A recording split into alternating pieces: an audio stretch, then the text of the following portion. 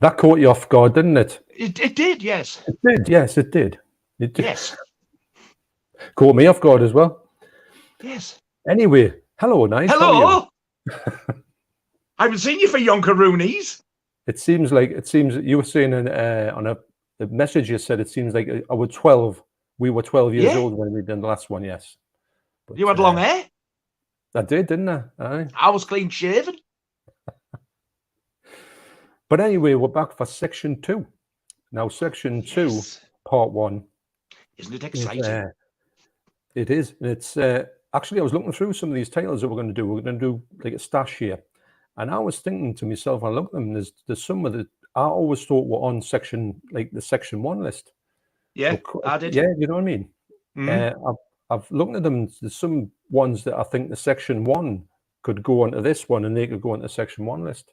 I know there were on this big list. Was it 72 original ones that got? Yes. Yes. And then that was before the section 3, yeah. Yeah, so 33 got dropped from the section 1. Yeah, and there was 39 in the original section 1. That's right. Plus, we've done all the section 1 ones now that they're all finished, and had a great time with that. Actually, it is but a distant memory. It is, isn't it? It seemed like so long ago. All that was about like. But I really enjoyed the section 1 list, and it made me want to check out those movies a lot more. You know, when you talk about them, and hopefully, I'm looking at the 10 over there, the 10 or so that we're looking at today, and it's and they're equally as good. In fact, I think when they get into section 3, the movies in general get better, like more well. Yeah, because there's quite a few mainstream ones, isn't there, in section 3? Yeah. Some I cannot even to believe to this day was still like they were in that section to begin with. Well, I think it was one of those ones where they were probably just looking at the cover or just looking at the name of it and they were putting it into there and they didn't even know what the movie's about. The thing is, it's like there's one in particular I'm thinking, and you'll know which one it is. But not only is it by like a big director, but it was also like a mainstream studio released it. Universal, for God's sake. Yes. Exactly. No, it is, and it just shows you how competent the people were who were actually doing this. They must have just put a dartboard up with all these movies and just went, oh, that one's gone. Oh, we'll make that one of those Nasties. But yeah, I tell you. Oh yes. Well, I tell you what, she's championed us because we've got to see a lot of movies that we might not have went to next week with this. So what we'll do tonight is we're going to look through these ones, and what we're going to do is we're going to try and get through the comments the best we can, and we're going to see how that goes, because you know what we're like with running out of time with the comments, but we'll try our best. And so what we'll do is we'll talk about the first movie now, and then we'll go through a few comments. All right with you, Nige? Yeah, fantastic. Okay. So the first one is The Beyond. Yes, you got that one there. I thought you. What an addition this is, isn't it? Yeah, I've got to say, to me, that's the best one available at this moment, by far. And this is the Grindhouse run, and it's got the CD soundtrack, which is amazing. And it's the Blu-ray. And I don't know if it's been remastered, but I don't know if it's not 4K remastered. I tell you what, it's gory as hell, this, like, isn't it? Yes, it is. I think it's a bit, I always found it a bit slow, but then again, like I said to you, I have this habit of going on my phone. But I do remember it being exceptionally gory. Well, I know that when this was, obviously you're going to know without any spoilers that this doesn't make any sense towards the end. And you think, no, what just happened there?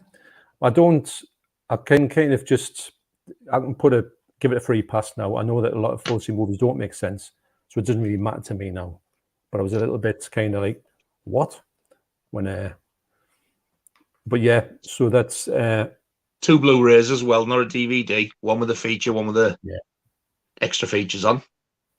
And it's getting released 4K. I'm saying this year. I don't think it'll be this year. It'll be next year now. I bet you partake in that, will you? I think I will, definitely. Because to be honest, this movie looks that good on Blu-ray that I think it'd be one of them. Well, you know how good his movies look on 4K. So I think this one will look more exceptional as well.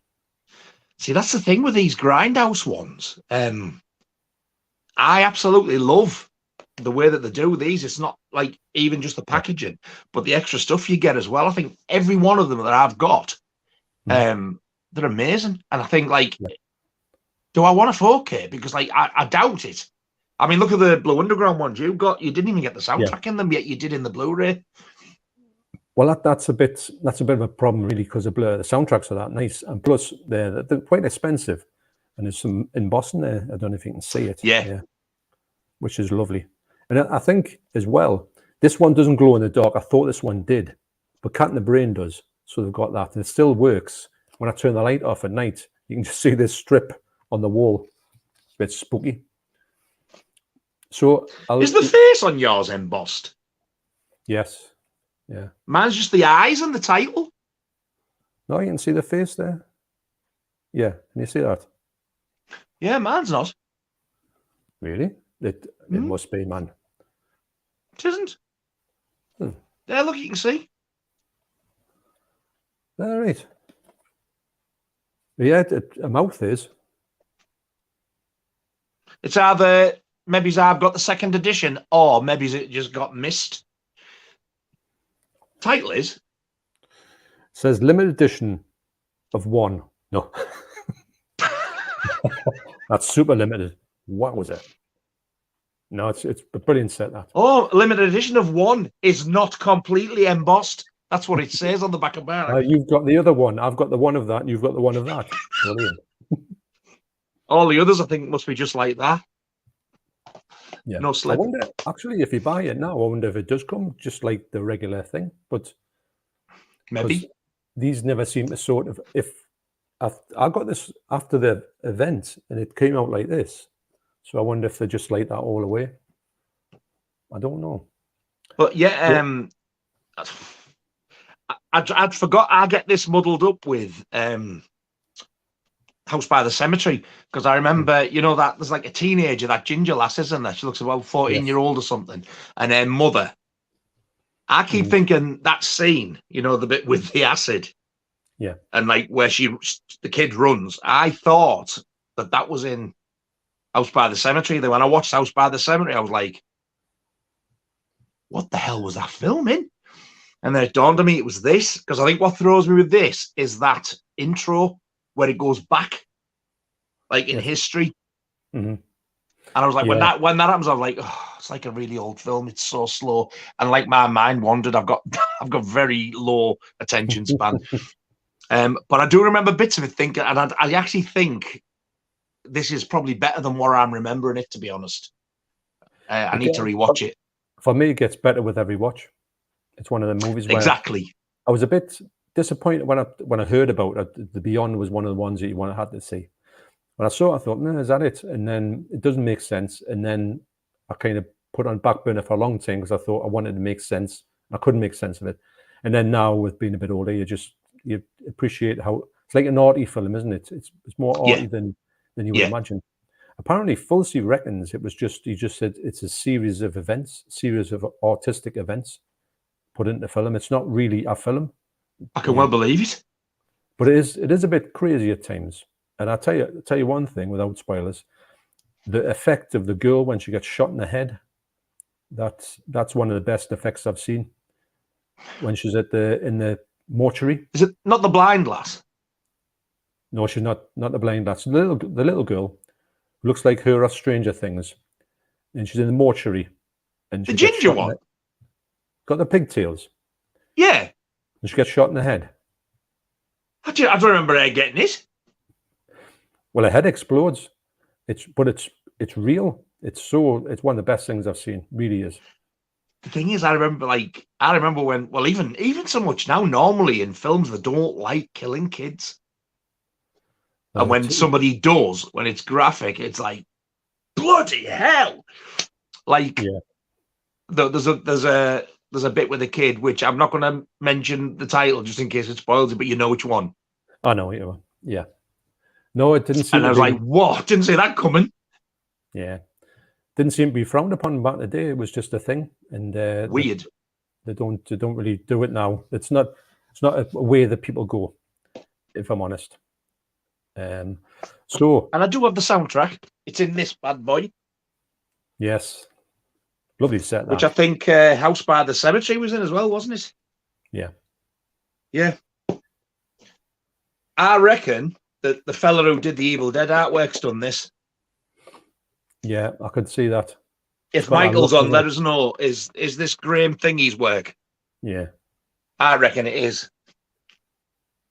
It might be written somewhere. Yeah, so excuse me while I whip this out. The Beyond. I think it's been stolen. No, there it is.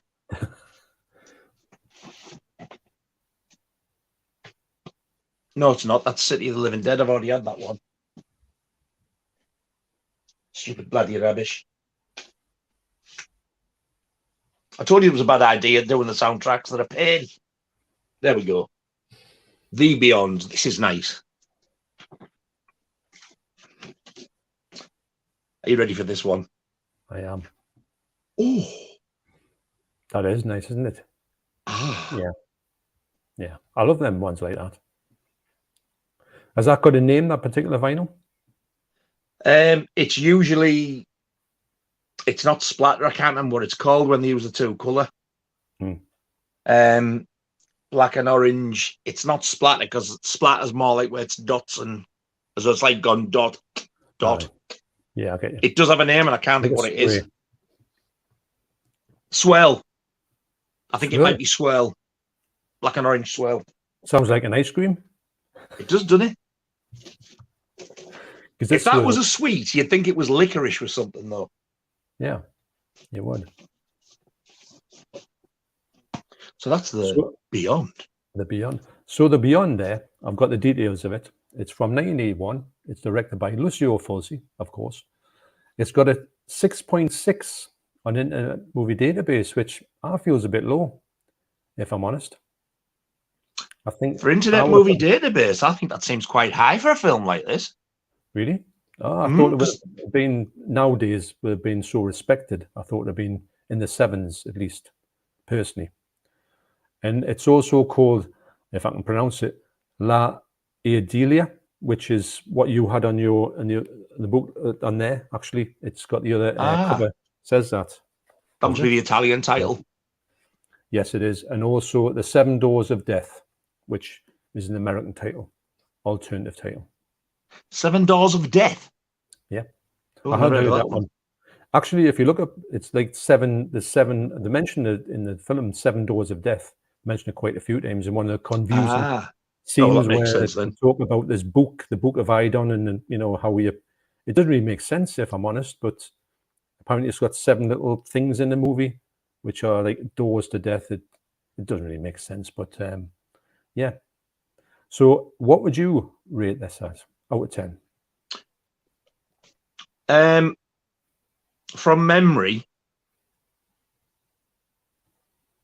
I'm going to give it a 6.5 because I found it a bit slow. But I do need to rewatch it. I have watched it.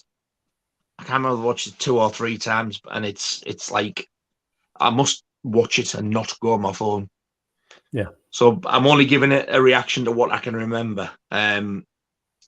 Because of how slow it was, I probably would have given it a 5.5 or a 6. But I'm thinking of like the special effects, the gore and stuff as well, which bumps it up. Isn't this the one with the spider scene as well? Yeah, spiders. Yeah. Yeah. You're going to give it higher, aren't you? I am. I would never done when I first watched it. I would have given it a low score and said it was all right, but not what I thought it was going to be. And I probably would have given it about a 5. But these days, the more I see it, the more I like it, and I would probably put it about 7.8. It might even be higher. I mean, next watch will definitely be the 4K one. I'm down to watch it, but I'm leaving it because I think I want to see the 4K, and I think I'll be in the 8s for his next time. I would imagine. Yeah, but the soundtrack, it's got a good soundtrack, hasn't it? Yeah, it does. Yeah, I think most of those do, though. Those Italian ones. Yeah, right. I wonder who's done it. I wonder if it tells you on here. If I can read it. It's not Fritzi, is it? It'll be on the cover. You know. It is. Fabio Fritzi. Good call. It is him. Yeah, he did Zombie as well, didn't he? He's done a few, I think. Yeah. Yeah, good ones. So what I'll do, I'll get some comments on and go and see. I've got my glasses now. Now I can see. Oh, hello, Dave. New ones. Nice to see you. Hey, I like them. Are the ones that are ultra expensive, or are they just regular expensive? No, these were freebies, standard issue.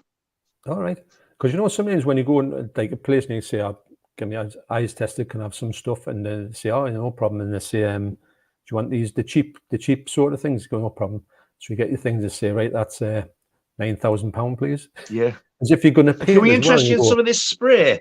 Yeah, how much is it? It's £7 and £20. Hello. Yes, exactly.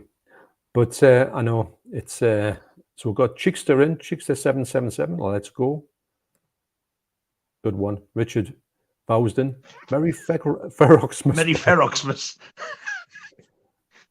Speaking of Mikey, hi everyone. Hi Mikey. Hey. Now then, Mike, how you diddling? Chickster, good evening, gents. Hope you're well and staying warm. Well, I am. Good evening, sir. Are you warm where you are? Because it's not warm. I'm sat with me shorts. I'm right. all apples, whatever you call it. Where's me Ferox? Double movies. What? Where's me Ferox? Where's me Ferox? What? Where's me Ferox? What? Where's my Ferox? What? Don't worry about it. What? I'll tell you what. We'll do. You do. Where's me Ferox? I'll do the what, because that's the thing. Where's me Ferox? What? Where's me Ferox? What? Where's me Ferox? Don't worry, I've found it. What? Hey, I tell you what, that's a little bit of acting there. It is, isn't it? It is, isn't it? I didn't know we were actors. Trev says, hi, guys. Bad Lieutenant. Hello, Rotten Johnny here. And I'd just like to say, never mind the Ferox. Here's Mondo Rock. So, Andy, Forgotten World of Movies. Evening, guys. Evening, Andy. Hello, you big handsome brute. Bad Lieutenant. Evening, chaps and chapesses, and a Merry Feroxmas to you and yours. Exactly. Actually, that'd be a good title for it. We should have got a Christmas T-shirt done of this, Yes, Merry Feroxmas. Turn the Blue Iris, even both and all. Wordy word, not a part of the genre, but I'm just finished watching Taxi Driver, and that shooting spree at the end gets me every time. I've never seen it. Have you not? No. Well, interestingly enough, wordy word, when I showed it to Deborah way back when, I said, "Oh, have a watch of this," she actually threw up. She went to the toilet. She was sick when that scene was on. It's brutal, man. Shooting? Really? Oh, yeah, he's blokes doing that. He shoots all his fingers off. His fingers fly off now, mate. But she, wow. Oh, she couldn't take it. Softy. DVD and Film Bloke. Hi, DVD and Film Bloke. Hi there. Bad Lieutenant, fantastic film. Just finished watching The Brood with Samantha Eggo and Jolly Ollie Reed. It's a good movie, that. I've got that on DVD, but I've only seen it once or twice. Good movie. St. John, hey John, hey Rock God. How's it going? It's going well. Good evening, sir. DVD and Film Bloke. Yeah, I agree that a lot of Section 3s are more mainstream. That's the video Nasties scare for you. Never actually watched the movies. Exactly. That's exactly. What about, and it was. It just shows you when you look back on it. If you get someone on here who did that and say, right, explain to me why you got this one band or whatever. I don't think they'll have an explanation of it. Whether it was just, well, I don't know. The annoying thing is, it was all right for them to watch them whenever they could be bothered to watch the full films, but they deemed it wrong for us to watch and make our own minds up. Yeah. Well, idiots. I think that was the thing that sort of kind of got on everyone's nerves. The fact you were told that you couldn't watch it, and to be honest, half the things they weren't that bad with it, and they thought you were going to kill someone immediately when you watched it. Wow. I mean, for years and years, I do not want to see snuff. I stayed well clear of it. Then when I finally watched it, Good God. Yeah. It's someone else, isn't it? Well, it's not what it says it is. Oh, it's that all right. But good marketing. So Dawn of Discoholic 66. Hi guys, looking forward to this. Hope you're both well. Yes, we are doing good. So we thank you very much. Paul Mahan, good evening, guys. Nige Severin haven't dispatched my Black Friday order of Mardi Gras Massacre. Have they dispatched yours yet? No, because they usually take quite a few weeks, which is why they close the website down. You put your order in, you'll be lucky to get it before Christmas, to be honest. But don't panic, you will get it. But you've got to think that when you have this sale on, as expensive as they have thousands of orders to ship out, and they are only a little firm. But don't worry, you'll get it. They're a fantastic company. You will get it. It's kind of like just a couple of guys, really, isn't it? It's not as if it's like a big and they're English corporation. Yeah, right, English. Turn the Blue Iris. I love the Beyond. Yeah, I love it now. I think I need to. I want to watch this over the next couple of days. Just put a fresh, clean slate and just say, right, entertain me. Phone off, lights off, and see how it goes.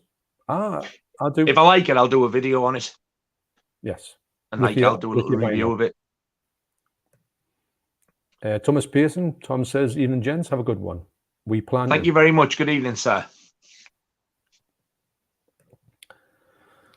DVD and film bloke. The pre-sequel Dario Argento's Inferno was released by 20th Century Fox, and yet it was a Section 2 film.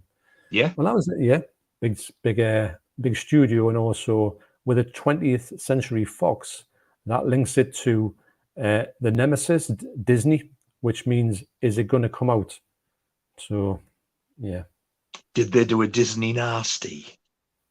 I've nicked that off the young ones. I can't lie. That's a great episode. That. Probably the best one. Yeah, I love it. So, Turn the Blue Iris, glow-in-the-dark packaging on the Grindhouse Beyond box. Is that the front? I don't think it is, no. Because my side isn't glow-in-the-dark, but I know it's meant to be glow-in-the-dark. So I'm, especially the green and maybe the eyes, but maybe this one isn't the glow-in-the-dark one. No, I think the glow-in-the-dark one is Cat in the Brain. It's the only one I've got that's glow-in-the-dark. Find out.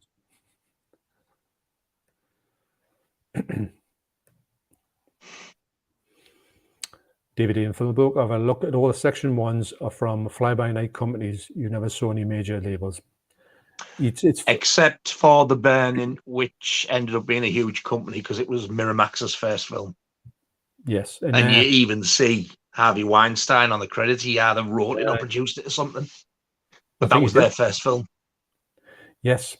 And but it's funny how to be honest, when I'm looking at these ones are definitely more not like bigger companies than the Section 1s, and it's even Section 3s are like bigger. So it's quite, as the sections go on, you will find bigger sort of like companies involved with this. Which is the craziness about I don't know about you as well, but I personally think there is some titles in this section, and especially in Section 3, that should have been Section 1. Yes. Animal scenes and stuff. How the hell they didn't get on Section 1, yet something like Axe did? That goes to show how much they didn't watch them. That's true. They must have just took a look at Axe and the cover. That's it, gone. But there's Axe isn't even like a horror film, is it really? It's classed as one, but it's more like a drama, really. It is. It's a bit like it's a home invasion, slightly. Yeah, but a milder version of one. Yeah, it's a mild film. It's just the name, really. If it's called something else, I really like the film. I do think it's a great film. It's only about an hour long as well, isn't it? It's dead short. It's very short, yeah. Yeah. And Noz, Pro Physical Media, Noz says, "Evening, folks." Good evening, Squire.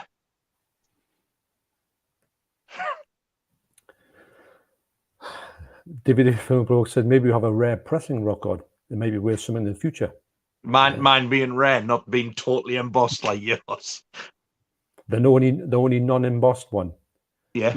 You never know. These things are like that, aren't they? It is embossed, but it's like just the eyes and the title. It's definitely, the mouth is embossed for me. Definitely is. I can feel it. I can see it. And the neck as well. No, have you got mine's embossing flat. there? The only thing that's embossed is the 2 yellow dots on the eye. Yeah. And the title in the yellow square. What about the back? It is on the there? top. It is on the side. Nice? And it is on the bottom. Is that embossed nice? The top line? Yeah. Yeah. Oh. It must have just been missed in the pressing plant thing. Well, that's embossed as well, underneath the top line. The little bit? Yeah. No, mine's just the top line. I'll even take it out the cellophane and show you. What about embossing? There, look. Yeah. There you are. Mm-hmm. It's just the top line. Yeah. Well, you know what about that? Is that embossed? That is, yeah. Yeah, so is mine. In fact, and the red bits. It's amazing. Yeah. It's just strange. Obviously, you just missed. Well, yours is a misprint, so yours is worth more. It is. That's what I think. Yeah. Yours is worth 50p. Mine's worth 51.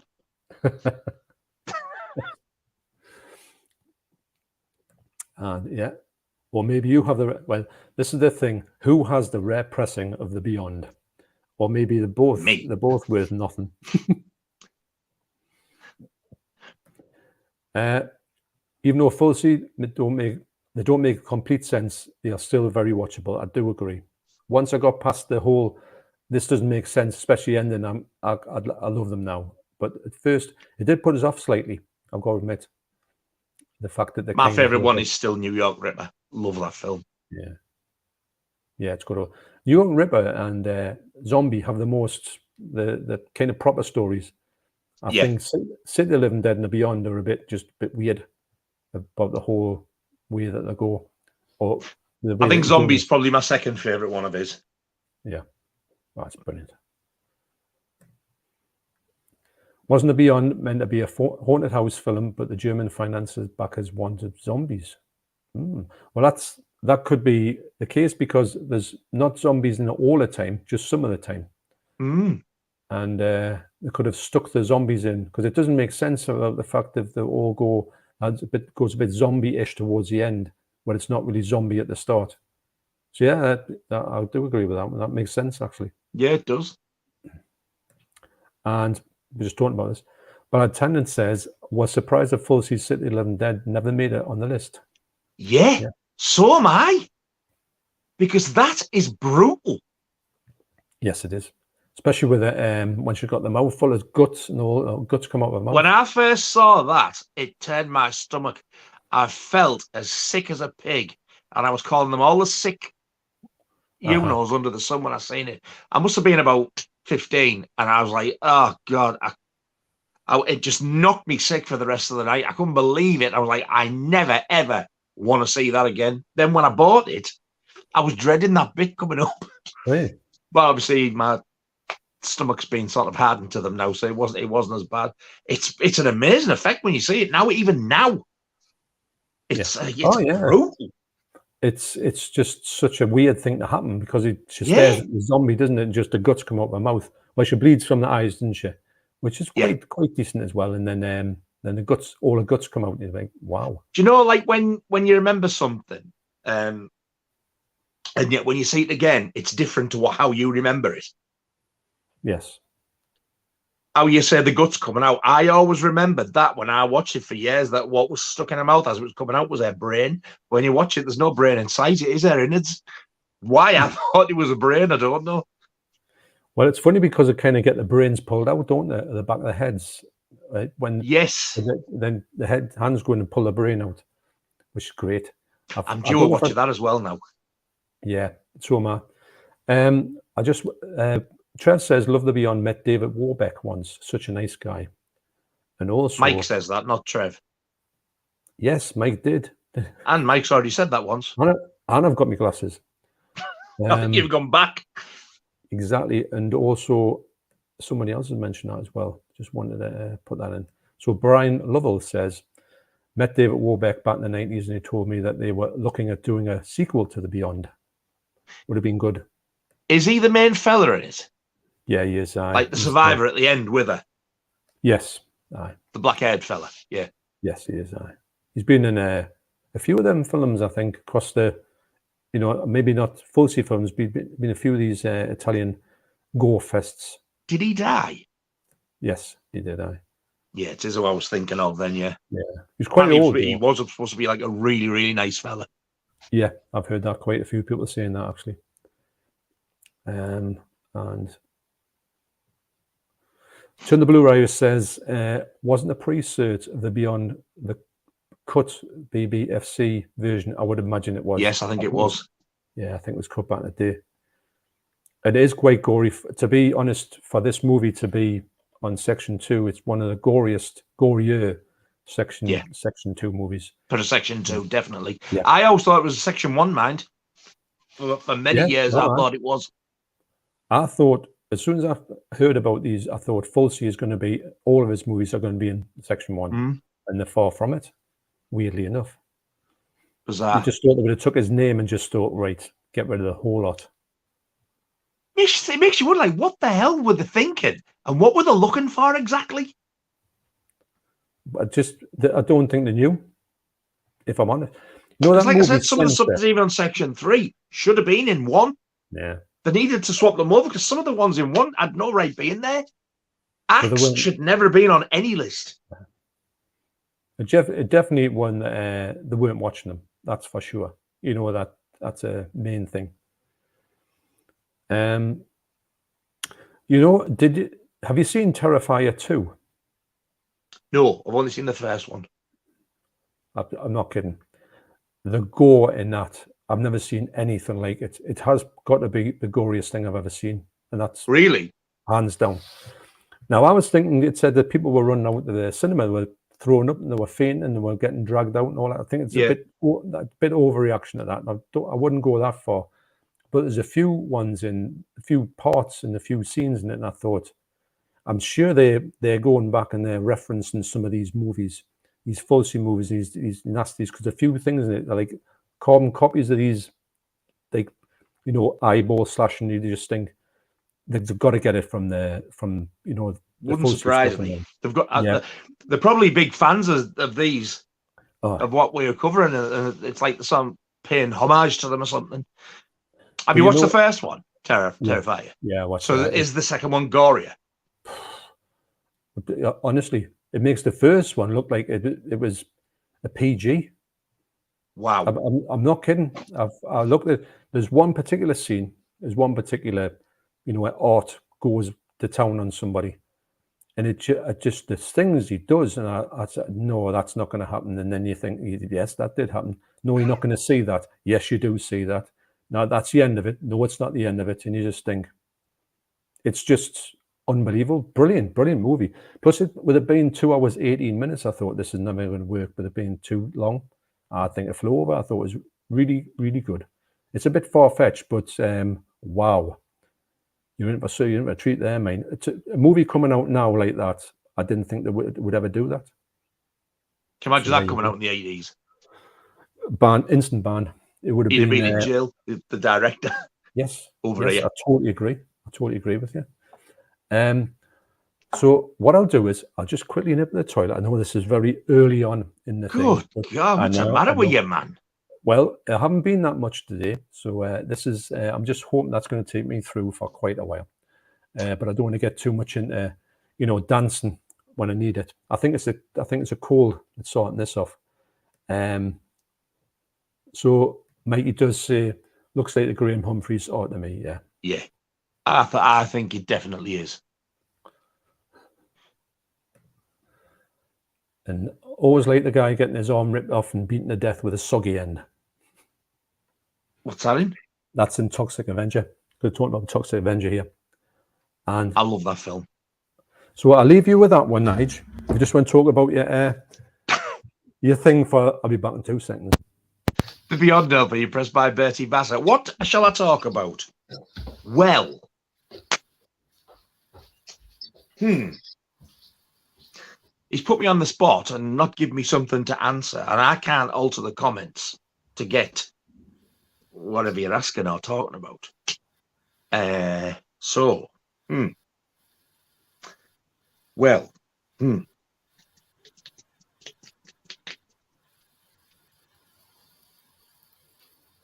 I've started making videos. Not that most of you would be interested in that. I have new glasses. I need a shave. I have a lovely bottle of strawberry water, which I shall now have a sip. That's what he's gone for backwards.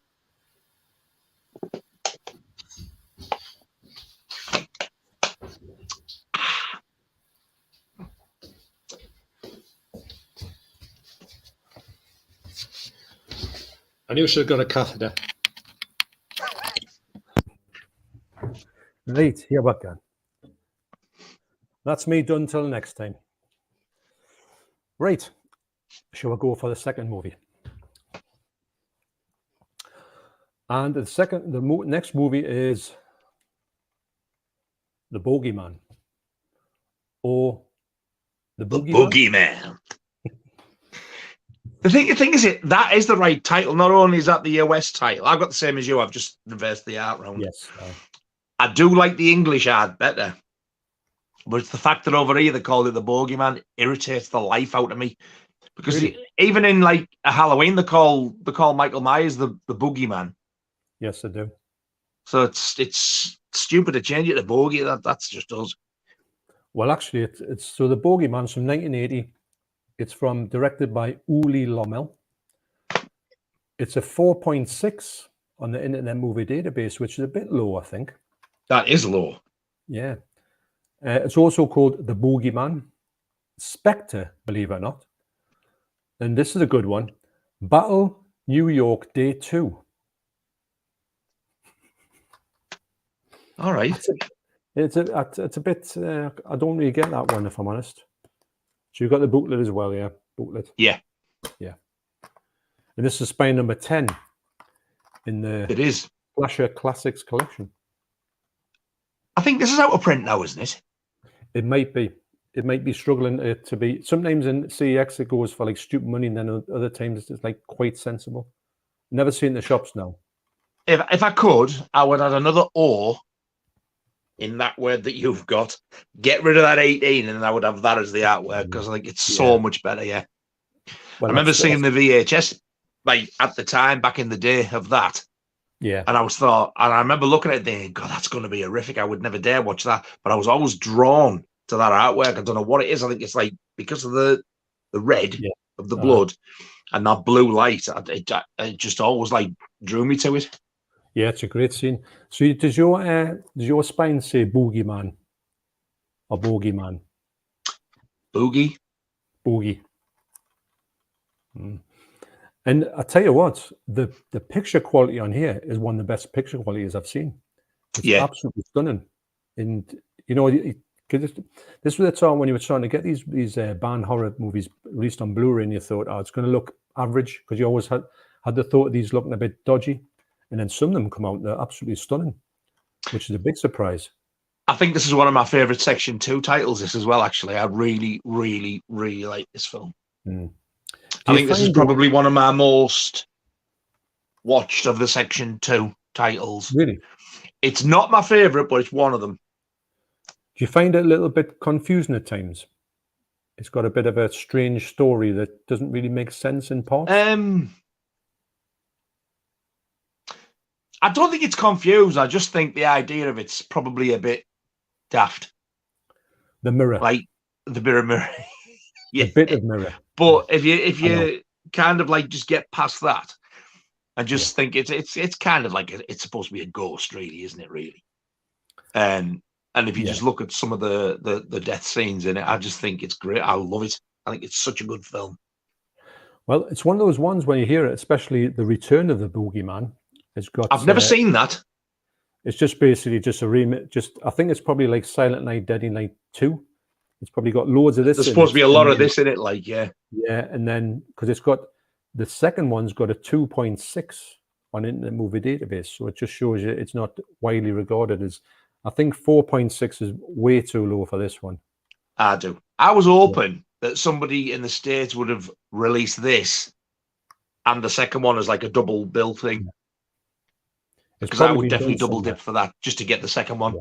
Because the second one is on one of the lists as well. And it's like, I'm never going to get to see it now because it never ever got a re-release. Well, if I'm honest, if you got this, you've probably seen the second one. There's got to be some little bits added in, surely. You would imagine, but it's got bad reviews. People reckon this one's like boring, but I don't at all. You know, people absolutely not. And I think it's very entertaining. So what would you give? It's also got a fantastic soundtrack, which I have two of.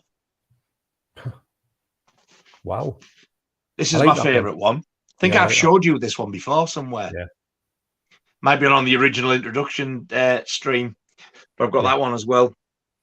I think this one's a gatefold sleeve as well. Can I show it? Not really. If I do that, maybe I can. Yeah. But this is the one that's got that little if I can find the bugger. Where are you? Yeah, it's got that little CD in it that actually plays like a record. Do you remember me showing you that? I know, yeah, that's weird.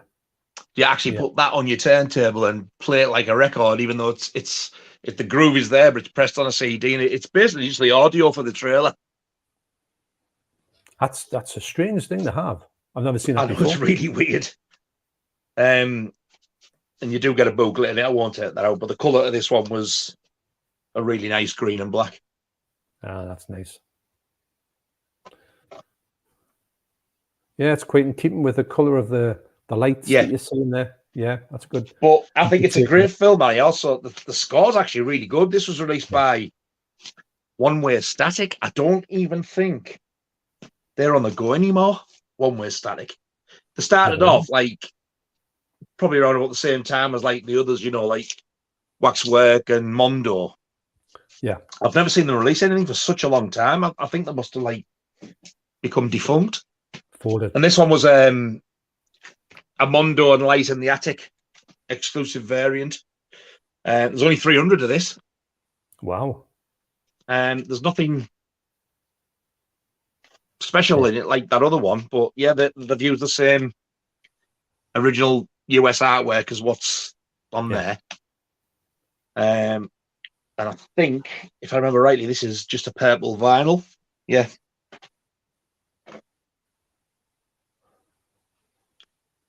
It's funny how they got collected. A lot of coloured vinyls now on vinyl. Never used to get many, did you? And did you? No, I think if you go back to the 70s, I think they were predominantly the punk bands who did. Yeah. Most of the coloured vinyl, anyway.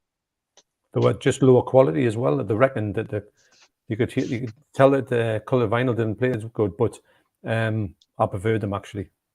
Got a lot of coloured vinyl singles, punk singles. Dickies were just widely known for their coloured vinyl. Yeah. Dawn of the Dickies. Have you seen that? The blue vinyl? The Dickies were, and the UK subs used to do a lot of coloured vinyl singles as well, and albums. Yeah, I've got Tomorrow's Girls blue vinyl and Warhead brown vinyl. I've got them. Somewhere else, red vinyl. What's the other one? Parties in Paris. Stranglehold. Yeah. I've got that as well, but I've got She's Not There on green as well. Yeah, I've got that. I won Party in Paris on orange. I don't have that yet. I have it, actually. Have you? You can have it if you want it. Oh, yes. Thank you, sir. Yes, you can have it, of course. Oh, excellent. So there you go. When we meet up, you can have it. Brilliant. Yeah. Right. But yeah, it's there. I was looking at it recently, not too recently, but I know it's still there. Because one of them things you think, I still got it, but I know I still got it. Sometimes the ones you got when you're a kid, you think you've got them and you haven't. Hasn't it got like a French flag in the background with a Eiffel Tower in the middle or something on the sleeve? Yeah. Isn't the flag smashed or something? Yeah. I can only vaguely remember it. Yeah, you can see it, but it's upstairs under the bed. probably been there for about 20 years. So it's in decent Good nick. Lord. It's in whatever nick it was when I put it in there 20 years ago. Hopefully it'll be all right. So, right. So what would you give this out of 10, The Bogeyman? I would give this...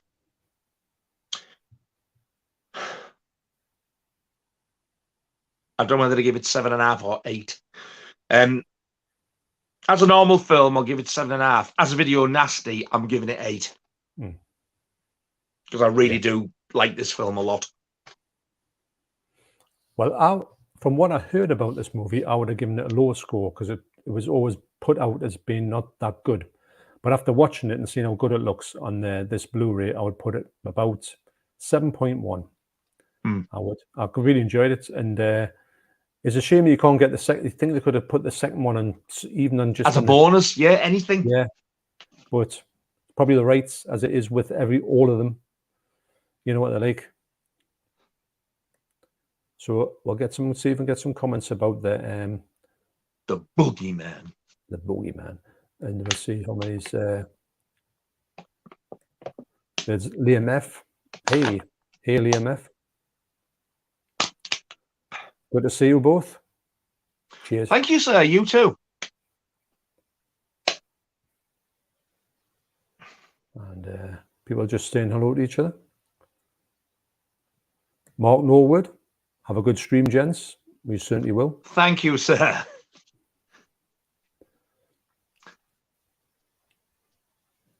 And very, very. I love Mark. He's a good lad. Yeah, I remember you saying actually. Trev says, I won't be here long, lads. I'm going to watch The Burning in prep for mine and Bumpers series, the 39. Inspired by your awesome streams. Enjoy your Ferox. What? Thank you very much. So that's The good. Burning.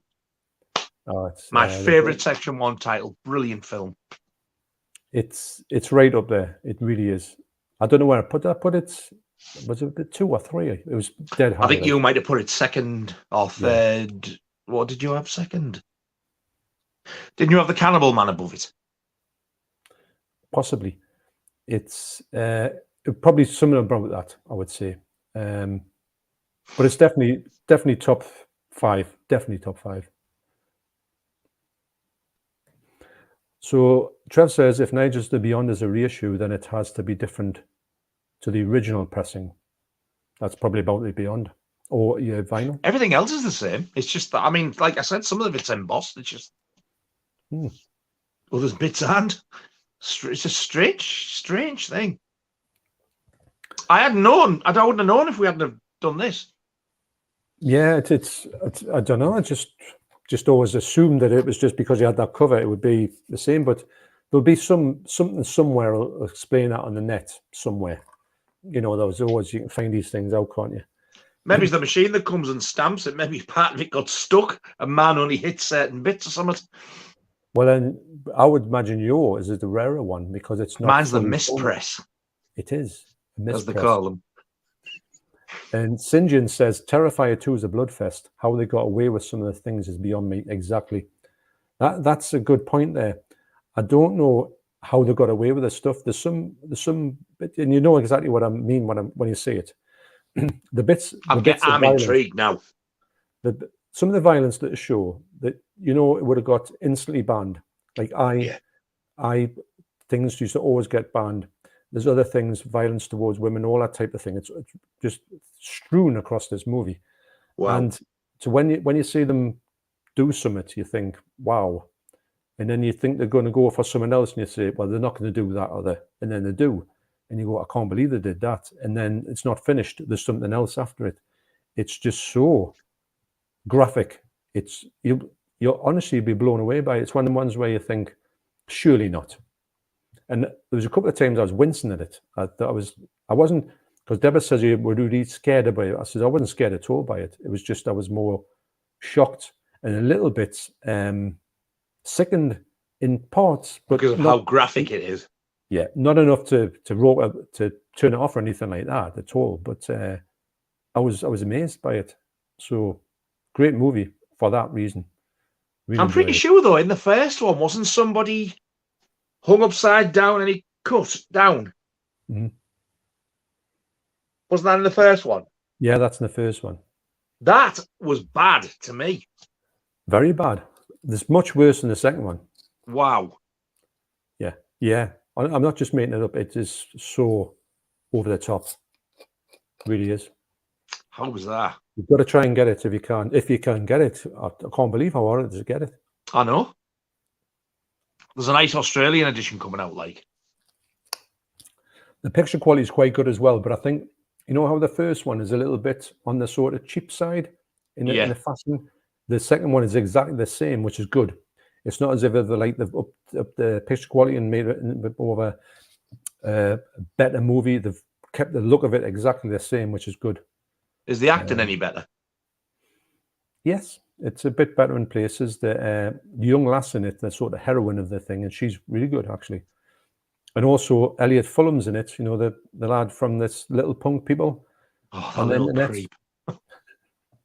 I like him. I think the way he just meets everyone, doesn't he? Meets James Hetfield, you know, and Doyle from the Misfits. He's just talking to a whole lot of them. And you think, and Tom Araya from Slayer. It's nuts, isn't it? I know, it's mental. And Liam S said, "I subbed your channel, Nige. Keep up the good work." Thank you very much. Thank you. And also, Nige he's passed the 200 subs landmark, haven't you, Nige? So yeah, really which good. I didn't know until you told me. I saw it. And I also, so if you're not subscribed to Nige, there's a link in the actual video. I did the link thing, so you can do it from there. So get yourself over there and got plenty of content now. Because you were just starting out in your content, weren't you, when we started doing these, but now you've progressed into making regular videos. So that's great. Yeah, I mean, I've had the channel for years, but I was just like putting daft things in, like when I see my sister when she was cutting the grass and made her jump out of her skin, and a couple of band things and stuff. Like when I did a gig once where I did like my own band and 2 other bands, and like the songs for the other band were recorded, so I just put them on YouTube. Yeah, been up there years, never bothered about them. And it was you who actually got me into doing this, because I was like terrified to begin. I was like, no, I can't do this. And now I absolutely love it. I really enjoy doing it. Yeah, it's you get a bug, don't you? And you just want to see how it goes. No, it's great. And I watched the one that you put on the other day about your band when you were recording the stuff in the studio. So you're doing a bit of behind the scenes. I was good. I quite enjoyed that. I'll let you hear the complete song when we get it back. It's a good song. We're debating releasing it as a single. Well, I think it would work. And you know, where was the studio that you did that in? It was college in Middlesbrough. Right. Is that like an established studio? Is it just starting out, or is it? I think it's all the gear's there, but I think it's for the students and that. But the guy who recorded us, I think he's a lecturer there. Pretty sure he is. And he did it for us. I don't know exactly what it is, but he did that because it would be beneficial for us, but beneficial for him as well. But the same guy has actually recorded and produced produced a few albums for local bands, and that he seems to know his stuff. Yeah, you usually find that these days that when it was like you say, it scratched my back, I'll scratch yours, because you could like use this as a project and say, I've done this, I produced it, you get it out, you get your studio time and all that. So it's all good when people can come together and do that, rather than just somebody going to a recording studio and saying to the person, I want to record here, and they say yes. Do you own like large amounts of cash, please? Because you're going to spend it all here for like 10 seconds of studio time. So there's that, isn't it? I think if we want to do a full album, which I think we do eventually want to, then obviously that's not going to be free. We will have to pay for that, and I can't see it being cheap. But if this is as good as what we're expecting it to be, and as good as what he says it's going to be, I think it'll be worth it. Yeah, well, that's great quality. That's jumping ahead there, though. But yeah, we've got a gig on Saturday, though. I think you should have a drive down.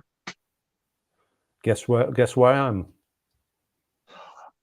Yeah, I'll be kind of working then. So unfortunately. But one day we'll cross paths, and the thing I'll get on stage and I'll drive off it. You know, I'll be a stage diver. We're playing in Stockton if anybody's interested, which there probably won't be. I don't know. It's get across to Nigel's channel, watch that video, and see what you think. I think it's good. Plus, you've got some live stuff on there as well, which is very watchable, I find. There is some, if you go way back, as well as I mean, the band is Afraid to Sleep. Yeah. I have actually put six other songs up that were recorded about 10, 11 years ago, so they're all there as well. If anybody's interested in having a listen. Album, would you put that stuff from the old stuff? Would you put that on an album, or do you have you got new songs? There is one that we definitely want to re-record, and it's the song is called "I Love You." It's there, but there's a song with me singing lead vocals on it, and then there's a song with the actual lead singer, the last singing it as well. I've heard. So because we did that, we've now turned into a duet. So we want to record that as like I'll sing a verse, she sings a verse type of thing.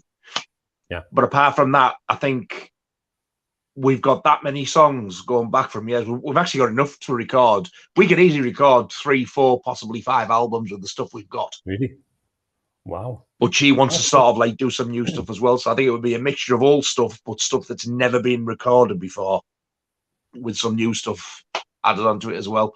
I think the only one you would hear re-recorded from those 6 would be that one, the one that we both sing. All right. Yeah. See what I mean. No, it's good. I like hearing stuff about people's back. I talk about bands forever, but we'll have to stick to what we're going on, or else we'll be saying, "Oh, hang on, I know we're doing Nasties." But I'm all for talking about stuff like that. I love stuff like that. It's a fascinating topic, I think, to talk about studio. I think if you've done something in a studio and you know what it's all about, or it's kind of half know what about, you can talk about it forever. It's quite a fascinating process, really. Yeah. An expensive one as well, but less about that, the better. Lieutenant says the Bogeyman was a surprisingly good film, I thought. As for the sequel, no comment. So that probably means what we're thinking of. Brian Lovell says the Bogeyman has a great soundtrack too. Yeah. Yeah. It really is a good soundtrack, man. And Cy Robson says Kevin Bacon and Elijah Wood are apparently in a Toxic Avenger remake. No way. Talking about it in the comments before, and I just saw that and I thought that would be amazing. I can't imagine Kevin Bacon doing that, but I'd love to think he would do it, because Elijah Wood is he the actual Toxic Avenger in it? Well, one of them two, maybe Elijah Woods. He looks a bit more like the Weed before he turns. And he's younger. Yeah. Hey, wow. Yeah, that'd be good. I've got all 4 of them Toxic Avenger films. Yeah, I think they're brilliant. Have you got them? Yeah, I've got the 3 and 4 cut over here. Apparently, believe it or not. Are they? Yeah, I don't think they're the cut, but they've got the shorter versions. There's a longer version somewhere in the States, like a sort of like a director's cut or something like that. But I know that the 3 and the 4 aren't the full versions, but 1 and 2 are. So it's put me off getting the 3 and 4. Sadly, I was meant to get 3 and 4 like across from the States, but I never got around to it. I'm sure they're 88 as well. Who's released them? Yeah, they've done the full 4. They only put slips on the first 2, though. I think. Yeah, they did. Yeah, which is a bit of a shame as well. And they were HMV exclusives. Yeah, you're right. With the green boxes. Yeah, and the poster. Yes, good releases actually. Toxic Avenger 1 is a really brutal film, mate. It is. I never seen it back in the day on VHS, but apparently it was like really heavily cut. Yeah, it was.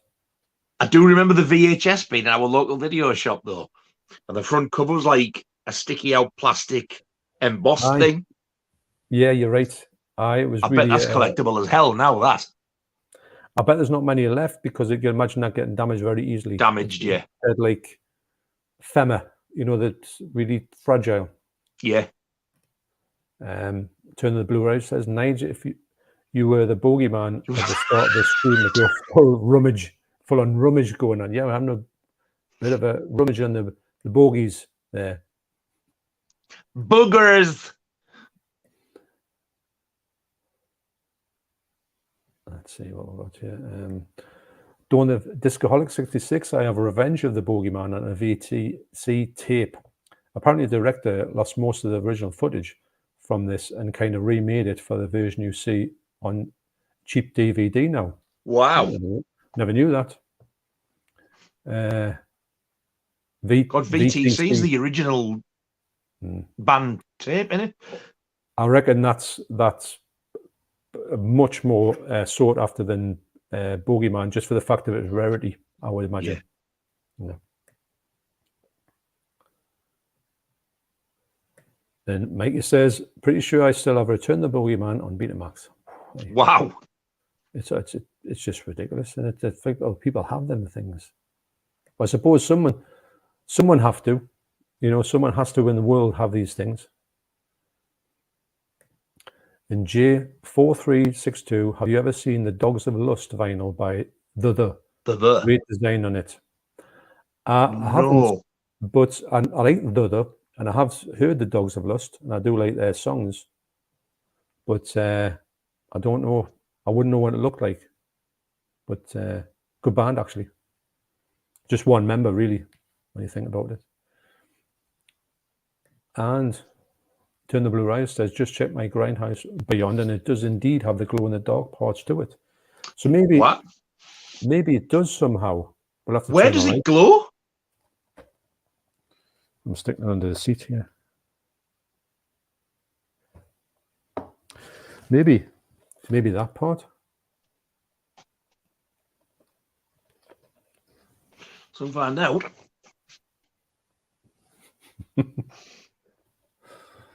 I can't turn my lights off. I've got two.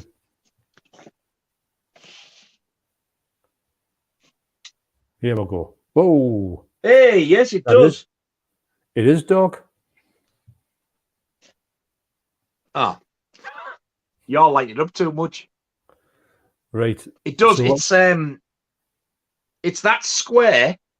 Yeah. And I think the film title. I never knew. Well, there you go. Well, slap my thigh and call me Rupert. Well, actually, we don't really know. It's on the shelves, and you only see the spine. Although the Cat in the Brain spine really stands out. That does, yeah. There's another one as well that glows in the dark. I can't remember that is though. I've got two. I wonder if all these bits do then as well. I'm going to look tonight. I'm going to go in the room of darkness. I'm impressed.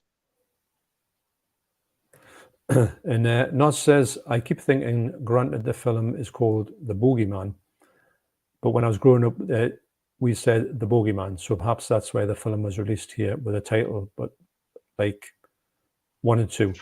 I think it is. I think when we were kids, it was like The Bogeyman will get you. It was, that's what we called it, but in America, it was always The Boogeyman. Because I remember when I first seen film with it in as a kid, I'm thinking, why are they saying The Boogeyman? They're saying it wrong. Yeah. Oh, yeah. It didn't sound right, did it? No.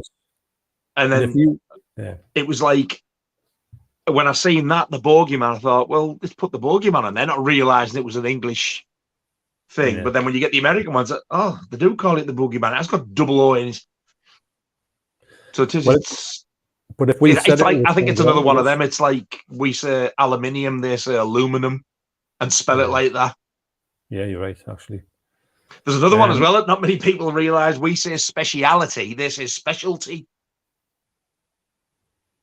Well, now speciality, we have an extra A in it. They say special with TY in the end, there's no A. Specialty.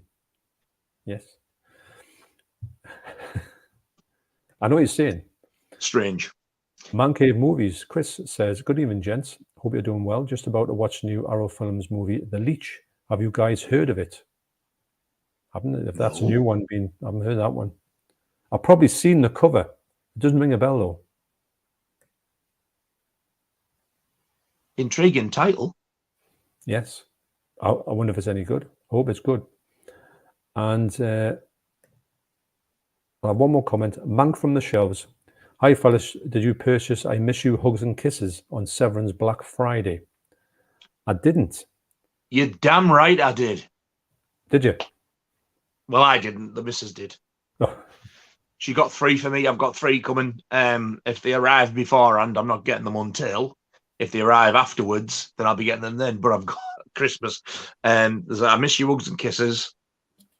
Mardi Gras Massacre, and Four Flies on Grey Velvet. Oh, yes, which looks stunning. It does, man. I saw the front cover and I thought, oh, God, look at that, creepy as hell. And as I started reading comments, people saying, like, I don't know what the fuss is. People are always moaning about the art. I was thinking, they're moaning about the artwork. It's fantastic. I like it, mate. I think it's I think it looks great. Yeah, so do I. I think that it's an unusual cover. If you don't know the movie, you may think, what's that about? But it's quite well. If you know the movie, you know that it's good. I've never seen it. Oh, you haven't seen it? Oh, it's a No. good movie. But the fact that I've got like all those other Arrow ones, and I've got the Bird with the Crystal Plumage, and the Cat and Nine Tails. It was the third one of that trilogy, and I think if Arrow were going to release it, they would have done by now. Yeah, it kind of, you just think that it's gonna. I wonder, this can't be right. Peter Dinklage is the new Toxic Avenger. That's Napoleon 88. I don't know. That sounds like a medical condition. I'm going to the doctors. I've got Peter Dinklage. Rock and Roll Hell. Hey guys, new sub to you both. Enjoying the content and live streams. Video Nasties are a real pleasure, mate. Well, thanks very much. Thank you very much. Really appreciate it. Thank you. Yeah, and well, there's plenty more to come, but that way we're just touching on the start of section 2, which is going to be a long one. Section 3 is going to be even longer. So, yeah. And on John's channel as well, if you want to go back and look at all the section 1s, they're all still up there. All the streams we did. I think it was about 6, wasn't it? 6 or 7, something like that. I think there was 5 because we did 6, including the one with Michael. Yes. Yes, we did. We did the introduction. Then there was 4 sections, parts to section 1, and then we did the one with Michael. So 6, including that one. Yeah, I forgot about that one actually. Yes, the sort of bonus one. Yeah, but it wasn't really about Video Nasty. Just like a stream, wasn't it? Yeah, I had a little nap while you started going about bloody football. Somebody mentioned football before, and they said, "Are you going to watch?" You predominantly, are you going to watch the World Cup? So I'm just thinking you're not going to watch that. Me?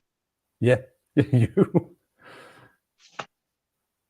No, so that's you've got more chance of me going to church every single day. Right. Okay. I don't watch it myself. I don't watch World Cups. I'm not really interested. I do like football, but just World Cups are a bit boring for me. I find England boring, but they're actually playing quite well this time. If I had a gun to my head to watch a match, it would be probably an England match. I never like watch them. Could never seem to. They always seem to sort of fall by anyway. But we'll put a pin in the football, shall we? Yes. Okay, so we'll go on to number 3. So the next one is what I consider to be a masterpiece: Cannibal Terror. Yeah. Did you get? I thought you didn't have the slip of that. Did you have it? Oh, it's Devil Hunter. You want the slip of? It's Devil Hunter. I want, yeah. I've got the. I think it's Severin. One with them both on. Then when I got this, I wish I hadn't bothered. No, don't. So this has got an amazing alternative title. So it's Cannibal Terror. Yes, and the alternative title is, are you ready for this? Go on. Terror Cannibal. I couldn't believe that. Is genius. I mean, that shows you how bad this is. It's from 1980. It's directed by Alain Deverell and others. And it's also written by Jess Franco. So that tells you everything you need to know. And it's say no more. It's 2.4 out of 10 on Internet Movie That's Database. high. So thoughts on this, Nige? Do you think it is a classic or not? Well, free as well. If you're thinking that this is going to be anything like Cannibal Holocaust, Cannibal Ferox, or anything like that, you are going to be very, very sadly mistaken. This is so bad, it's not even good. But John will disagree with that because he thinks it's great. It is terrible. It is terrible. The cannibals, I say cannibals, yes, in it with their lovely makeup. And there's one as it's going along. I was talking to this with John earlier on, talking about this. And as the cameras go along, there's one, he's like that. It's like, I don't know if he's dying to laugh or whether he's going, I don't know what the hell it is. Yes. Aye. But watch the trailer to hear that the narrator in the trailer sounds French. It's like he's got like a French twang to his accent. A film so cruel, you will hardly bear it. So cruel, you hardly bear it. That's when you wake up and say, God, it's horrendous. Actually, it says, as stupid as it sounds, I will watch it again. I highly enjoy it. I mean, it's an awful film. It is awful, but it's highly enjoyable to me. I just get such a blast because it's one of those ones where they talk about it, said it's the worst video nasty ever. So you've got to see it. And then when it came out, just out the blue by '88, I thought, with this great cover, with this thing saying it's got the video nasty thing we can't peel off. I tell you what I was going to say, 88 knew exactly what they were doing. Yes, they know that when people see that, they go, ooh, I'm having that.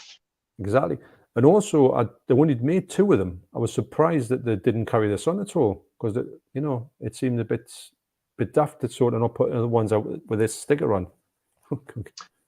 Yeah, you'd have thought that seems they did like the Slasher Classics, the Italian collection. They should have done the Video Nasty collection. They have to do them all, but anything from section 1, 2, or 3, they could have put in with this. I mean, having said that, some of the ones on the list are actually part of the Italian collection and the Slasher collection, aren't they? Yeah. So I suppose they couldn't have really re-released it again just to stick that on. But yeah, when John says this is bad, he doesn't mean bad as in like, oh, it's making me sick. It's like it's horrendously scary. He means bad as in it's like cack. Bad. There's a few disemboweling scenes in it, but apart from that, that's about it, really, isn't it? I don't even remember that. It's more like an adventure movie, isn't it? Because it's a group of people that are just trying to sort of escape from somebody with cannibals in the sort of jungle. By the by, it's not really about them, really. I mean, I know the scene makes you look like that, but that's a little part of the movie, isn't it? Yeah. Yeah. But when you say an adventure film, it's not like, as in, because we said that about Cannibal Ferox. At least Cannibal Ferox is a good film. Yes. So, yeah.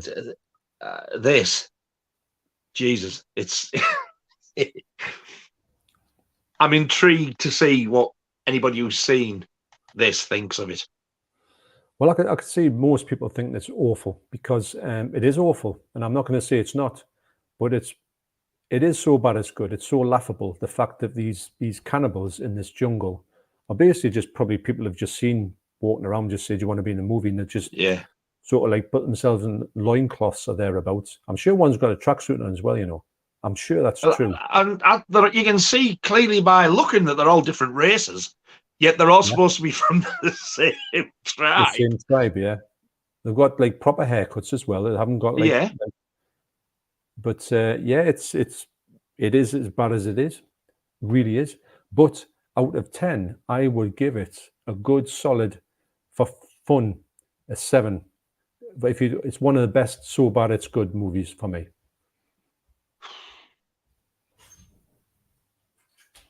Two and a half. Honestly, 2.5. Yeah. Do you not get a blast out of how bad it is? No. I was bored. Fair enough. Again, though, I need to rewatch it because it's like when I sat down with it though. When I got this one, because I only got this one this year, because I've had the one with the Devil Hunter on, like the double bill. So I went in open-minded, fresh slate and everything, put it on, and it made no difference whatsoever.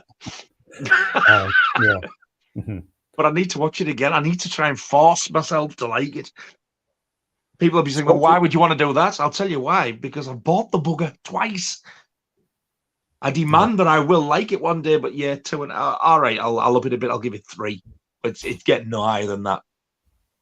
You never know on a rewatch, it might creep up. Jump up to a 10. Yeah. Probably not. Probably not. I knew it's one of the ones you could say to somebody, try and get as cheap as you can. I don't think the slips are around now. I think the slips are long gone. But beware, it's an awful film, but you might just find it so entertainingly bad that you may get a blast out of it for that reason. I was very, very, very lucky to get that with the slip for the price I paid for it. I think I only paid about 8 or 9 quid for it.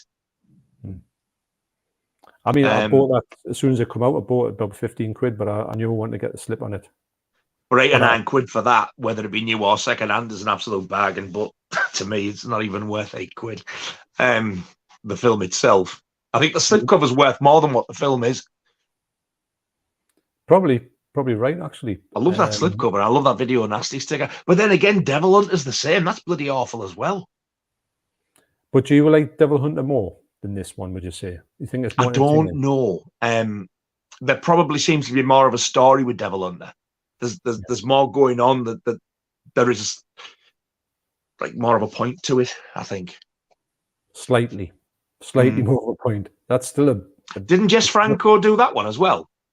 Yeah, I think he did. Yeah, I think that's why they're together on that disc. It's like a Jess Franco double bill, but both of them I find are really, really slow. But Devil Hunter makes me laugh when I see the black guy with the plasticine. God, when I first saw that, I couldn't get my breath. Yeah, it's bizarre. He must have bumped into stuff. They're definitely ping pong balls, aren't they? Just cutting off with the plasticine around it. I mean, that has got to be low budget as it comes. Definitely. Actually, to digress for just a slight second, when I was watching, when I was looking through the Wikipedia about Terrifier 2, it said they had it's made of mint, so they don't really own any money on it, but they had a crowdfund part of it.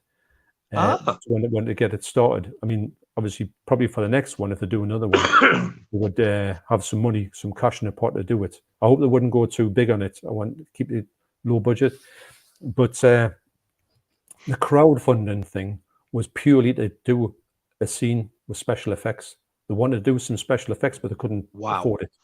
So the bit of, I guess it's the one that I'm thinking of, that the crowdfunding that's paid for this particular effects, what they do in this scene goes up. It's really, actually, it must be for that because it's animatronics in it. So it's got to be for that. It's really good as well. And so obviously it's made its money back. It's made 11 million or something off a 250,000 budget. You know, it's insane. Wow! And actually, for 250,000, they've made an amazing movie. They're doing the third one, aren't they? They'd be nuts not to. I mean, I'm sure I read somewhere that they're doing a third. I just hope they don't get too big for the boots and they keep it the way the first two are. Terrifier Part 10. Art Takes Manhattan. We've got a comment about Cannibal Terror. Weirdy Word says Cannibal Terror is predominantly a kidnapping film, although a ransom is never mentioned, and the little girl seems happy with the kidnappers and is not bothered about seeing the mutilated bodies. Yeah, it's quite true, actually. She's just like, well. And yeah, it is. Do you want to go back home to your mum? No, I'm quite happy where I am. Thank you very much. Do you want to go and cut that bloke up? It's quite fascinating to watch. And Dawn of Discoholic 66 says, right, John, I've sent you a pic on Instagram of my VHS Revenge of the Boogeyman. I'll have a look there. And, yep, there it is. Good cover, that, isn't it? Look at that. That's the one, yeah. Yeah. It's a good cover. I would say probably the cover's better than the movie, I would imagine. That's nice. I'd love to see it. It's a bit like, well, it's like going back to Mardi Gras Massacre. When it's hard to get, you do want to see it more, don't you? Yeah. I think I want to see it though because I like the first one so much, but I have read all those like, oh my God, it's terrible because all they do is fill it with scenes from the first one. I've heard all that. Yeah. But they wouldn't be the first to do it, would they? No, absolutely not. It seemed to be a bit of a thing back in the day. And Nos says, Cannibal Terror is one that I own that I won't watch anymore as it was terrible. The first 2 times. I'm good now. I'm good now. Yeah. Well, to be honest, if someone said to me, I'm not going to ever, if someone said it was that bad, I can't disagree with that. I can't say, oh, you're wrong. Because it is that bad, isn't it? Yeah. Dawn of Discoholic 66 says, Cannibal Terror, yes, I remember buying a beta of this back in the day for 20 quid. Think I need my ferrex examined. Kinda. Hey, 20 quid for a Betamax isn't bad. It's funny. It's funny when you think about how much. Actually, they talk about these Blu-rays and 4Ks being quite expensive, but sometimes if you went to VHS and collect them on VHS, you clean it out. That's where the money is. My God. I want, and I've been after for ages, the pre-cert of Piranha, the 1978 Piranha with Bradford Tillman in. Yeah. I've actually got somewhere. I've got something that's even rarer than that. I've got the original video store rental poster of it, and it's the only one I have ever seen. Yeah. But I would like the preset, and I've had it in my watch list for years on and off for 20, 25 and 30 quid. And for some reason I haven't bought it. Well, I was watching one, I thought, right, I'm definitely going to get this one. And it went for £150. Wow. It's never been banned. It's always come back out totally uncut. It's now gone from an 18 to a 15 with absolutely no different scenes in. Yeah. 150 quid. That's I wouldn't pay that for it. No. But it just shows you that these other tapes at the minute having a bit of resurge in kind of collectability, I think. Yeah. They definitely went through a patch and then they kind of dipped a bit, and I think they're starting to get a bit of having a renaissance slightly. There's 2 or 3 of the old Warner Home Video when they used to do rental only before you could buy them. There's 2 or 3 of them I'd love as well. I'd love the original Friday the 13th and The Shining and The Exorcist. Yes, yes. Even though The Shining is not even the full version of the film, it's the English cut. I definitely owned Friday the 13th, the big box one back in the day. Did you? Definitely did. Definitely had that. I had that one. I had Mad Max as well, big box. Wow. The clamshell. I had a few of them. One mini, but there was enough for me to remember it. I think I had The Exorcist, but I'm not too sure on that. No, I didn't. I just rented that, but I didn't rent it. I'd got it. So the Friday the 13th you had, was it the one with Adrian King in the boat with her hand dipping in the water on the front? Yeah, just the one picture on the back, and then the sort of cast, and then clamshell, and the proper picture on the front, the one that you get on the of her in the canoe. Yeah, that's on the back. Yeah, and no, that should have been on the front. All right. No, I haven't got the one I had on the back. Was her in the back with a hand in the water, but the front had the proper Friday the 13th. Like the big block Friday the 13th. I think it was. Was it the one with glass? The glass getting smashed? I think it had a picture of like a wooden hut with the big white block Friday the 13th with blood dripping over it on the front. Yeah, it was definitely. That's not preset. That was when it got an 18 certificate and it got re-released. It's the one with Adrian King with her hand in the water. It should be on the front and just Friday the 13th wrote across the top in orange. Well, it's just because that's it was definitely a pre-cert. I know it was because I had a couple pre-certs and I used to keep them together. This has gone back well in the day when I knew what pre-certs were before. I think I got it before I knew what a pre-cert was, and I was like, "Ooh, look what I've got." You know, in retrospect, I'm sure I have. I know what you mean now. It's got that, yeah. But I would love that though. Yes, I think. But you get rid of them. I don't know what's happening. I can't remember. I think I got rid of a load of VHS. I sold them to a fella who lived in Willie Bay. But I think I got rid of some before that as well. So I don't know. Do you know what I used to have? And I just didn't see it coming. I got rid of it when I got the DVD. I had the original uncut cardboard carton of the original imported from America, but for the UK market, PAL media release of Halloween. Oh. And it wasn't even like with the black sleeve with the thing. It was the older one where it was just a square with a photograph and like a blue and orange border around it with media wrote at the bottom. Yeah, I remember. And I give it to my ex to go on a car boot sale, which she probably sold it for 50 pence. It goes for a fortune now. If that, you might hide in the bin at the end of the day when you couldn't get rid of it. And you know what? The picture on it for its age was fantastic. Yeah. Well, Carpenter films always look good, no matter what you had in. What format it come on, always look good, I found. It wasn't like worn out or anything like that. I don't think it had been rented that much. Yeah. I could tell some of them been hammered, couldn't you? So Rock and Roll Hell says even the bad films from this era have a strange charm and watchability, yes. Didn't 88 release Cannibal Terror around the same time as Cannibal Holocaust 2? That was CAC 2. Yes, the Cannibal Holocaust 2 was the I've never seen it.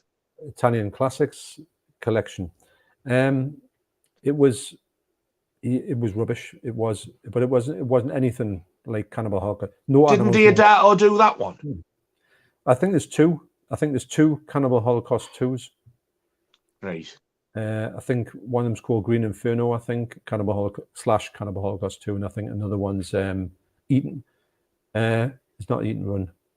Cut and Run is Cannibal. It's his version. It's Diodato's Cannibal Holocaust 2, I think. Oh, remember right. that one? That's got Michael Berryman in. Yes, it has. I've never seen it. I've seen it way back when. Has that got animal cruelty in it? I don't think so. I think it was more like an adventure movie. Because I think he moved on from the animal stuff. Cut and Run, yes. So I think, but that Cannibal Holocaust 2, I think there from 88 is the one that's the other version, and it's not really. They were good at doing that though. The Italian directors were. Yeah, it's not what we call Zombie. They called Zombie 2, trying to cash in on Dawn of the Dead. Jeez, yeah, I know. Oh, you're right, and that's what caused the whole Zombie 2, 3, 4, 9, 10. You know, there's 2 Zombie 3s. You know, and just wow. Zombie 2 came before Zombie 1. Nuts in it. I'm trying to. I've just got one lately. I got this cheap the other day. I've never seen it, and I haven't watched it yet. I'm saying the other day. It was a couple of weeks back. With the Slip. Yes, I love his Slip. That. I think I paid £5 or £6 for it. That's very good. So that Zombie Flesh Eaters 2. 3. But it is. Hang on. That Zombie Flesh Eaters 2.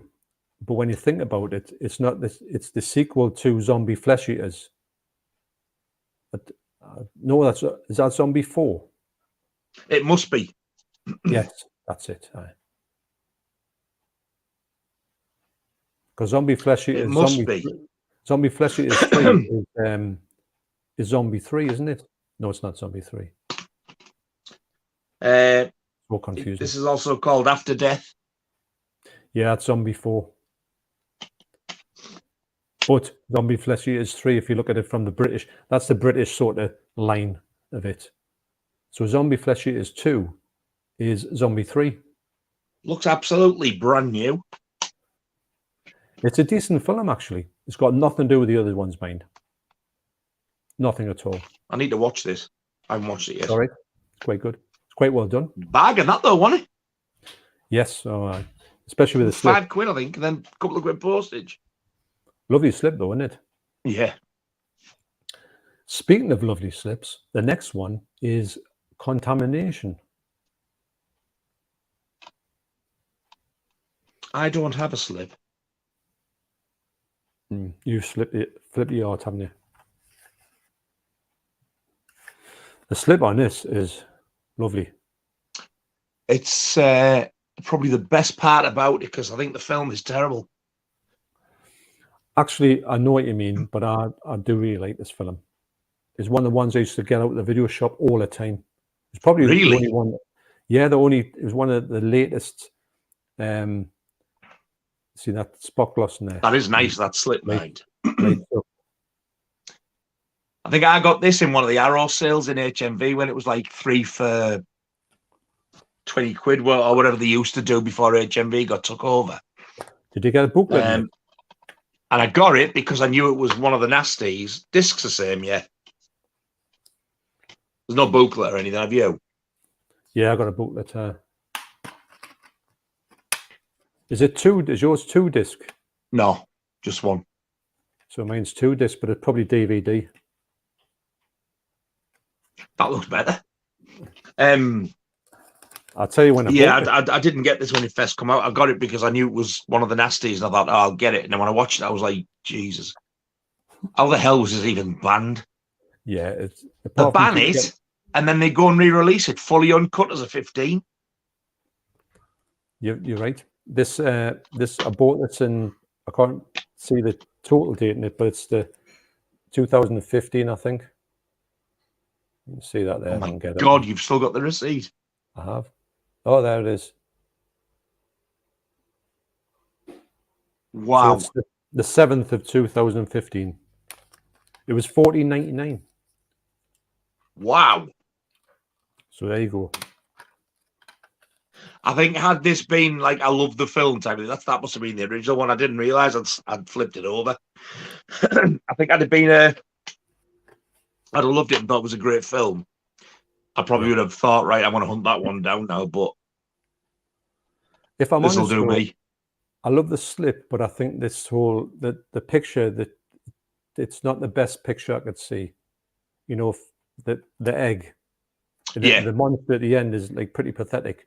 Yeah, because it's just basically like an alien rip-off, isn't it? Really, it is. Yeah, which might be why I don't like it, because I don't like Alien either. Well, it's, you know how in Alien it's up there in the stars. This is on Earth. It's like this is like a sequel. That's right. Yeah, kind of. It's their version of a sequel. There's another film that they released called Alien 2. That's in the Italian Classics collection. That's quite good actually. It's got an amazing print on it. So it's directed by Luigi Cozzi or Cosi. It's a 5.1 on Internet Movie Database. It's also called Alien Contamination and Toxic Spawn. I've heard of Alien Contamination. What year was it made? 1980. Oh. Yeah, I mean, I can't remember much about it. I've only watched it once.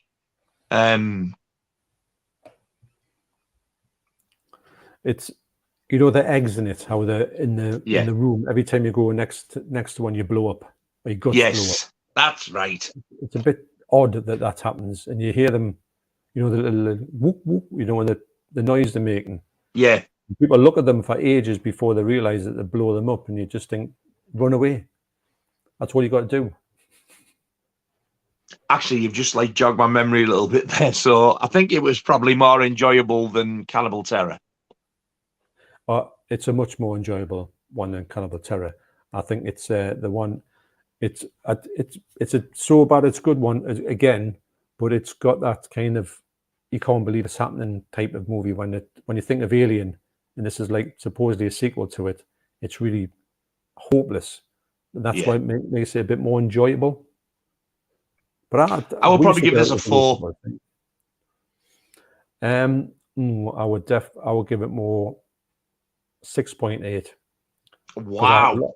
I have a lot of fun with it. You know, it's one of those ones. It's not the best one. I know for a fact it's not the best one, but I find it very enjoyable. I go back to this one quite a lot. I would love to see a 4K. This should never been banned. No. But it's got for me. There's nothing in it. It was a cover, wasn't it? The cover on the front had somebody there with his guts exploding, and I think that's why they. Wasn't it like somebody in a white suit with the blood all inside, like the helmet that he had on? That's right. Stuff, which is probably only happens 2 or 3 times in the movie. All the rest of it's pretty tame. It's not exactly graphic, though, to be honest. No. Just a cover. It just probably went on the shelf and said, "We'll have that one out as well." Mary just stand there, go, "Oh, have you seen that one? I want contamination." Stick it on the list.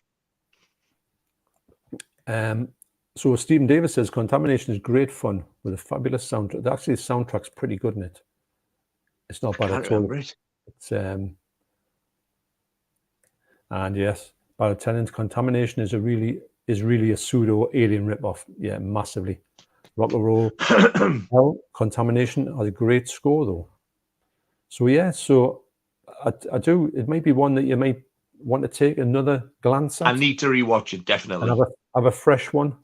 Yeah. Because some of these movies, I think I've watched all these I pretty much like all of these, and I've watched them quite recently as well. So it's a bit fresh in my mind as well, and I really do like them. Some of them, I think a lot of them I've liked a lot more than I thought I would like, which is always good, really, isn't it? Contamination is so cruel, you can hardly bear it. And Richard Brown says, "Isn't it Luigi Cozzi, Dario Argento's business associate?" Yes. You know the film, the shop he's got, Deep Red. I think it's Profondo Rosso. It's in Italy, obviously, and it's Dario Argento's like shop or Luigi Cozzi's shop. He runs it. If you go into the shop, you speak to Luigi Cozzi, I believe, which would be nuts, wouldn't it? Yeah. So that would be well. If you go in Italy, you know what to do. Can you imagine going in there and Argento being there? He just popped in for a bit of tea and tiffin. I'll just get me coffee. Don't spill it. That'll be good, wouldn't it? Be good bit of I tell you what, actually, this might not be good to have, and if I might be in the toilet for the rest of the evening, hopefully not. Oh, God. Yeah, I know. Don't think about it. And Stephen Davis says, I didn't like Alien 2 that much. It was mainly wandering around in caves. Yes, it was actually. I do remember the picture quality, and it was absolutely brilliant, but I do think that there was a lot of that in Alien 2. Is his photo an Inferno thing? Yeah, a great photo in it. I love that cover, that sort of like kind of skull with the face on the bottom. It's good in it. The colours as well, it's great. Yeah.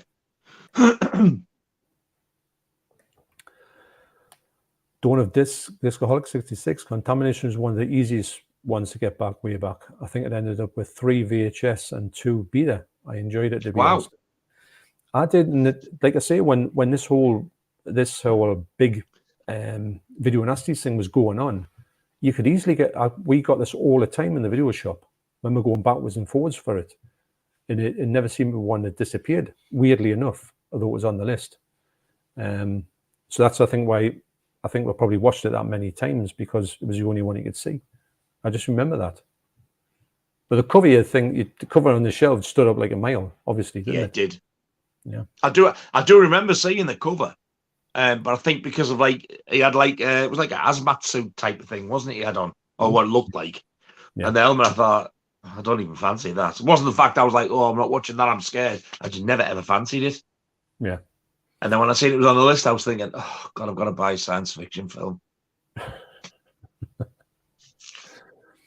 Well, for me. I think it's better than Alien 2. I do think so. I think Alien 2 was all right, but if you got a title like Alien 2, you've got to live up to Summit, and it just didn't deliver that at all, if I'm honest. Do you like that slit, mind? It is nice, isn't it? I mean, it's just so, when the light catches it, it's brilliant. Yeah. I just think that they could have chose a bit of a better thing from this egg. Not the egg, it's like, that's the mother. It's just spouting out all the eggs, isn't it? And it's an awful effect. And don't forget it. If you look at it, you kind of get drawn in by it and hypnotized by it. Because of the eye gets you, which is absolutely crazy. The whole movie's crazy. But have another shot at that. I think you might say. I will. Yeah. So the next one is a one I would consider to be one of the best ones on this one. Absolutely agree. Yeah. And it is Dead and Buried. Wow. And it does say, from the creators, it's got an alien thing there, from the creators of Alien. It brings a new. The that's the double DVD, which it's just so nice. I don't want to. I got this for Christmas in 2004. Wow. And it's just such a nice set. I think this was the first time it came out uncut over here.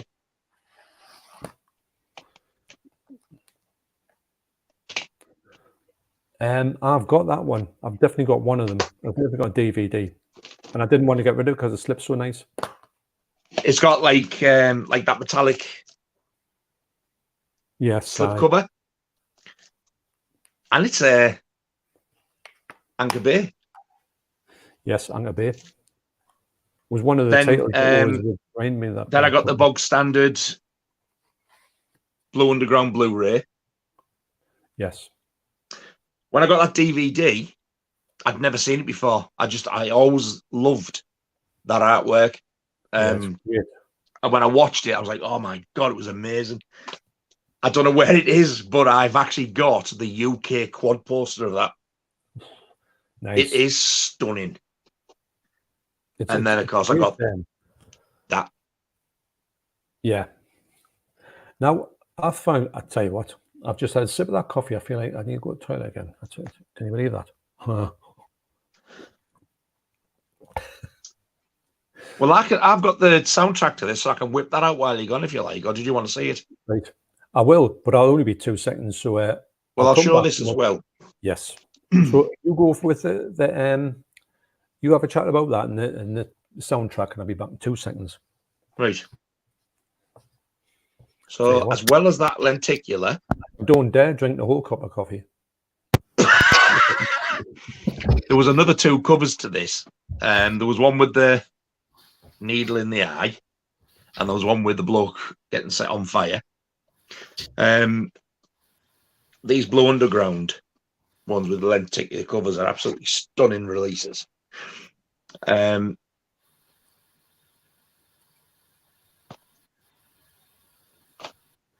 inside you get the booklet, and you get 3 discs, 4K, Blu-ray, and the soundtrack on CD. Now, the later 4Ks of theirs, they didn't do that with these. Like, they did some Blu-rays with lenticular slips, like they did Zombie and House by the Cemetery and stuff. And you got the soundtrack like you did this, but then they released some of them on 4K and you didn't get the soundtrack, which I found was a bit weird, because I think John was kicking off about it, because you get the soundtrack with this one, but you didn't with the others. That's why I actually went for the Blu-ray ones with the lenticular sleeves, because you got the soundtrack. And then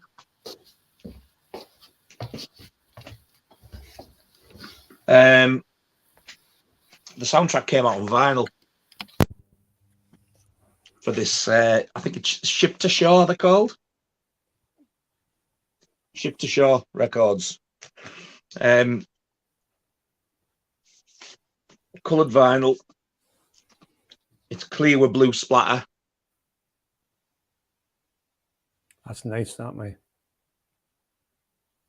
I like the soundtrack to this as well. Good soundtrack. This was a website exclusive. When this came out, they released a 78 RPM of Sentimental Journey that it keeps playing, and you get the Dead and Buried logo on the sleeve, and there was only 100 of them made, and I got number 38. Wow.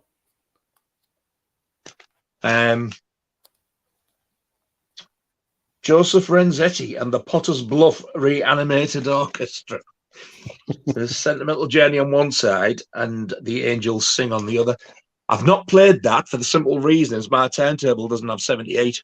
So they've actually made it like a 10-inch, same size as 78. Yeah. Made it look like one in this old sleeve, but I can't play it. Is it the same? You know, 78 is like that sort of wax, big, heavy thing. Is it like that, or is it just like? No, it's proper vinyl. Right now. And those old, really old 78s, the thick ones, they were so brittle. You could just go like that and it would snap. But if you've got them, you need to buy a special needle for it, because if you play them with your own styles, it can damage it because they're that rough. I've got a load of 78s. I've got a load of them somewhere. I used to have them when I was a kid. I wish I still had them, just for the. I mean, they're all ancient memories and stuff. But there's one. I'm sure it's Tweety Pie. I taught a putty tat. Oh my God! No way! I've got yeah. Definitely got that one, or I had it, wherever they are. Then I seen this, and I can't remember where I got this one from. This was an exclusive variant. That is like a booklet thing, which I won't take out. I think I actually like the colour of this one better. It's blue and green. That's all right, isn't it? Actually, that's quite with the colour of the movie, you know, being sort of like in the sea, obviously. That is actually similar, I think, to the poster artwork. Yeah. But yeah, I'm a bit of a fan of this film, as you can tell. So it's got the CD soundtrack in here as well, obviously, which is. And I was going to say, and the soundtrack's in there as well on CD. So that picture there, that do you think now there's some really nasty scenes in this movie, isn't there? That when you see it, well, yeah, me. I think, to be honest, that when it first came out, that one I think was probably cut. You've probably seen that, and then they've took it off. You didn't see the actual, because when the DVD came out, they were sort of like saying, yeah, it's got the uncut eye syringe scene. And I thought, well, I don't know what that means, because I'd never seen the film. It was one of those I'd always wanted to see. And then when the video Nasties thing come out, I didn't realise that this was actually on it. Because again, I didn't actually, because it's a big company. Yeah, and Stan Winston, who worked on things like Jurassic Park as well, did the effects. Yeah, you're right. Robert Englund's in it. Yeah, he is. You know the bit where the fella's in the bed, and he's obviously, the nurse comes in with a syringe. Yeah. And you know how he's like obviously got the syringe in his eye. Spoilers, but not really spoilers. And he's on the bed and he's sort of thrashing around with this thing in his eye. He's the whole person is an animatronic. It's not a real person with a sort really. Of, yeah, it's a complete animated person. So it just shows you what obviously Stan Winston, he's next level, isn't he? And it shows you how, because I always thought it was a real person. I mean, why would they make it like an animatronic? But they did.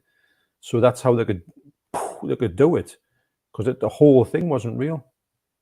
I think when they did that, they did it reverse. Now, whether that was they could, like, so it was in and then they pulled it out. That's it. That was probably for sort of accuracy. It was, so if you do that, you could miss and go right up the nostril or something. There's no way they're going to get this first time, so they put it in and then they pulled it out. So they knew they had it spot on. Can you imagine they filmed it properly and got it first timing?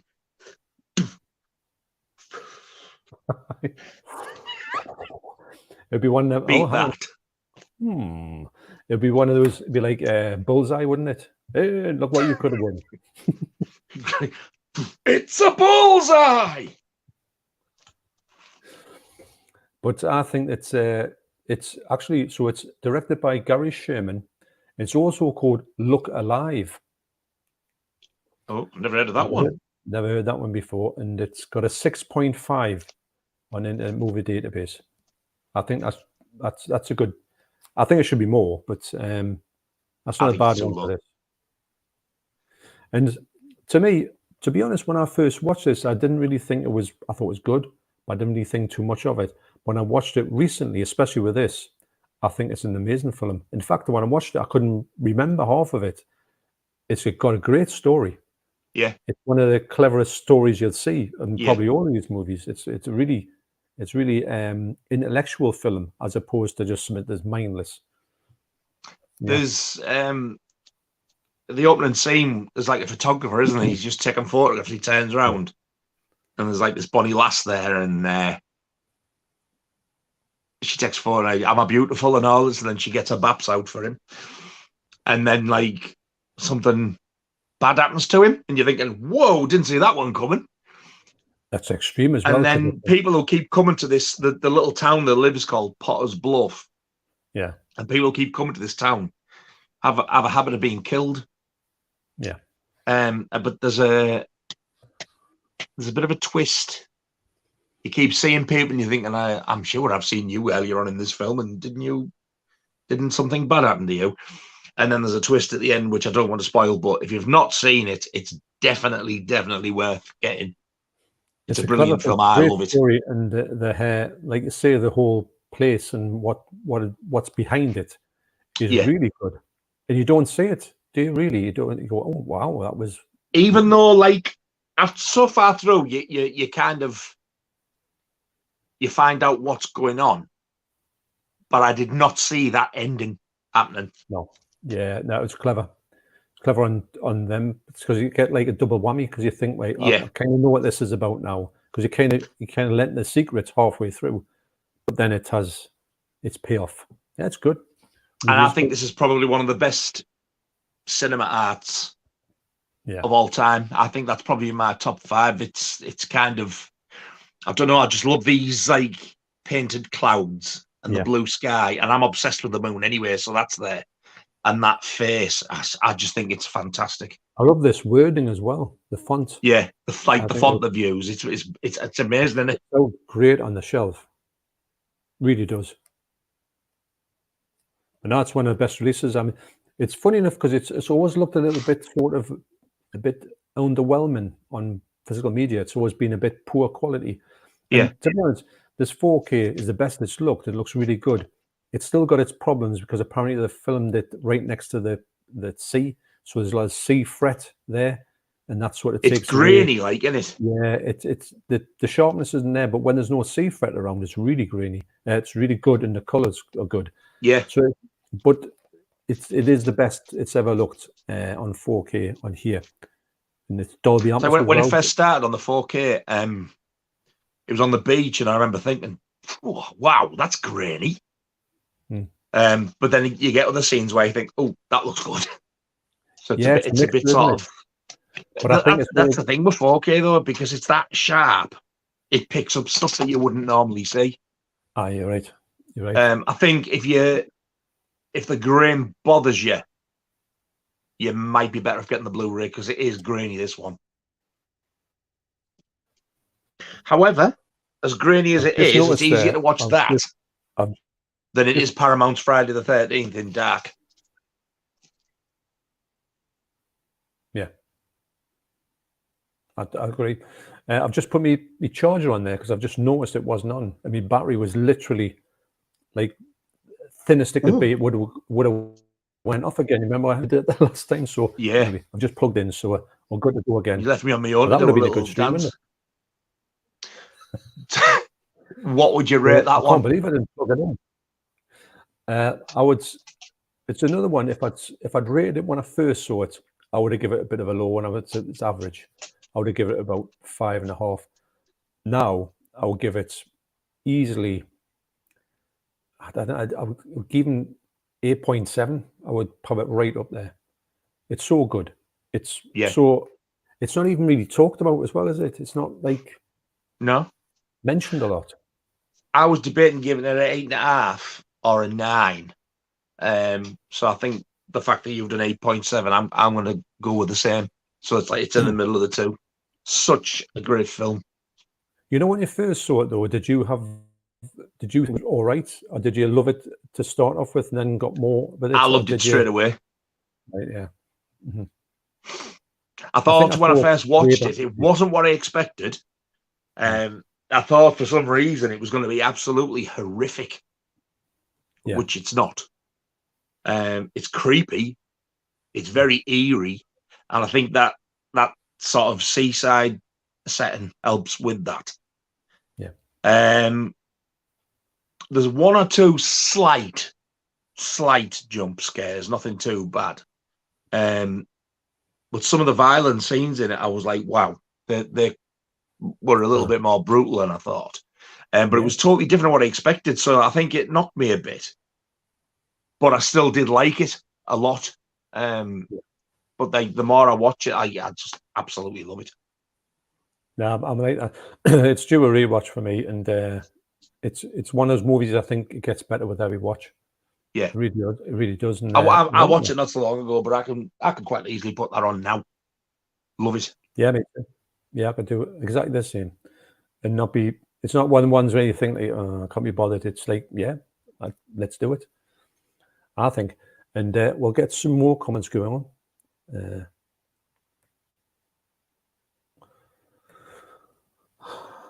So Rock and Roll Hell says Luigi Corsi didn't have the hits, but he had a couple of fun ones. His version of the Black Cat is one of my favorite ones he did. I think I've got that. You know, it rings a bell. What's because that? I know there's a few Black Cats out there. And I'm going to guess at this. I think the Black Cat that he did was kind of a sequel to something. It may have been. It's not something to do with some, like, say, I don't know, like a sequel to something. But they called it the Black Cat. I think 2 Black Cats came out at the same time. I think. So what's the Black Cat I've got? Is that Fulci? Fulci one, yeah. But yeah. I think this one is. I think the Black Cat came out at the same time as the 2 Evil Eyes with Dario Argento's version of the Black Cat, and right. Which is more like the Fulci's one. But I think this Black Cat is a bit different to the other 2. I know there's some other one that the Italian ones have a million ones out of this particular title, well, not a million, but 3 or 4, and you get very confusing to be, you know. I enjoyed that 2 Evil Eyes. I'd read bad reports about it. I didn't like it when I saw it, but I really, really. Have you got the 4K? Or the 88 one? No, I've got the Blu-ray with the lenticular yes. sleeve. No, it's a great. All the versions are great quality. Did you? Yeah, I think it was. I think she died of cancer. Sad. No, it's a shame because she was a good part in that, actually. Yeah. That nurse. I wouldn't like her as a nurse, put it that way. Oh, I don't know. Well, until she did that here. Well, yeah. Richard says Alien 2 terrifying bowling alley. I can't remember that. It must be something Alien 2 that's had a bowling alley in it. What Keith from your 40 pictures? Well, comments just went a bit crazy there. How's it going? Just from work, I thought I'd pop in and say hello. Hope you are having a great night. Yes, we're having a great night, actually, Keith. Yes, it's going very well. Well, it's Nasties. It is good. You cannot have a bad night with Nasties, can you? Nasty. And Playtendo guy, Pete. Evening, John and Nige. Evening, Good Pete. evening, Pete. How are you diddling, mate? I know I always say it when we I love Pete. He's mint. And I feel like it's not as if we're over-egging it or doing a thing about it, but he's such a good guy, isn't he? And he makes me laugh, and he doesn't mean to. Some of the stuff that he comes out with, he makes me. He did one when you were on that night. I can't remember what it was, but I was absolutely creased when I was on. He said the Tesco chainsaw massacre. But I can't remember the one he said when you were on. I was absolutely. I was crying, laughing. You know when when you were going to go on there, you told me you were going to go on this live stream, and I said you're going to have a great time on there. So did you have a great time on there, or what? It's good fun, absolutely loved it, and I can't wait to go back on. He said he's going to ask me back on again, but I don't know when. But I'm ready when you are. I loved it. Unfortunately, when I went on though, Mike was on holiday, so I didn't really get to talk to him. It was just me, Pete, and Andy. It was just the 3 of us on. But I had a ball. No, it was a good stream. I enjoyed it. But I knew you'd enjoy it. But Pete, if you don't know Pete, which I can't imagine you're not knowing that, get across the Playtendo Guys channel. You'll see the best live stream out there. The weekly live stream on the Wednesday. It's brilliant. Every Wednesday, yeah. Yeah. And they're always good. Like, it's not as if it's like, oh, it was good once. They're all good. So Stephen Davis says, are you getting I Miss You hugs and kisses? I wonder if 88 films are doing it as well. That's a good point, Nat. Do you think they will? 88? Because it could do, with it being a 7. It's possible, but I don't know what it is. It was like when Mardi Gras Massacre was announced. They kind of announced it roughly around about the same time. But now Severin have announced I Miss You, Hugs and Kisses. 88 haven't, and I don't know. There's no reason why they shouldn't that I can see. I could see it. I'm not going to wait around forever for it, but I think it could be something that could be done by 88, because I know that the actual like supporters to the channels that do remastered things for each other. Yeah. So I can't see why it couldn't be, unless it's a rights thing, the old rights things. God. I think that seems to be happening more though. I think it's like some of the English companies seem to be sort of having like really good relationships going on with like the American companies, and the sort of help each other out. Even some of the extra features I've noticed. I've had English stuff. Possibly was it? Who did Silent Night, Deadly Night? Was that 101? 101, yeah. Some of their extra features, it says Shout Factory, so they've actually got there. So they seem to be helping each other out like that. You do see that. But even so, like my Miss You, Hugs and Kisses is ordered. The slip cover on that Severin one is beautiful. And when you look at the inside of the artwork, they've used the video Nasty sleeve, which I'm over the moon about. Yeah, brilliant. It's one of the ones I've been dying to see. I've never seen it. Me neither. It's based on a true story, which is always a plus thing for me. Elk Summer is, I think she's a really good actress. I loved her in the Carry On film, Carry On Behind. So I'm reckoning it's going to be, touch wood, I think it's going to be decent. I can't wait to see it. It's meant to be one of those really bad video nasties, but maybe it's because, I don't know, but a lot of these I tell you what, I saw the trailer and I thought it looked really good. Yeah, it looked quite watchable to me.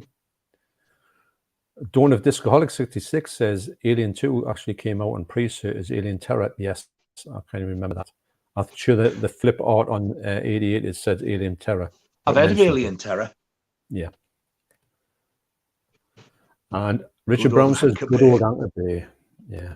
Yeah, they were a brilliant company. They're not going anymore, man. They're finished, unfortunately. And Turn the Blue Iris says, was that in the double bill tape with the cut Nightmare City? Have you seen Nightmare City, Nige? Has it got another name? It's something of the Living Dead.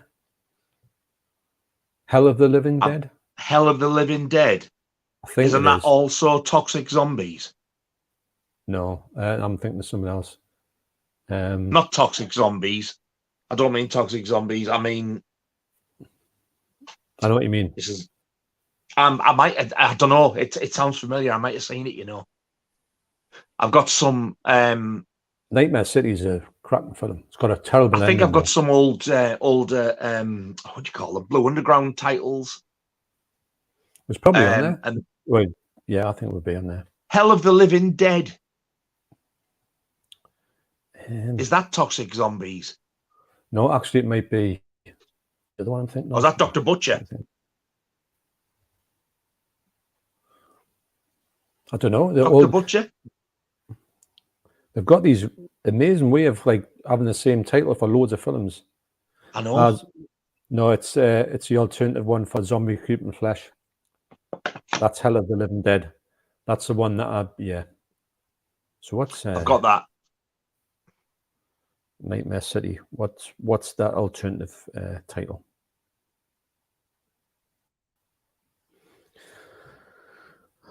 So that's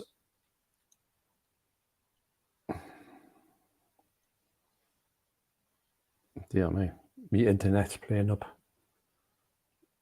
I gathered you keep freezing. Oh well, it's ever since I put it on the charge, it's went down the pan. You freeze on mine, but I don't freeze on mine. If you know, but it must be you freeze on here, and then I must freeze at the same time.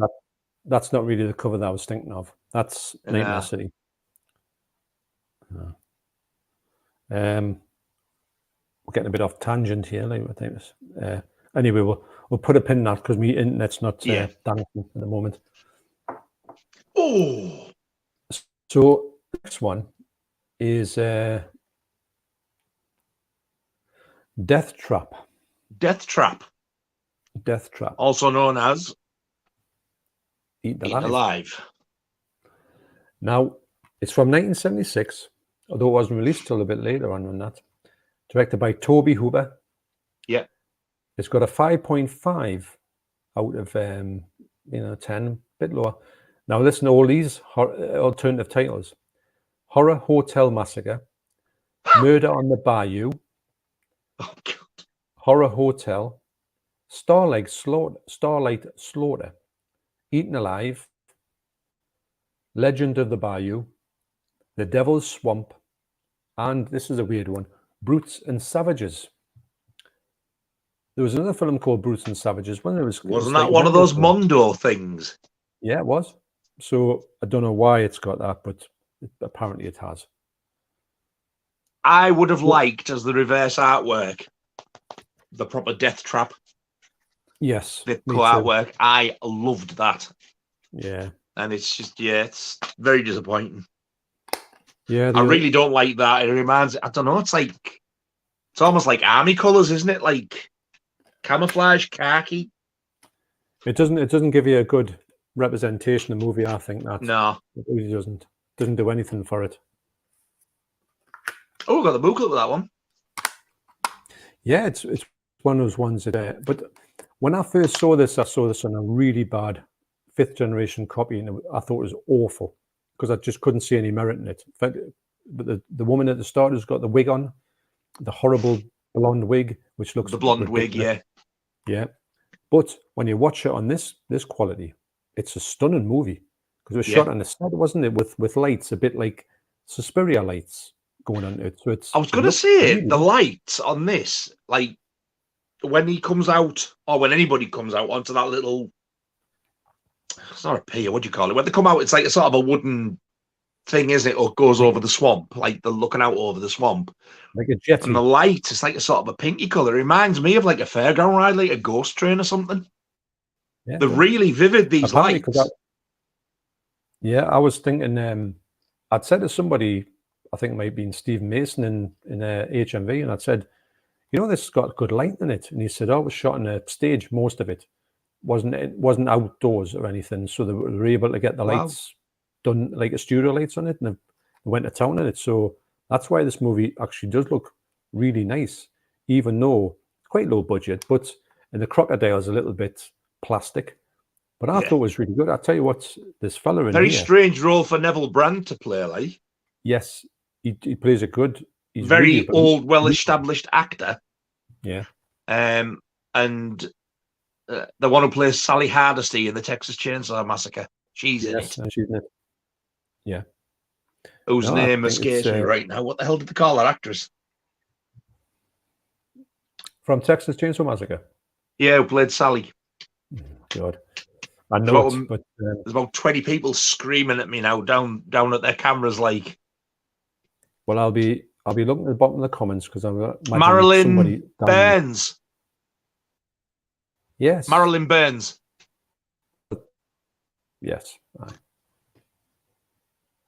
And I'm just trying to find me. Little fun fact. Do you remember the bit where there's a couple pull up in a car and they've got this little girl with them? She's tiny. Yes. You froze again there. Oh, hello. Hello. Yes. Yes. They've got a little girl with them, haven't they? Yes. The little girl who's their daughter, she runs around and she's getting chased by somebody in it. That's a thingy out of Halloween who plays Lindsay Wallace again. Just as you're mentioning that, yes, I knew that one. Kyle Richards. Everything. Yes, she's got like a really funny name. She's in Halloween. Kyle It's the new Richards. Halloween. Halloween Ends. No, Kills, should I say. Halloween Kills. Haven't seen Ends yet. And then her sister is that one who buys the ice cream in Assault on Precinct 13, yeah? Yeah. You forgot my sprinkles. Oh, did I now? That was one of the most shocking scenes I've seen in a film. When I first saw that, I think it was on the telly. And I don't think I knew who John Carpenter was at the time. Yeah. And when that happened, I went, "Oh, you can't do that." Yeah. I was mortified. A good film when that type of thing happens. So this one here, this is another one where I thought was awful when I first saw it because the quality was awful on it. And when I got it, I thought, well, I have to get it because of the fact of it's on the nasty list. I'll get it because it's come out. And with seeing it on this quality, it really put it up in my estimations. I saw it for what it is. It's a decent film. And Toby Hooper, obviously. I think it's all right. I don't think it's brilliant. I was disappointed. I thought it was going to be a lot better.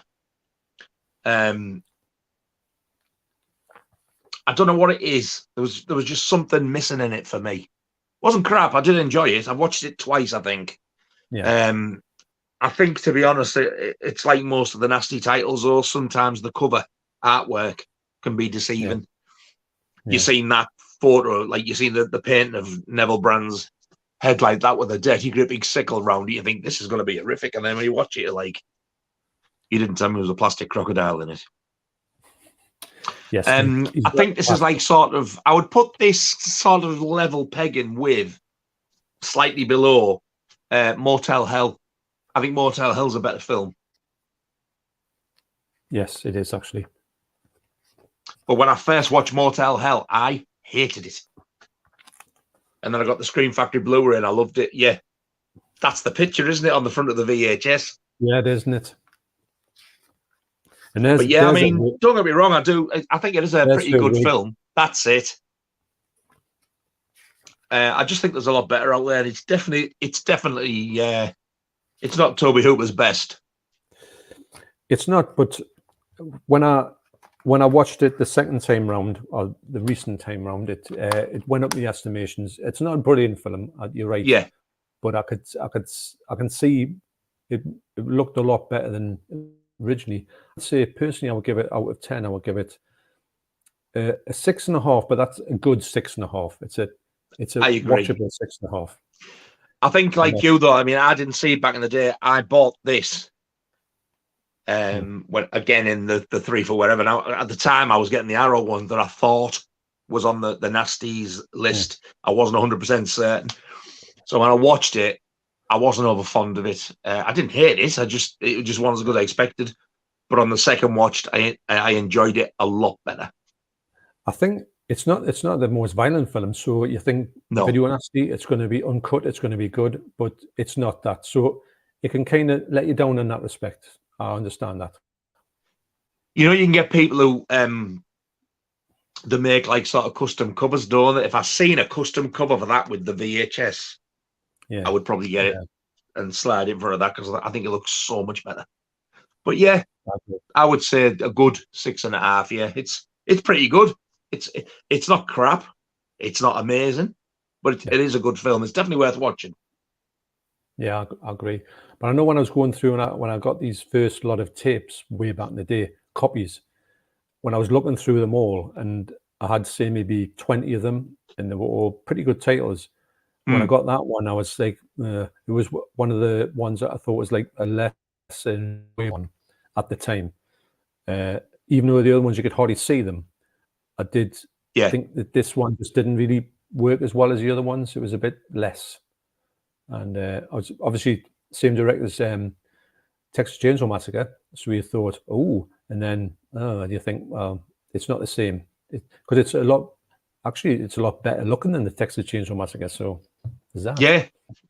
Well, I think he must have had a little bit more of a budget behind it. I mean, he must have done to have Neville Brand in it.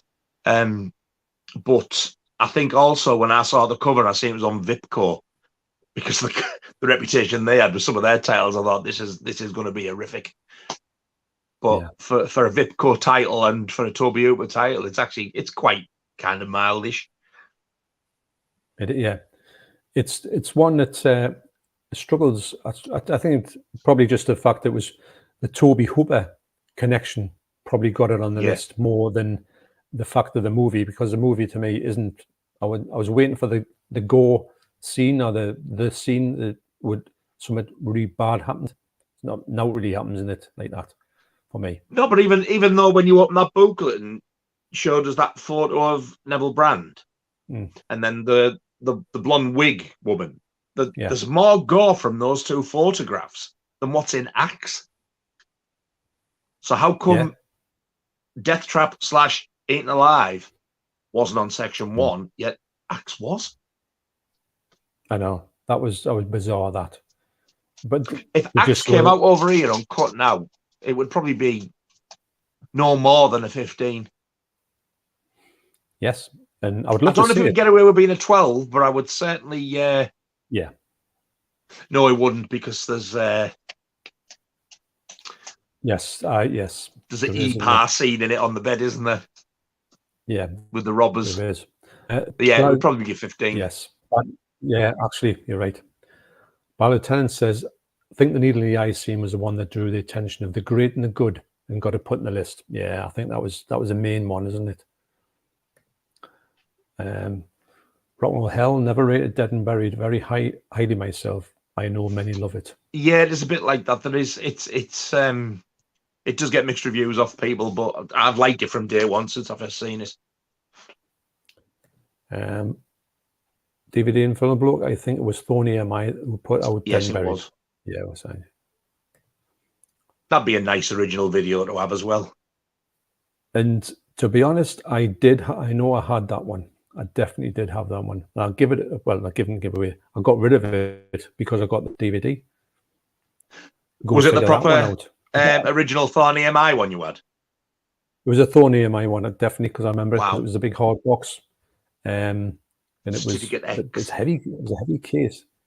So you didn't think about it the day. You thought, oh, I'm going to get a better one. The DVD comes along. It looks lovely. I don't need it anymore. I used to have the burning. I wish I could have a time machine. I wish I had a time machine, knowing what I know now. I know. Dawn of Discoholic 66 says Dead and Buried was one of the best films on the Section 2 list. Need to rewatch. Yeah, absolutely. I totally agree. Yeah. DVD and film bloke. Yeah, 70 years when we did Shellac. They later went to vinyl. Yeah, you're right. You just look at it, 78, it snaps.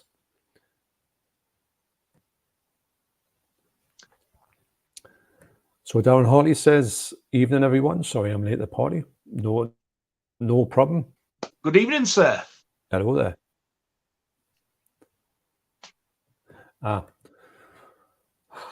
Rock'n'Roll Hell. That's right. Cozy's Black Cat was played. You'll get there at the end. I know, God. That's with the glasses. That was played out as a sequel to Spirit. But in the film, it's an odd one, but it's done entertaining. Yes, it was a bit of a funny one because it wasn't. I think they both come out at the same time. It was a bit, but yeah, I'll agree. Wow. It was different to the other two. Yeah. The Fuzzie's Black Cat by Fuzzy from VTC in 1981 was excellent. Yeah, I do like that film. Do you like that film, the Black Cat, the Fuzzy one? I enjoyed it, yeah. Yeah. I think it played a bit like a Hammer movie for some reason. I got a Hammer vibe. Yeah. Especially some of the scenery, because I've only watched it once, but I do remember there was like a sort of I don't know if it was a caretaker, but I remember like that shed thing, like a storage room. And was it like near a river or a pond or something? Yeah, it was like in a sort of it's like Old English town. That looked very, very Hammer-esque. Yeah, it did. It did have and Rock'n'Roll Hell, Nightmare City, aka City of the Walking Dead, I think. Yes. City of the Walking Dead. There. Do you know, I think I've got that, City of the Walking Dead. I'm sure I need to dig it out. Yeah, because that's the cover you're getting. It's like people looking at like It's a drone cover, isn't it? It's like it's like kind of like Dawn of the Dead UK quad rip-off. Yes. Yeah. Have you watched it? Can you remember watching it? Can you remember the ending of it? No, that's what's bugging me. It's awful, but great. It's one of the best, worst endings you've ever seen in your life. If you see it, you can't forget it. Oh. But I can't spoil it here, because if you haven't seen it, you've got to go and check out Nightmare City. It's a great movie. Dan Hardy said Alien Terror on VTC was released as a standalone release, but Nightmare City was released separately too. So,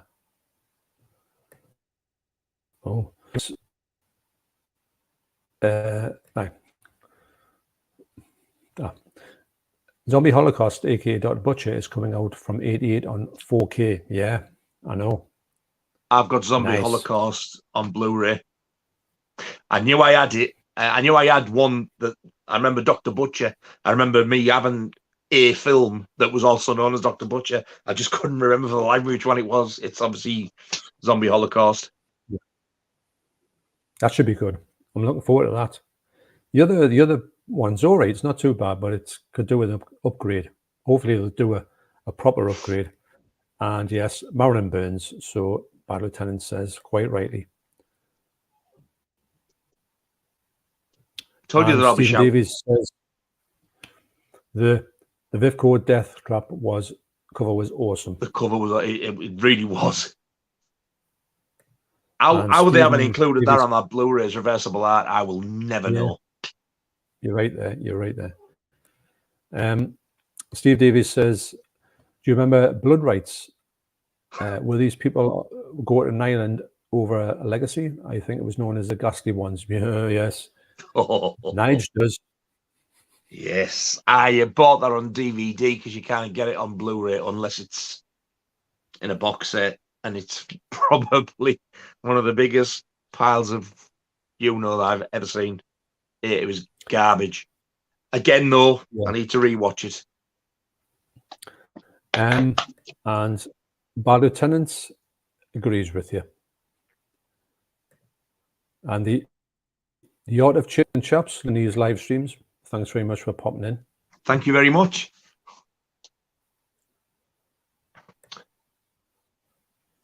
Andy Milligan, Blood Rights. Yeah, how did that get on section 1? Well, you've seen it and you can't believe it. Yeah. Did you ever collect Laserdisc? Yes. Did you ever collect Laserdisc? You did? I did. All right. I had some crackers.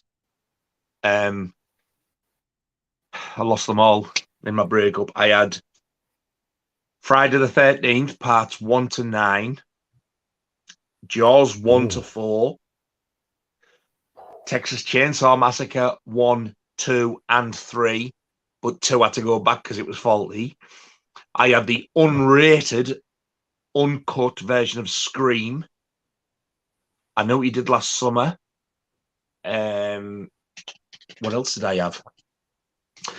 The big, beautiful collector's box set of the original Jaws on 4 discs. Wow. I had some crackers. The Shining. At The Shining. My prized possession, though, was the Friday the 13th. Can you imagine having the Friday the 13th all with their original cinema art, but with covers that size? They were stunning. They were beautiful. And all mine were mint. They still had the cellophane on, just slit how we opened the Blu-rays and stuff. Yeah. Mm-hmm. I wouldn't have cared, she'd probably just she'll have got rid of them on a boat sale or something, but they go over a fortune now. To be honest, I didn't know that they were. I thought there'd probably be a couple on there. I didn't know they have the whole lot, the first 9. I wouldn't have never thought they would have been on Laserdisc. All amazing, 8 Paramount, and then Jason Goes to Hell, the unrated one. And when I saw that unrated one for the first time, especially that scene in the tent. The tent, yeah, you're right. Then I was like, oh, I couldn't believe it. How the hell did they get away with that? Obviously, that's nothing compared to the stuff like they do now, like Terrifier and that. But at the time, in the 90s, I was like, oh, And I thought, Jesus Christ, if I get caught with these, am I going to go to jail? Because I texted Chainsaw Massacre before it came out on the cinema and got it 18. It was still like, you can't have that, like. Well, I've got one Laserdisc. I've just got it. It's over there, but I can't tell you what it is until I unbox it. I've got an unboxing coming up. Don't know what video it'll be on, because I've got like quite a few unboxings coming up. I bet I can guess what it is. Has somebody sent you it? Yes. Is it a Stanley Kubrick one? Might be. Have you got a collection of this film? Might be. Might have. No. Well, funny you should say that, because I'm actually getting one sent to me. Oh, yeah? I am. Oh, yeah. Really? Yes. Yeah. I got a message of a wonderful, wonderful man who we both are acquainted with. I said, have you got this? Said, is his name? No, but I used to have. I said, but I had the American one. Would you like it? I'll send you it for your collection. Is his name 3 letters? Is his name 3 letters? 3 letters? Yeah, well, you know his name. Is it 3 letters long? Huh? Oh. Well, the one who sent my thing is 3 letters long. The name. The one who was going to send mine, I think he has got an opinion, but I think it's a very low opinion of a little film called The Evil Dead. Oh. Yes, that man. That one, yeah. Not the one. That man never got in touch with me for that. Although I have got some stuff off that man, which I've got come in an unboxing, but I haven't put that out yet. I don't think I have anyway. I've got a many. What, of that slight fan of Evil Dead, man? Yeah, I think he's heard that he's watched it once, maybe. Didn't care for it though.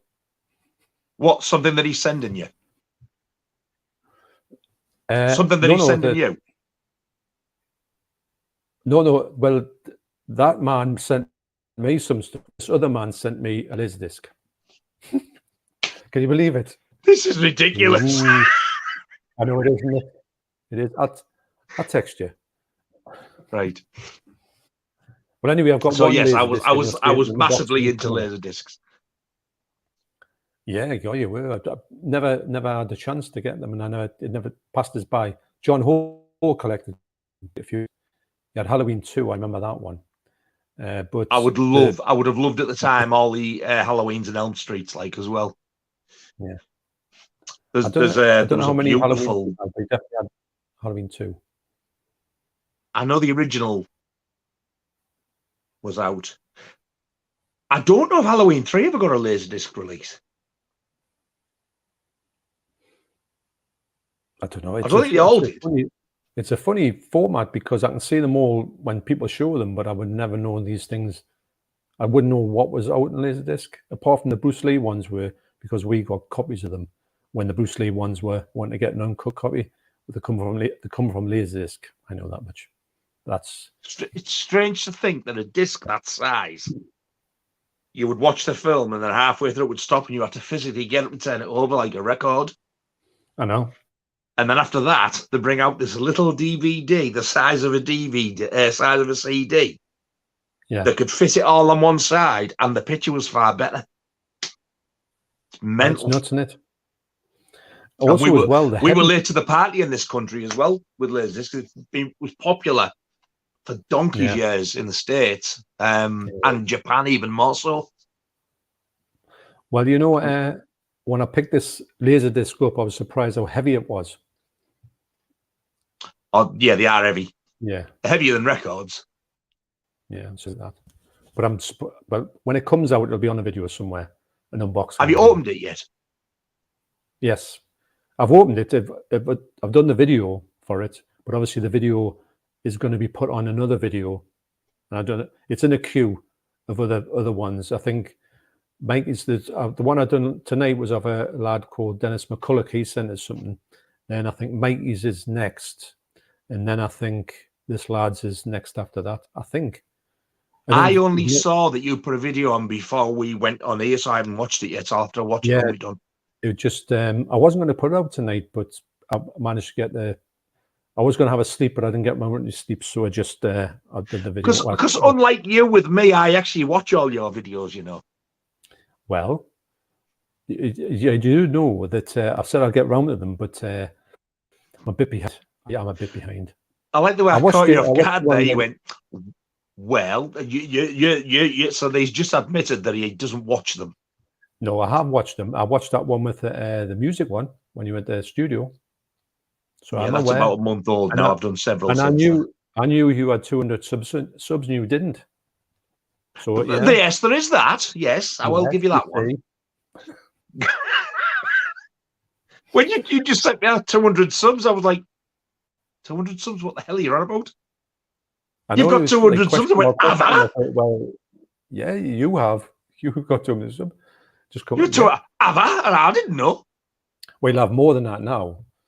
But it's going good. It's going good for you, Nige. I'm surprised. I didn't think it would, to be honest. Well, no, I'm chuffed. I'm over the moon with it. No, it's this one here. Bad Lieutenant says, anybody notice a similarity between John and a sleeve of Revenge of the Boogeyman?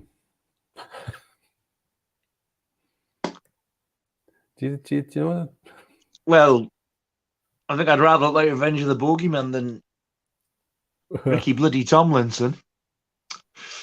And Stand in Silence says, I Miss You, Hugs and Kisses seems cool. I watched this trailer of it and it was hysterical. He also says, I'm not cool with animal cruelty, so I'm avoiding stuff like Cannibal Holocaust. Fair enough. I'm not very into cannibal or zombie films anyway. Yeah, I mean, well, cannibal are a definite niche that you would either love or hate. But zombie, I think, is more accessible as a movie. I think zombie films as well. It's I think even in general they're an acquired taste because they're the most unrealistic thing that you could ever wish to watch. I mean, when I see people all over Facebook and stuff put like, oh, right, look to your left, look to your right. You have to pick these people. Who would you survive with in a zombie holocaust? Well, let's face it, there's not going to be one because they're not real. You've got more chance of being attacked by Dracula. And I think, for God's sake, people are really getting into this old zombie holocaust thing. Like a flip off.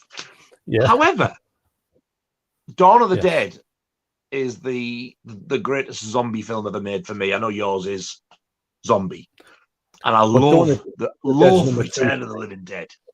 Yeah, that's great. I love the original Night of the Living Dead. That is such a brilliant film. Not as good as Dawn. Day of the Dead, I enjoyed it, but it's nowhere near as good as the first two. But I've got no time whatsoever for things like The Walking Dead. I couldn't get past one episode. I was bored, stupid. I've watched 2 episodes, but there's too many to go through now. It just goes on forever, so I don't think I could. Exactly. How can you drag people? I mean, people say that they drag films out. How the hell have they dragged this out for so long? Man, yeah, there is that. Like, it's too long a series for me to get into now. I would spend months on it because I don't watch it that much, that often. Too long, just too much. Too many hours to take in for me. I think as for Cannibal Holocaust, though, if you don't like cannibal films, then I totally get that. But if you were thinking, I like cannibal films, but I don't like the animal things, I was just going to say that Cannibal Holocaust gives you the option to watch it cruelty free. But if you don't like the cannibal films, don't bother. Well, Bad Lieutenant says some of them have cruelty-free versions, but I can't see the point of them. I kind of... Exactly. I do think, though, if you're going to watch one, you've got to watch the full version first, and then watch the animal cruelty. I would always go animal cruelty on the Cannibal Holocaust now, because I've seen Cannibal Holocaust that much that I know exactly what's going to happen. But I wouldn't want to see that from your first watch of it. Yeah. I was going to ask you something. I thought of this the other day. I noticed that the 88 films Cannibal Holocaust is up for pre-order, and it is part of the Italian collection. So you're getting the 4K, the Blu-ray, or both? That's a good question. I asked that myself. You'd never thought of that, had you? Well, I have actually, because have you? First I thought it wasn't part of the Italian collection, so I wasn't even bothered with it because it's cut. So I thought I don't need to get it. And then when I realized it was part of the collection, I thought, oh well, there you go. I'll probably have to get the DVD of it. Sorry, the Blu-ray collection. And then when I realized it was the 4K was part of that as well. So I'm gonna say that do you think the 4K would have the Blu-ray with it? Because if it is, it's obvious better to go for the 4K. And to be honest, if it has, that's what I would do. I think I would go with it. I wouldn't get them both. Or saying that, I may get them both if they become like really cheap with a slip, and I will get them just to see I've got them. I don't know, because then I'd have, like, say it's spine number 59 or something. I would have 2 59s, which would freak us out. But then again, you wouldn't see it on the slips. You don't see the covers. You don't see the numbers anymore. So you could call them 59A and 59B. Yes, So are you going to get it, though? Are you going to leave it alone? Get a custom slip cover to put them both in. So on your shelf, it would just be a thick cover with one in. But you still have your 2 slip covers inside. There's a possibility.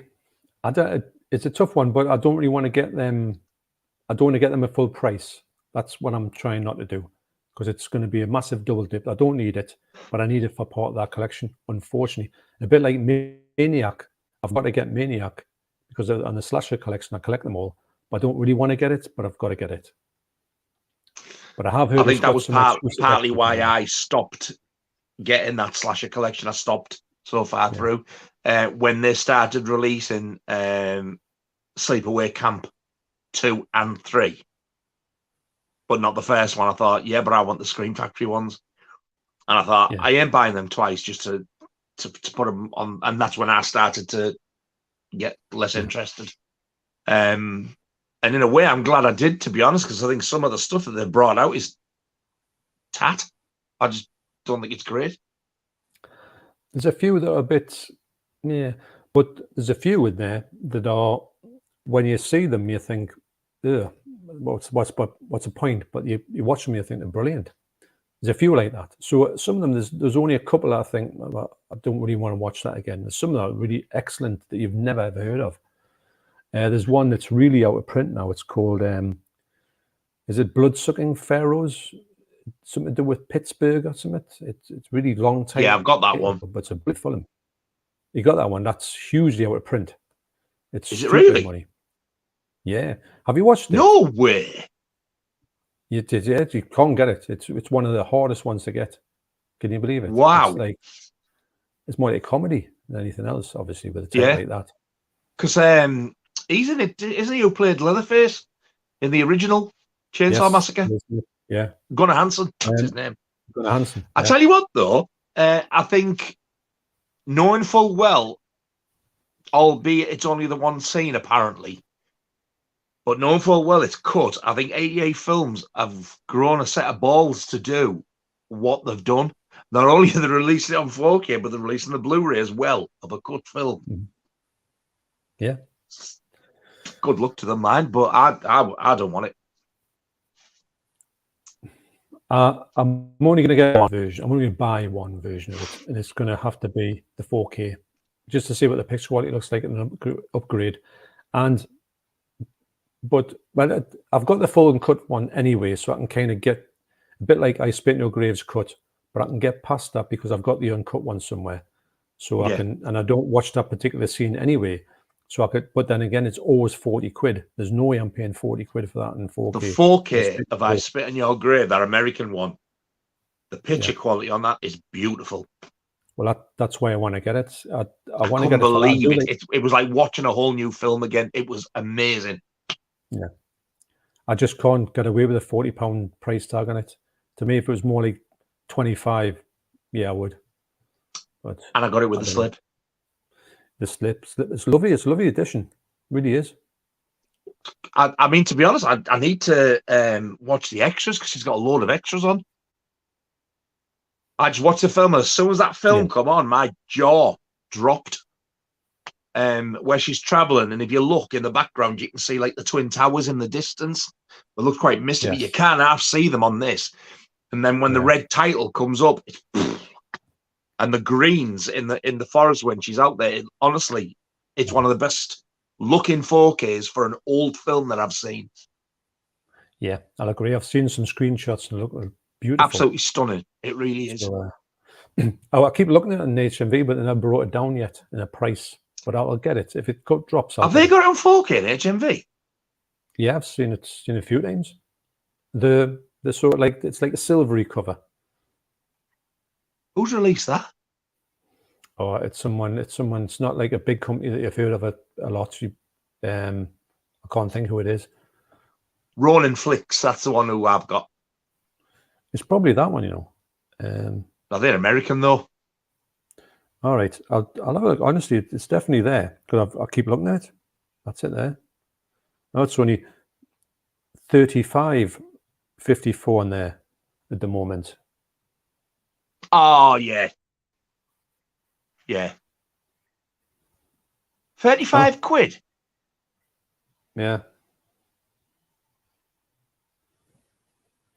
So it was 13. Actually, it was 39 quid. So it's 40 quid in HMV. It's just when I got that Ronin Flicks one, they don't ship internationally, so I've set this American address up where you buy stuff. It goes to them, and then they ship it over to you. And the shipping to get it back over here was only about $13. So right, and when I got it, I just went on Ronin Flicks to have a look, and they had a sale on it. It was like almost half price. Yeah. So to get the Ronin Flicks sent to address in America, then shipped over here, I still paid less than 40 quid for it. It was 30 something in total. Yeah. It's on my list, but it's definitely it's sale price. But I do agree, it looks the screenshots I've seen of it look stunning. And so speaking of Anna crudely, the next one is, well, it's Deep River Savages, but it's Man from Deep River for me. Man is Sacrifice. Well, actually, weirdly enough, there's a book. There's a Deep River Savages. It's the your inner sleeve art there. Yeah, is the Video Nasty cover one? Yeah, it isn't it. The one that says Deep River Savages. That's it. It's instantly recognizable, isn't it? That's it. Yeah. It says a major release on video. Major. This is fully uncut. This is the US import with a slip. This is cut, mine. I knew it was cut. Nice picture. Yeah, this is 92. Uncensored director's cut. Yeah, it's directed by Umberto Lenzi. It's got a 5.4, which is, I think it's a bit low. It's also known as Man from Deep River, obviously, and Mondo Cannibale Massacre, and Mundo Cannibal, Mirage, believe it or not, and Sacrifice. So yeah, there you go. So I must admit, when I got this, I have got the uncut version on DVD, but this is I knew it was cut slightly. I don't mind that. It's just a bit of animal stuff. But when I watched it properly on this version, I thought this was an amazing film. What do you think, Nigel? I think it's a great film. Yeah. I really, really enjoyed this. Some of the animal scenes are a bit gruesome.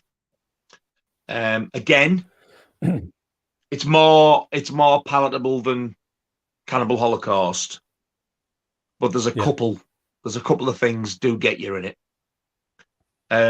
Yes. But yeah, this is the one where isn't this one where Ivan Rasimov's got the blonde dyed hair? Yes, it is. Yeah. You're right. And the soundtrack in it, it's like someone from the Little House on the Prairie. It's like, Cannibal Holocaust, the nice bit in Cannibal Holocaust, the opening title. It's a bit like that. Kind of, yeah. Yeah. But if you ignore the animal scenes, I think this is a really, really good film. Yeah. I do think it's like a love story, really, isn't it? If I'm honest. Yeah, it is. And it's also like it's not slow or anything like that. No. If you took the animal scenes out, I don't think it would even be classed as a horror film, to be honest. No. Yeah, I do think it's only classed as a horror film because of the animal cruelty in this one. Yeah. You know that film, is it A Man Called Horse? And he's got to go through some rituals to become part of the tribe. Yeah. And I think that's basically what this one's like. It's sort of like an Italian version of that.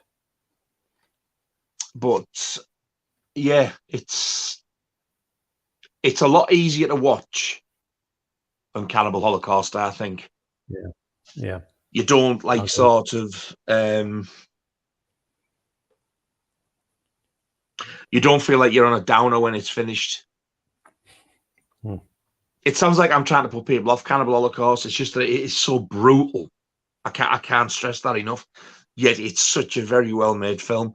But this, like we said with Cannibal Ferox, this is more like a little adventure. In fact, this is even more like an adventure than Cannibal Ferox is. Yeah, I agree. Because like you said, it's like sort of there's a love story going on. Yeah, it is quite a touching movie in a way, which sounds bizarre to actually say that, but the sort of the thing they've got between, is it Mei Lang in this one? Sure Mimi Lay, which isn't that's how it was on the Golden Shot with Bob Monkhouse, isn't it? Yes, I know. It's nuts, isn't it? That you had that element of having this. I think she's in a few of them movies, but she didn't Eaten Alive as well. I think she did that. Yeah. Yeah. Wow. And what a cracking pair of jugs she's got. They're not huge. They're just nice and firm and pert. Right. On that note, I'm going to get in the toilet again. Can you believe it? So I'll leave you to talk about that for 2 more seconds. I'll be back in 2 seconds. Okay? It's this coffee. Is this the one with the goat at the end? Yes, it is actually. Pretty brutal, that bit, actually. Yes. That's just what I was going to say. Because I get muddled up with this. And the one that John said, Eaten Alive, which I've also got. And I thought it was this one. It ends, I'm sure it is this one, yeah. It ends with, towards the end, there's a goat. And somebody's got this big knife there. And it just happened that quick. It was just like more of a shock than anything. Like, somebody nods like that and they go like, and as he goes like that, the blood comes out. You read this poor goat go like, meh.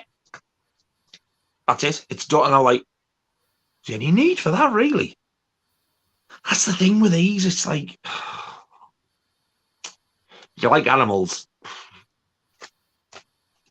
They're not great.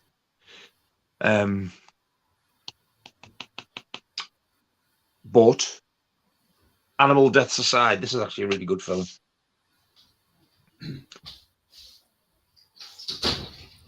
Deep River Savages. Why they have to give them so many titles, I have absolutely no idea. It's nuts, isn't it? It's stupid. What would you mark this one then out of 10? What have they got it marked as? 5.4. I think that's low. I would say, weirdly enough, when I originally saw it, I thought, and I saw the full uncut version, I wasn't really taken with it, and I thought, nah, it's pretty average, that. But now, when I've watched it on this version, I will give it probably about 7 point. 7 point what you froze then? 7.2, I'm going to say, because I've enjoyed it much more than I thought I was going to enjoy it. I would give this 6.8. Yeah. But it's out of the out of the cannibal films, would you say this is the most enjoyable all the way through? In some respects, yes, because of the storyline. Some of them it's hard to judge because some of the animal bits are just. I mean, that in this it wasn't too bad. But that's that goes. It's like it's there. I was just sitting there, and like somebody nods, and the knife just goes like that, and you hear it go. That's it, done. But you see it like this blood. It's horrendous when you see things like that. Thankfully, they don't dwell on it because as soon as you see the blood, like it goes off. Yeah, I wasn't. See, if you get this one that's being cut for animal cruelty, you're quite surprised that they've left some of it in, and you do see more, and you think, well, I wasn't expecting that. You think it's going to be all this stuff. There's one as well. I always got muddled up. That's why I asked you there, because I can't remember whether it's this or Eaten Alive that's got that goat scene in. I think it might be this as well, but there's a bit with a crocodile and they put a knife through its head, and when they do, the blood like starts bubbling. It's like as though it's like got a punch and the blood bubbles out. That's not nice to see either. I can't remember that bit actually. That might be the other one. They're very similar. I mean, the action, the animal stuff is always, it's hard to watch. There's no point to it, if I'm honest. You'd think, why do that? I mean, and then you get people say, yeah, well, what the hell do you watch it for then? Because if you don't, what's the point in watching the film? This is why they were banned. And if you want to see them fully uncut, you've got to sit through it. I think you have at least. They don't all give you the luxury of watching the animal cruelty-free versions, unfortunately. Yeah, you do. And if you want to get this one, it is cut. So if you want one that's uncut, it's not this one. And I'm saying the photo, but the bits it's cut out aren't really stuff that it doesn't affect the plot at all. And this is actually edited in a way that you couldn't even know them bits were in the first place. It's done really well, actually. It's quite. Is that goat bit in there? The what? Yes, the goat's in it. There's also, I'm sure it's this one as well, when there's a monkey in the table and they chop the top of its head off. I'm sure it's in this one. And that's left in. And I was like, what? Mental in it? It looks real. And is that in this one? The head of the table and just slice the top of its head off. Mental how they put this stuff in, and they've definitely left that in. I think is there some like a pig getting killed, and I think that's taken out. There's another thing. I don't remember that happening. It's hard to remember because there's that many happening on different ones. You don't really want to dwell over them, so you kind of try to forget them actually and where they came from. But to be honest, this is a highly watchable film for what it is. Yeah, it is, and it's the first ever cannibal film as well. I think if you don't like the animal scenes, but you kind of like the cannibal genre films, if you've seen Cannibal Holocaust uncut and you can stomach that, you can stomach the rest, because that is by far the most brutal of the lot. Well, that's the benchmark. If you watch one, you watch that one, you can get through it, you can do the rest of them. If you can't get past that one, just forget it. Don't do it. And to be honest, there's not that many cannibal films out there. I would say there's not of them. Really, is there? When you think about as bad as those animal bits are, though, I'd rather watch them any day than that Mondo stuff where it's real. The real Mondo murders and things. I couldn't. So like some of the early Mondo films, like Mondo Carne, they have a lot of animal, practically all of it's animal stuff.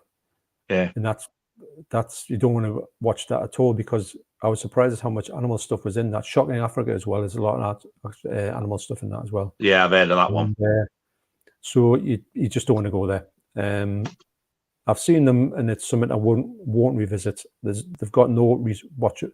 It was just a thing that you were shocked, like, and you moved on to the next one. What could shock me more than you just, when you grow up a bit, you think there's no point in this.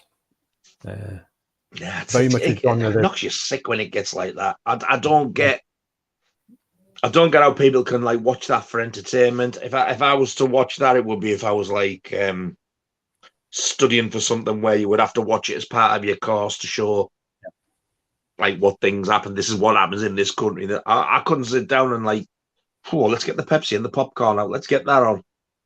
Nah, thanks. Who's got the burgers? We're going to watch Mondo Chelloveck. No. Although, actually, I think Blue Underground put out a DVD of set of the Mondo Chelloveck movies. I think there's about 5 or 6 of them. And we can't get it out of print. It's like huge money. And you think, no. I think I've seen one of them. One was bad enough. Plus, they're not good film. They're not even good film. It's not as you can say, well, it's like David Attenborough, but the worst thing in David Attenborough at all. It's an awful film. It's not even well made, so don't bother. I can't imagine anybody being fans of them, put it that way. So I'll have a few more. So DVD and Film Broke, although having cruelty-free versions of films should be available for those who don't want to support it. I suppose. Yeah. I think that to be honest, I think when you get a movie like that, like the Grindhouse ones that's got the both versions on Cannibal Holocaust, that's the way to go. And it's there if you I think they should all be like that. Yeah, I do agree. And then you've got your choice. If you wanted to, it's up to yourself. But I don't know. It's just to be if you don't like animal cruelty and all that, just don't really go near them because you're not going to get anything out of it.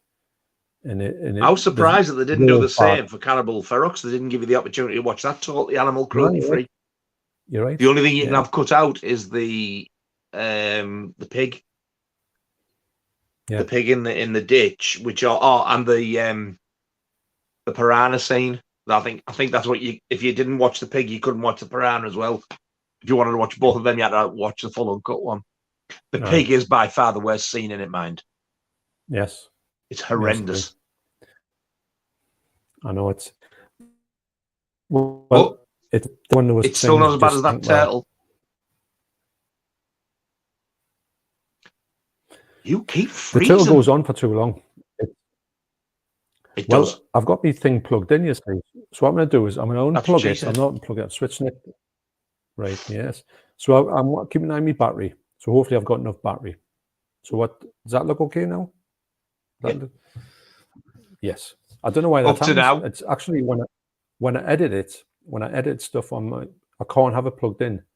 Because when I'm doing it, the editing is all over the place. It's like out of sync and everything. So I've got to have it unplugged to edit for whatever reason. You think I know, very strange.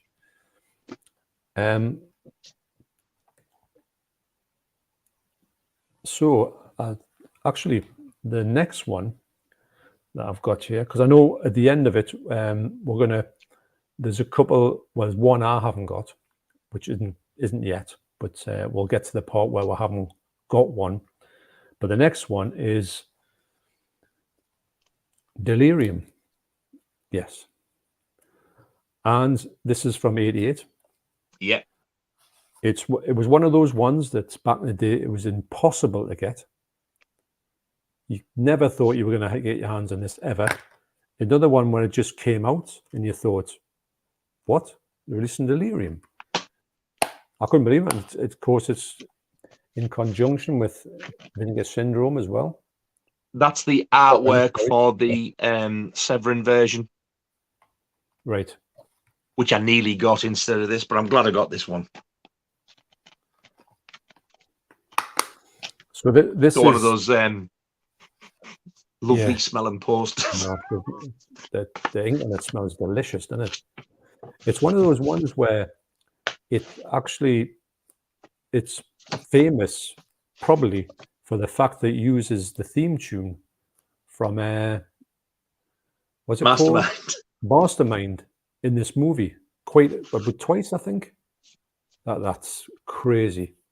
The fact that they do it, and I love that they do that on these movies.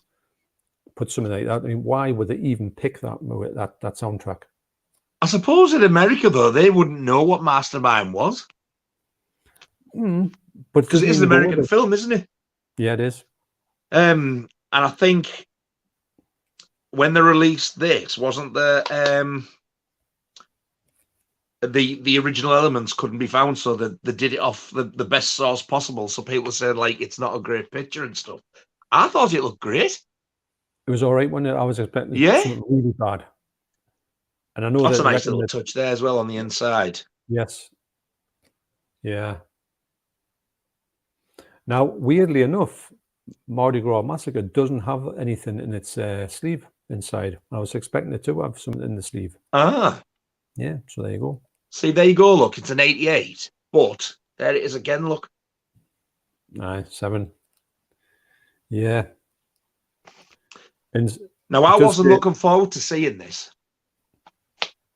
Because when you watch all these documentaries and when you watch the Video Nasties Holy Bible, what's it called? Video Nasties, the definitive guide. Yes. They do not rate this highly at all. They are not complimentary about this film at all. And when I watched it, I loved it. I thought it was fantastic. Really enjoyed it. Me too. And it says here it was 4.4 on the Internet Movie Database, and it's from 1979, directed by Peter Maris, and there is no alternative title to it. So there you go. Which is strange. I thought when I saw all the artwork, especially when you see that,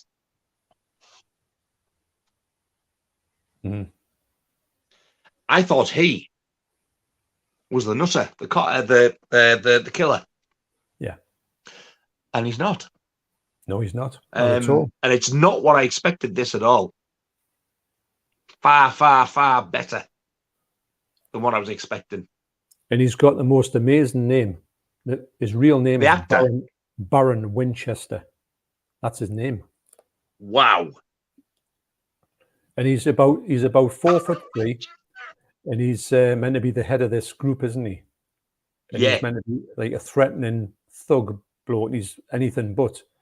But the movie itself is, I think, it's absolutely brilliant. They're kind of like vigilantes, aren't they? Yeah. Because they get sick of all these like scumbags getting away with murder and stuff, and they all decide to get together and create this little secret society and go out and do what they reckon the police should be doing. And they've kind of got this bloke, haven't they? They programmed this bloke. They've given them something, or he's been infected by something, and he's the one who's doing all that. He's after everybody, and they're in control of him, aren't they? But she's got the worst false scream I have ever seen in my life. But yeah, I thoroughly enjoyed this film. I really highly recommend this one. And you know when they're going about like strong women characters, she's a really strong woman in this movie. Yes, she is. Yeah. But if you watch the trailer, you think she's going to get on my nerves screaming all the way through. She's not like that at all. No. And she's got them 2 coppers as well. And the 2 coppers they're a bit like rubbish, aren't they, really? Because they're quite inept, and she's the one who's doing all the sort of sleuthing, isn't she? She's a kind of, so it's a good little.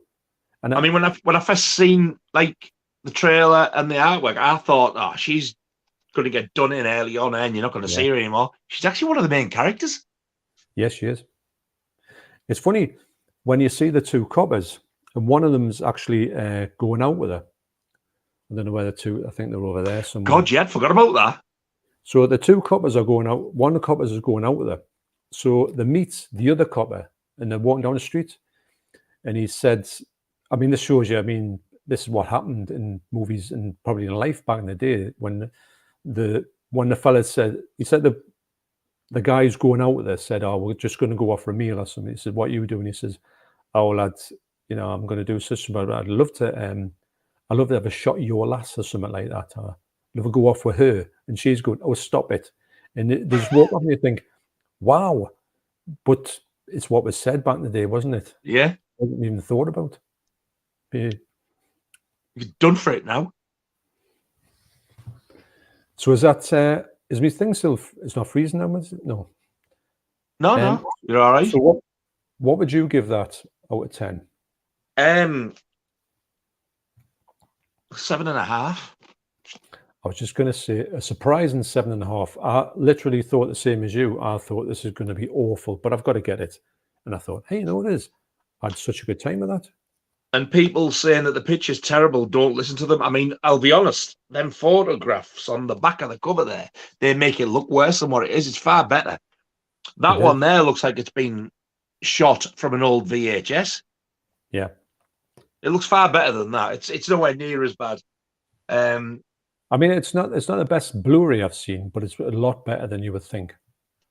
It does have another title. I've just read it there, and I remember seeing the VHS to this, thinking it was a totally different film, Psycho Puppet. Ah, yes, Psycho Puppet. You're right. Also known as. It doesn't say that in the movie database. No. Get themselves brought up to date. Psycho Puppet, yes. That's a good title, actually. And actually, in a way, it is. He's the puppet of this psycho, Baron Winchester. Baron Winchester, yeah.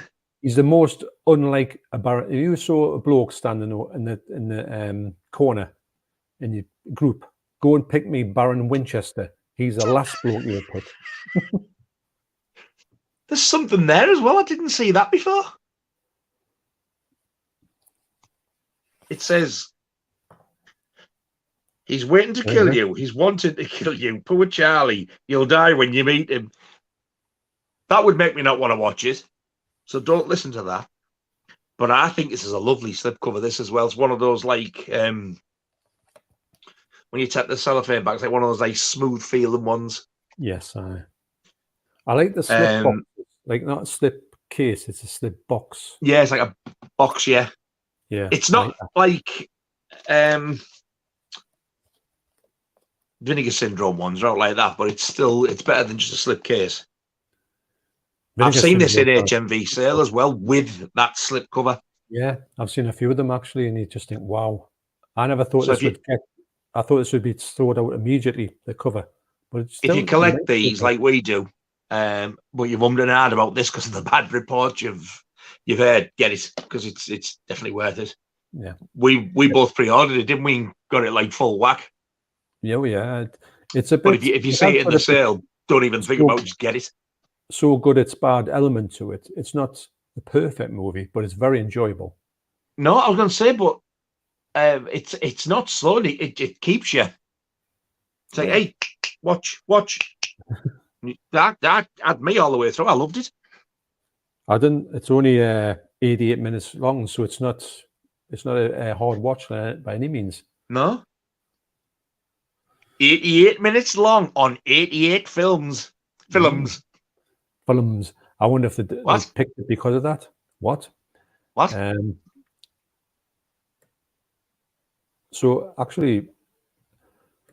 Joseph Borg, hello Joe, you all right? Did you guys ever get CED films? No, but I used to sell them back in the day when I worked at McKenna and Brown in the 80s. They were the ones that came. Oh, hello, son. Ginger dog's just nutted my desk. They were the ones that they had this big plastic outer thing, and you pushed them into the machine and then pulled the case back out again, because although they were a film on a disc, they were basically like a vinyl record. It was actually a stylus that played them. Yeah. And they wore out like records. Strange invention. Was that thing? So you didn't actually touch it at all. Yeah. So you actually. That's right. Yeah. Away from it, yeah. Because if you touched it, you'd have ruined it. Yeah. So it didn't even give you the option. You slid, and then as you pulled the box back out, the disc stayed in, and then when it was finished, you would put that back in, take it out, and then the disc was back in the cover for you. Well, David Ian Philbrook said, I believe CDs were only in the UK market for about 6 months in 1983. In America, they made players from 81 to 84 and discs from 81 to 86. Yeah, I've never had one, but I've seen them on the internet, on YouTube. Someone mentioned them. I think the picture quality, if I remember rightly, the picture quality was actually worse than video. Yeah, I do believe I heard it was just like, not pointless, but it was like, so you weren't getting much for your whatever. It probably cost an arm and a leg as well, I would imagine. You got loads of like white speckly, and then if they ever did get damaged, I thought you meant me. Sorry, they would like just jump through. Would they? At least like with a video, you'd get like a few lines and a bit of chewed tape and that, but you could watch the end of the film. Not these. They were like the ones that were knackered. That was it. They were done. Really? Why? No. It's funny when you get these formats and the problems they have. I think today you're quite lucky to get formats that kind of they'll see you through. You'll get one, say maybe you got this, and you've got it for life. It's never going to wear out or anything or have a problem with it. And if it is, you get it replaced. But you know what I mean? But we're quite lucky these days because back in the day, your VHS, if you got it ripped, you've had it unless you could get it back together. But you always had it. But we sit here now moaning and saying, for a Blu-ray, the picture quality is a bit crap. You go back to the VHS days, you wouldn't dare say half of the crap you say now. I think we forget how lucky we are. We are, and you remember, well, if we are you wouldn't even talk about picture quality, would you? You just get it and you're going, watch that film. Watch it. I don't remember anybody telling me about picture quality back in the day. It just wasn't a thing, was it? It was nuts. I think that the first time that anybody noticed a change in picture quality was when they started improving the players and you started getting VHS hi-fi. Yeah. So they started like using higher graded tapes and stuff. You watch them now, we just think, yeah, well, it's a VHS, but at the time you could tell the difference. Yeah, I remember when you first got your first surround sound system to a certain extent, and they put someone on which had like THX. You're like, oh, this is different. Is that can you hear this? I can, yes. That's his tail on the door. I know, yeah. Waggity wag. It's got a good beat. Should be a drummer. He's a bloody nuisance. So the next one, Nige, I'm thinking, yes, I'm thinking there's one I haven't got. And is the next one you haven't got? Or do you have this version? Yes. Yes, you have got this one. Oh, you haven't got it? Is it Don't Go Near the Park? Yeah. Yeah, I don't have it. Me neither. To the best of my knowledge, apart from the original VHS, the only way you can get that over here is in, do you know the Box of the Band? Yeah. Box of the Band 2 on DVD. It's in there, but I don't know why. I don't think it. I could be wrong. Maybe Zvipco did it, but I don't recall it getting a separate DVD release or anything. Well, I think exactly the same. I think the only way you can get it is in that box, and sometimes you can get that box for nothing, and other times it's I think it's out of print now, obviously, and it's just a lottery if you want to. I mean, I would love to get it, but at the moment it's a shame really because all the other movies you've got them tenfold. And I'm hoping that somebody picks it up for a Blu-ray release. But I reckon the quality on it's pretty awful. Anyway, even if they got like a good remaster, it's from a poor source. It was a poor, low budget, trashy movie. I've seen the cover, and if you look at the cover, it looks like somebody's took a photograph of a telly screen. It's got like the lines on that, so it always looks to me like it's a shot on video thing. Whether it isn't or I don't know. That's the impression I get. It's 1979. It was directed by David Fools. It's got a 3.5. And it's also called Curse of the Living Dead, Night Stalker, Sanctuary for Evil. So am I right in thinking it's like a Dracula film, kind of? I haven't got a clue. Like a vampire. I think it's a vampire film. That's only... On the cover, it does show you a bloke eating something bloody. But I don't know if it's vampires or zombies or what. I honestly haven't got a clue. I don't know what the storyline is or anything. I think that's why the only thing I can remember of it was to do with the fact that they were killing people in the woods, but they were eating like guts. And I think that was probably why it got taken out. But unless it was the Don't Go Near the Park, them Don't movies, they thought, oh, we'll get rid of all of them as well. As you know, there's quite a few of them, the don'ts in there. But maybe some better than others. Yeah. But it's, to me, it's one I would like to get, but it might be one of the ones that's a bit like I Miss You, Hugs and Kisses. They might somebody get it. will pick up and But get a decent release done of it. I hope so. These are going to come out eventually, all of them, you think, because they're starting to drip them out. I think if an American company's going to do it, it's got to be Severin, because they seem to be the ones who are picking up the most video nasty titles. And with this was part of the reason why he moved over there from England to start the company, because he was into all this stuff and he was sick to death of it. Nah, they're not getting a release, I'll get it cut. And he's all right, I'll do it myself. Yeah.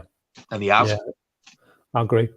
And it's good that you've got people like that who can do that and take that on, because you need people like that, don't you, rather than just these things just vanishing and never being able to watch it. So I'm starting to think, am I a bit of a weirdo like watching all this stuff?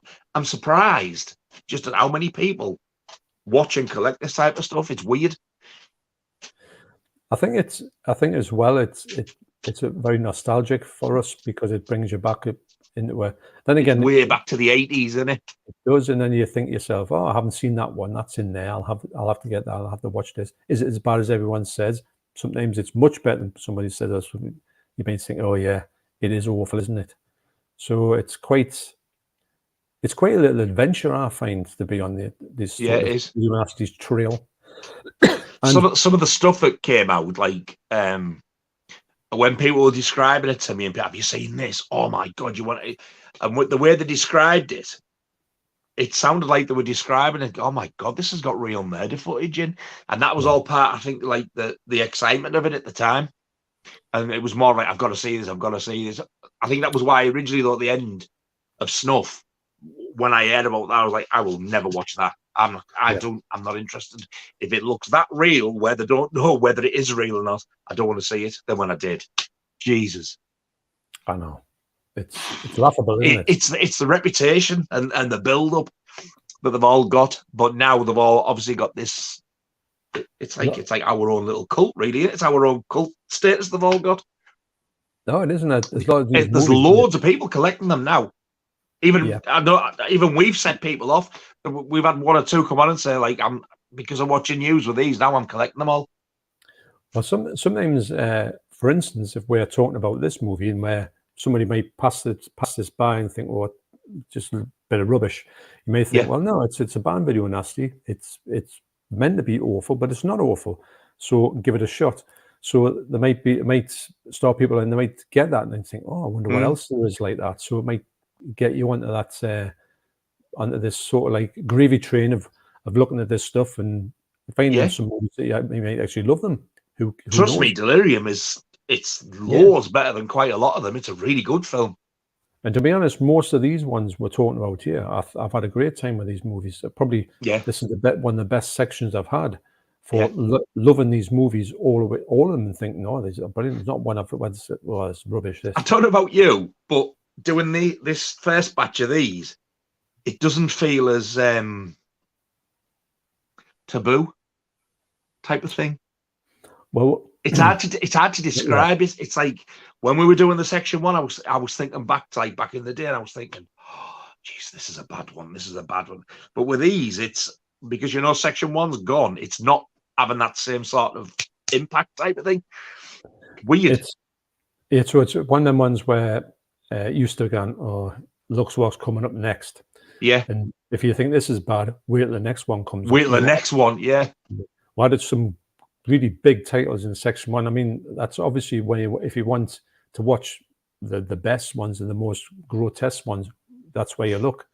I can see that, but these ones have got more.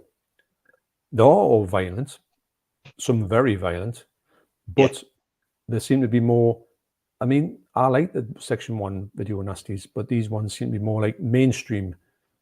They've got like a mainstream, big budget type thing. Some of them, and some of them. Some of them deserve to be on section one. I will never understand how things like Sacrifice, Eaten Alive, aren't on section one. I know, that's nuts. It just shows you bizarre. I don't know what they were thinking. They didn't really know, did they? They were just chucking these. Do we go into these things? People who haven't got any knowledge of it, knee-jerk reaction, taking the words of Mary, exactly, and thinking was she, let's have this one, so they took it off. Which that's part of the whole thing, is to say how stupid it was in the first place. You know, to get. Fair enough, there might be a few ones that fell foul, maybe like Faces of Death, Snuff, Cannibal Holocaust. You could kind of see a reasoning behind that, but a lot of the other ones, you think, what on earth was that about? Because I said that quite a few times somewhere in the. But even Faces of Death, when you see it, yeah, it's got a couple of animal scenes in it, but the animal scenes in that seem to be just like slaughterhouse ones, and they're that quick. And it's not like they've given a 4K scan, let's be honest, on the Blu-ray of it. No. It's not. You don't really get time to think about, oh, that's an animal death. It's horrible. Because it's like bang, it's over, and it's on to the next thing. But when you watch it all, obviously it turned out a lot of it wasn't real. Yeah. It's nowhere near as bad as what people were saying it was. No, I think it was a bit of word of the mouth. I think people were saying this is all 100% real, and then you watch it, it goes, that's not real. And everybody who's mentioned it, who'd seen it, always mentioned that monkey bit. Aye. And when you watch it, you can clearly see it's false.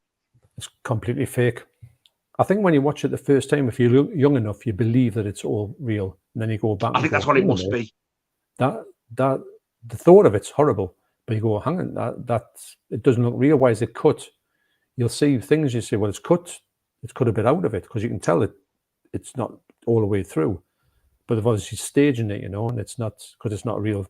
They obviously took the real. I mean, when this thing was in full swing, 82, 3, and up to 4, we'll have been about like 14, 15, something like that.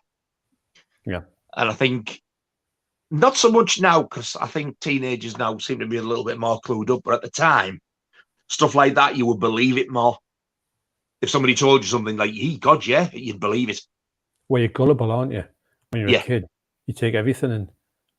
And if someone... I think nowadays they're not that gullible, because they've got everything they need to know on the internet. If they doubt something, they can just Google it and say, yeah, well, that's a load of crap. Yeah. And to be honest, the stuff you can find on the internet would be 10 times worse than anything that was shown on here. Absolutely. It would be the worst of the worst. So if you want to see that, just look on the internet. You probably put a search in now and see something 10 times worse than this. So there's stuff on there I know exists. There's no way in hell I would even watch it. No, I wouldn't touch it with a barge pole, because these are extreme horrors. Some of them are, but they've got a cut-off point that you don't go past. And love horror. There is a cut-off point for us, I would say, in watching the most extreme, hardly, like, just too hard to watch. I find them. Yeah. I think the good thing about these is, I think the most extreme it gets is the animal cruelty scenes. All the other stuff, it's like any other horror film. It's not that we sort of promote and like murder and death and stuff. It's the fact that it's like, you admire and like, how the hell did they do that? And how real it does or doesn't look. It's totally different to watching a real online thing of somebody actually getting killed. I'm not interested in seeing anything like that. No. It knocked me ill. It's not, no. It should be something that shouldn't be entertainment, put it that way, The thing is, though, the young ones now, they're daft. It's like, they hear of it and like they'll dare each other. Yeah, well, I'm going to watch it now. I went, no, you stick that. I ain't watching that. Proves the point. I wouldn't even watch Snuff at first. Yeah. But some of these things, like, I don't even want to say the title of it. It's not a bad title, but I just don't want to give anybody the idea thinking, oh, wait a minute, I'm going to look for that. But it's got a hammer in the title, and there's... Yeah. Do you know what I'm on about with the three dudes with the old fella on the bike? Yeah. Have you watched that? Yeah, but I didn't know what it was. Oh, no. It was one of those I've heard the story. The story knocked me sick. I do not want to watch it. I never want to watch it. We know in the early days of the internet, when someone says, "Oh, I've got something for you," and they send it, like an email and things like that, because you couldn't find these things, you didn't look for them. So it's, have a look at this. So I put it on, and I was like, I didn't think it was real, or I thought it would end at a certain point, but it doesn't. It goes on forever, and it's 100% real. And I looked at it and I said, it's the worst thing I've ever seen in my life. And I thought, I can imagine. I will never, ever. It's not as if you think, did I really see that? You think, I'm done. No, so that's burned in there now for the rest of your life. I said to the lad, I said, yeah, I says, do us a favour, don't ever send me nothing like that again. Because that is just way over the top. Yeah. It was, I wouldn't have, if they said, oh, this happened, I said, keep it to yourself. I wouldn't have even asked for it. It was just one of them things. Oh, but watch this. Like, not a laugh. Somebody tried to show me an early beheading once, and I was like, no chance. Not interested. Totally different. Because people always go like, well, why are you screaming for all the horror films? You what? This is the stupidity of people. All the horror films I watch aren't real. Do you not get that? People don't get hurt. It's acting. It's special effects. I was, yeah, like you say, there's a cut-off point. These are all for entertainment, and we're entertained by them. It's a bit shocked by some of them, but we can deal with it. But that's another thing. On a positive note, though, the one I've just been on about with the three lads and the bloke on the bike, I did hear somewhere that, oh my God, have they had some kickings while they've been inside? Hopefully. So that's good. Yeah, well, I think I'd like to watch the footage of that. Yes, that'd be good. Knowing what they did, I would get great pleasure out of watching them getting the absolute poo kicked out of them. It would make me feel so much better. Yeah. Not so clever now, are you? Yeah, yeah, so there's extreme nature to movies, but it's not as much as you can get. These are on the worst. Yeah, there's a line, isn't there, where you go, we'll go that far, but let's not just step that little bit further over. You've got to keep it as it is. Keep it a bit back. I tell you what, I'm brave for saying I've watched the cannibal films, knowing that there's live animal things in, because when I first watched Cannibal Holocaust, I knew what was in it, and I really had to physically brace myself and get ready for it. And I was surprised I stomached it, because I thought, I'm going to throw up. I didn't, but my God, did my stomach turn. But that's as far as I would go. If it's anything to do real with people, nah. No, it's my level that I've reached, and I don't watch them all the time. I mean, just yourself, you don't watch them every day. No, God, no. It's just Jesus. You'd be what if you watch them day in, day out, wouldn't you? Yeah, you're right. Yeah. However, that Killing of America. Yes. That's watchable, because that's not. Whereas that one on the internet, it's like sort of promoting it and doing it for the sake of it. This is actual footage from of like killings of criminals and stuff, and shootings and things like that. And that is a very, very interesting documentary. Great film. Yeah, it is. It is. It's brutal. Oh yeah. Don't eat your tea while you're watching it, but it's not as disturbing as the animal scenes in those. So, but it's definitely worth watching. Yeah, I totally agree, and I think that the Killing of America is a Mondo shockumentary. It's the best one out there. It's very watchable. Strangely enough, we're saying it's quite extreme, but it's very surprised it got released in the UK. Actually, I am uncut as well. Cut. You know, with the Japanese cut is longer than the one we're actually. Yeah, I tried to watch it, but I don't think the extra bits are any more violent. It's more talking. Yeah, I haven't watched the Japanese cut. I think I want to stick with the American one, because all it is, it's extra footage of like talking, interviewy things. There's no extra. It just dragged it out for the sake of it, I think. Yeah, but I will say that Killing America, the Killing of America, if anybody wants to get it from '88, it's another one where I thought, what, that they're releasing that, and it's a decent watch. It really is. It's probably the best shockumentary. It's Severin. Sorry, it is Severin. I think it's there's only two that I know of, Severin titles, that have got UK releases. And that's one of them. And the other one is Bloody Moon. I've never seen any other UK Severin title. I think, I might be wrong on this, I think that there's two. I think is it Jess Franco? Pretty much it's Jess Franco. There's two of his from Severin. Is there? Together, they're kind of like sequels. You know, they're moving a sequel. Like a double bill thing. Yeah, Euro sort of trash type thing. Yeah. But I'm sure there's 7 because I've got a few of them upstairs. That's 4, which I think is them. I don't think they're very good because obviously the Jess Franco, but they look nice. Yeah, I think right in thinking the lass who starred in it, she was going to be a big star, and she was going to across to America to make it big. Someone picked her for being a Bond girl or something like that and says, "Oh, you're going to be the next thing." Oh, great. So she went over there and she got killed on the way. She was only 25, and lovely looking lass, and that was the end of her. So, but these are only 2 films I think she's been in. I think, whatever they are, can't remember. Got killed? Like what? Plane crash or somebody actually killed her? Car crash.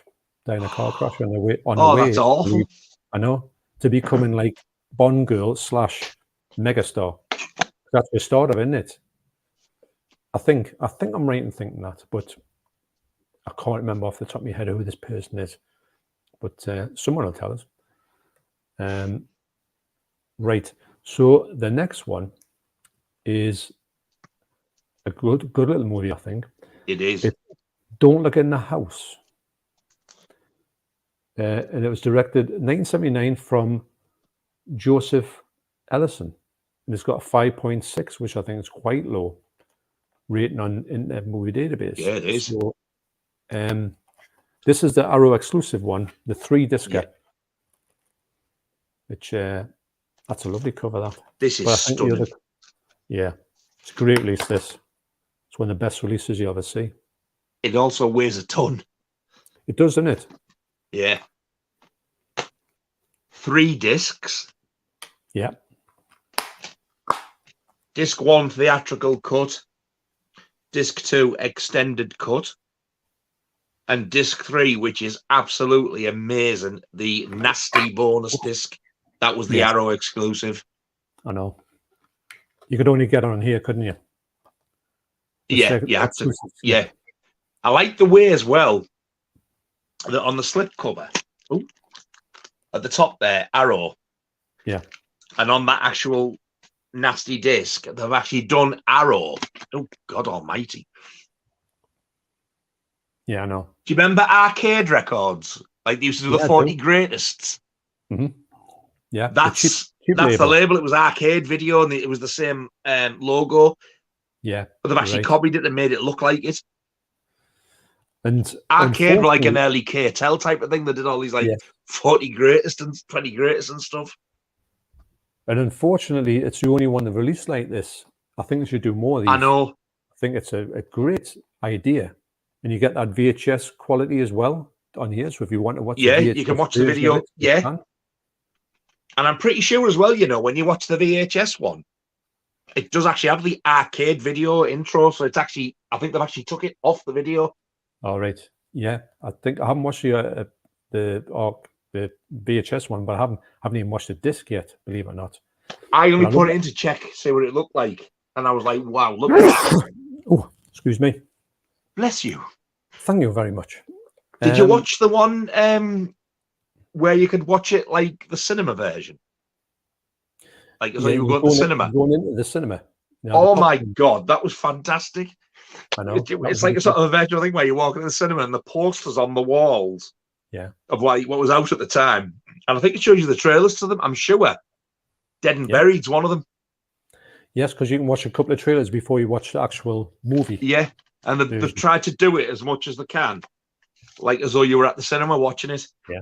I think it's what a fantastic idea, and I think they should do that more. I think they would get a good line of these. I think it would be brilliant. Yeah. This sold out really quick, didn't it?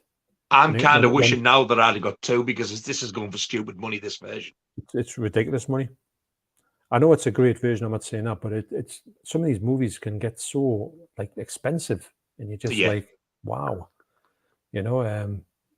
But it is what it is, I suppose. But the thing is, if you ever see anything like this coming out again and you want to get a hold of it, pre-order it immediately because these will go like hotcakes and you'll never get a second chance with it. Never get in the shops, ever. So, it's our exclusive in it, so it never will.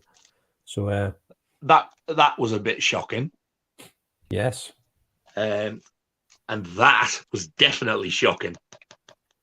Yes. because of the way they did that. It looks so real. It looked 100% real. Yeah. And like, what did you say? It was 1979. I don't recall any effects like that in 1979. They used mirrors, didn't I they? was like, wow, how the hell have they done it? That was it, I think, mirrors. Mirrors, yeah. Yeah, they did a mirror, so it looked as if the actual flamethrower was real going on the person. It wasn't. It was going in the mirror, which reflected, made it look a really good effect in it. Because at first you think, there's no way on earth I would know how that was done. And I think as well, when you see this woman going in this room, and she realizes like he's not the person who he's like sort of like tried to pretend to be to her. I felt like this feeling of dread. It was like a sort of a, don't do it, don't go in there. And then when she's screaming, I'm like, oh God, no! It was. Some of the acting bits were quite realistic. It was quite disturbing. The fellow who plays the fellow who loses his mind in this, he's good at actually how it happens as well. And it's a great little story. It's much better than you would think for what it does. And also as well, I would say that obviously this is the bit which made it like fall foul. That was the jaw drop, because like that just seemed to happen out of the blue. I just did not see that happening. Because what he does is basically he gets this room in his house, doesn't he? His normal house, and he lines it with metal, so he can use a flamethrower in there, hang someone, chain them up and hang them from the ceiling, and it's like a little kill room, isn't it? It's like a kill room, and it's funny because he's a bit odd, the fella, but you don't realize how odd he is until he does what he does. It's he's kind of like a Mammy's boy, isn't he? Yeah, bit of a loner, but quite inoffensive. He gets picked on at work as well, so he's like, in a way, he's like, though you don't expect him to do what he does, but then again, it's usually now that type of people, who do that. It's probably based on somebody in real life has done this, but So Stephen Davies says that burning scene seriously packs a punch. Yes. Yeah, it really, really does. It's and Balaten says very impressed with Don't Go in the House. There's an extended version was available too, I believe. It's on here, yes. Well, there's got two in here. Yeah, there is an extended cut in here. And they've got one. They've got the full frame one, which is the full frame, and then they've got the cropped one as well. So we've got basically everything you could ever want with this movie is on this release. The one in the watch shops, it as it was in the cinema, to the point where you are walking through the doors, going to get your tickets, and you see the posters. You're walking in and sitting down. All that's there. You can watch the video version, like what you rented out years ago. They've absolutely pulled out all the stops for this one. I just wish they'd do more. And funny enough, I mean, it hasn't been out forever, hasn't been out for ages, but you think they would have done another one on the back of this because it's such a big hit for them. I do think as well, it is a really good film. I don't think it's brilliant. I thought it was going to be a little bit better than it was because of the reputation that it had. But that doesn't mean to say it was like a crap or a bad film, because it really isn't. Just because I was expecting it to be better than it was, it's still really good. It's definitely one of the rewatchable ones, without any shadow of a doubt. All right, it's a great little movie. It really is. It's surprisingly how good it is. I'll tell you what, Nigel, I'm just going to go and blow my nose if you don't mind, because I don't fancy blow my nose live on air. Blow his nose? Yes, I'll tell you what, mind is. It's well, my nose is running, so I need to blow it. So if you don't mind. So the stream is me. They go to the toilet, blow my nose, but I can feel it coming on. It feels like hay fever, but I haven't got hay fever. Well, not this time. You don't get hay fever this time of year. But it's coming on, so allow me to do this. Back in a second.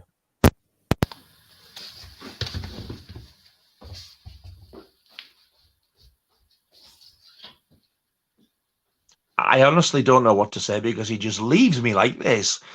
It wouldn't be so bad if he said, I'll give you this comment and you can start and talk.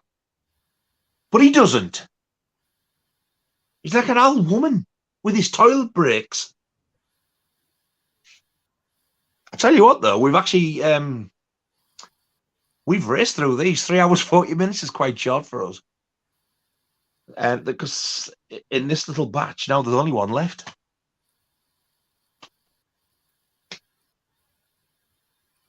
And it's a strange one. I'll tell thee that. How long's it taking for it to blow his brains out?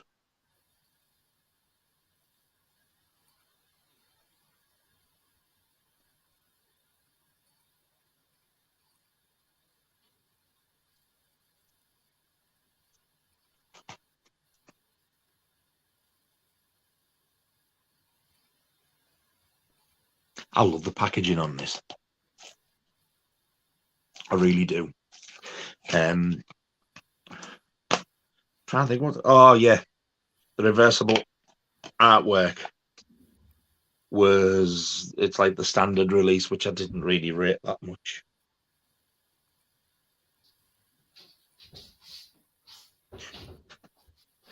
Oh Christ! And that's the US artwork. Yeah, mate. But the slipcover is the actual original video nasty.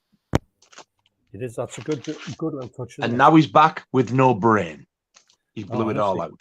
That's I come on really aggressively, actually. Oh, dear me. Hey, I'm dropping the bits, mate.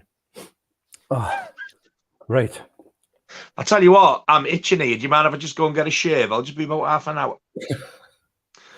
Well, actually, I was gonna cut my hair. It's getting me nervous. My fringe is getting. Which one? My eyes. That one. I'm growing it. I'd tighten a knot, and then I'd get another one and tighten a knot. Nice little pink ribbon. Imagine if I got like an implant and I just had hair all of a sudden, proper hair. It'd be nuts, wouldn't it? I would probably laugh because it's not what I'm used to. And that wig was bad enough. What? The wig. That wig. What? That wig. Where the hell did you get that from? A pound shop? It was actually, we went to fancy dress one time, and we had to go with. I went to sort of like a 70s, like horrible suit, which I got from the shop, and flares and all that. So I went like that, and my wife, the Debs, went as Austin Powers, and she really looked like Austin Powers. I'm not kidding. I've got a picture somewhere. You've got to see it to believe it. And there's a photo of me on Facebook somewhere, and I'm dressed as Elvis when I went to somebody's house. They used to do these murder mystery nights. God, and the wig.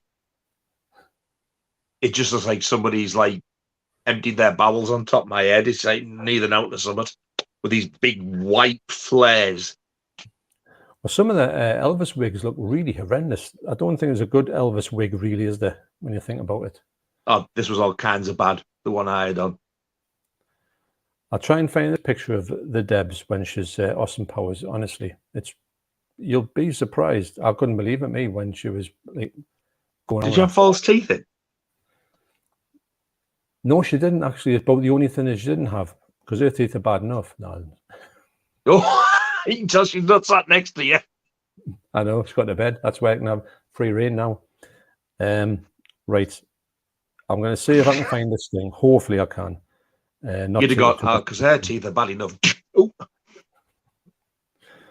It's like anything we try to find, you can't find it at all. Oh, what happened there? We both went off. Really? Yeah. Oh, Toby's looking at my phone. I don't think I'm going to find this, but I really don't think I'm going to find it. I'll have to do that in another one. It's going to be all the way through. Me pictures going to take forever, and the stream will probably last for another 17 hours of me trying to find that one photograph. I'll have to get it for the next one. The next one I will show the photograph of me dressed as a sort of 70s, like Huggy Bear or something, and Deborah's Austin Powers. So there you go. Wow, what about that? So the last film on here. We haven't marked Don't Go in the House. Right. You're right. I was too busy blowing my nose. I would say it's a funny one because Don't Go in the House, I liked it when I first saw it. One of the movies when I thought this is someone else. and I've always been a fan of it ever since. It's not as if I watched it and thought, then it's got better. It was always one of my favorites, and I'm going to say it's not one of the best. It's a good one, but it's not the best. Yeah, there's better ones out there, but I would definitely say I would give it a 7.1. Because it's got some really good, actually it's got a lot of elements in there you don't see in many films. Yeah, it does. Yeah, I'd never seen it before until that come out, so that was my first watch of it, and I was just going to say I'll give it a 7, yeah. which is actually a pretty good score for it, really. Yeah, yes, because but it's another one that's, if you're just thinking that is it going to be any sort of anything, it is actually, it's a bit better than you would think, a bit like Delirium. Though nobody really says this is rubbish at all. Everyone speaks quite highly of it, but it's a one that sort of doesn't get much mention at all. And it was released by Arrow on DVD yonks ago, because I've got it. They had it out ages ago. Yes, it did. Yes, I remember you showing me that. Yeah, and great cover. It's like a German one as well. It was like a German sort of thing, but yeah, it was one of the ones that but I'd saw it before that Arrow one, and I've always liked it. But I'm so surprised and pleased that Arrow have released it on Blu-ray, because sometimes they lose the rights and it just vanishes from their catalog. But I'm glad it got it. Really upped the game with that release, though, didn't they? It's like, yeah, beat that if you can. I think the whole thing of the whole presentation of it, and I think a lot of people saw it, didn't really know it was out there, and then when they thought, oh, I'll just come and look at that, and then it hit them how much. I didn't think that would go to that much money on the second-hand market, but it's went stupid, hasn't it? Some of them do that. Even the standard release, though, to be honest, it was pretty decent, but the artwork on the slipcover was totally different. Yeah. And you didn't get that video nasty disc 3. You only got the 2 cuts of the film. Mm-hmm. So for saying you didn't get that slip and that disc, you were missing out on quite a bit, really, I think. Yeah. Yeah. That was definitely worth ordering straight off them and paying full whack for it, rather than waiting for a sale or anything. It wasn't like, it was only £18, is that right? You think? Something like that, yeah. Yeah. It wasn't expensive. No. It's but it didn't last long at all. No, it didn't.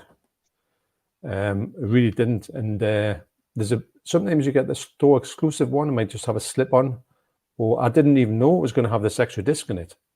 I just thought it was a slip I was paying for to get the benefit of having the video nasty slip on it. So I thought, oh, great. And then when I saw the extra bits, I thought, hang a minute, this is far better than I originally thought. And to be honest, if they had put it up to the sort of the price of, what was that one, the Fulci one they released, which was quite expensive. Oh yeah, that Demonia.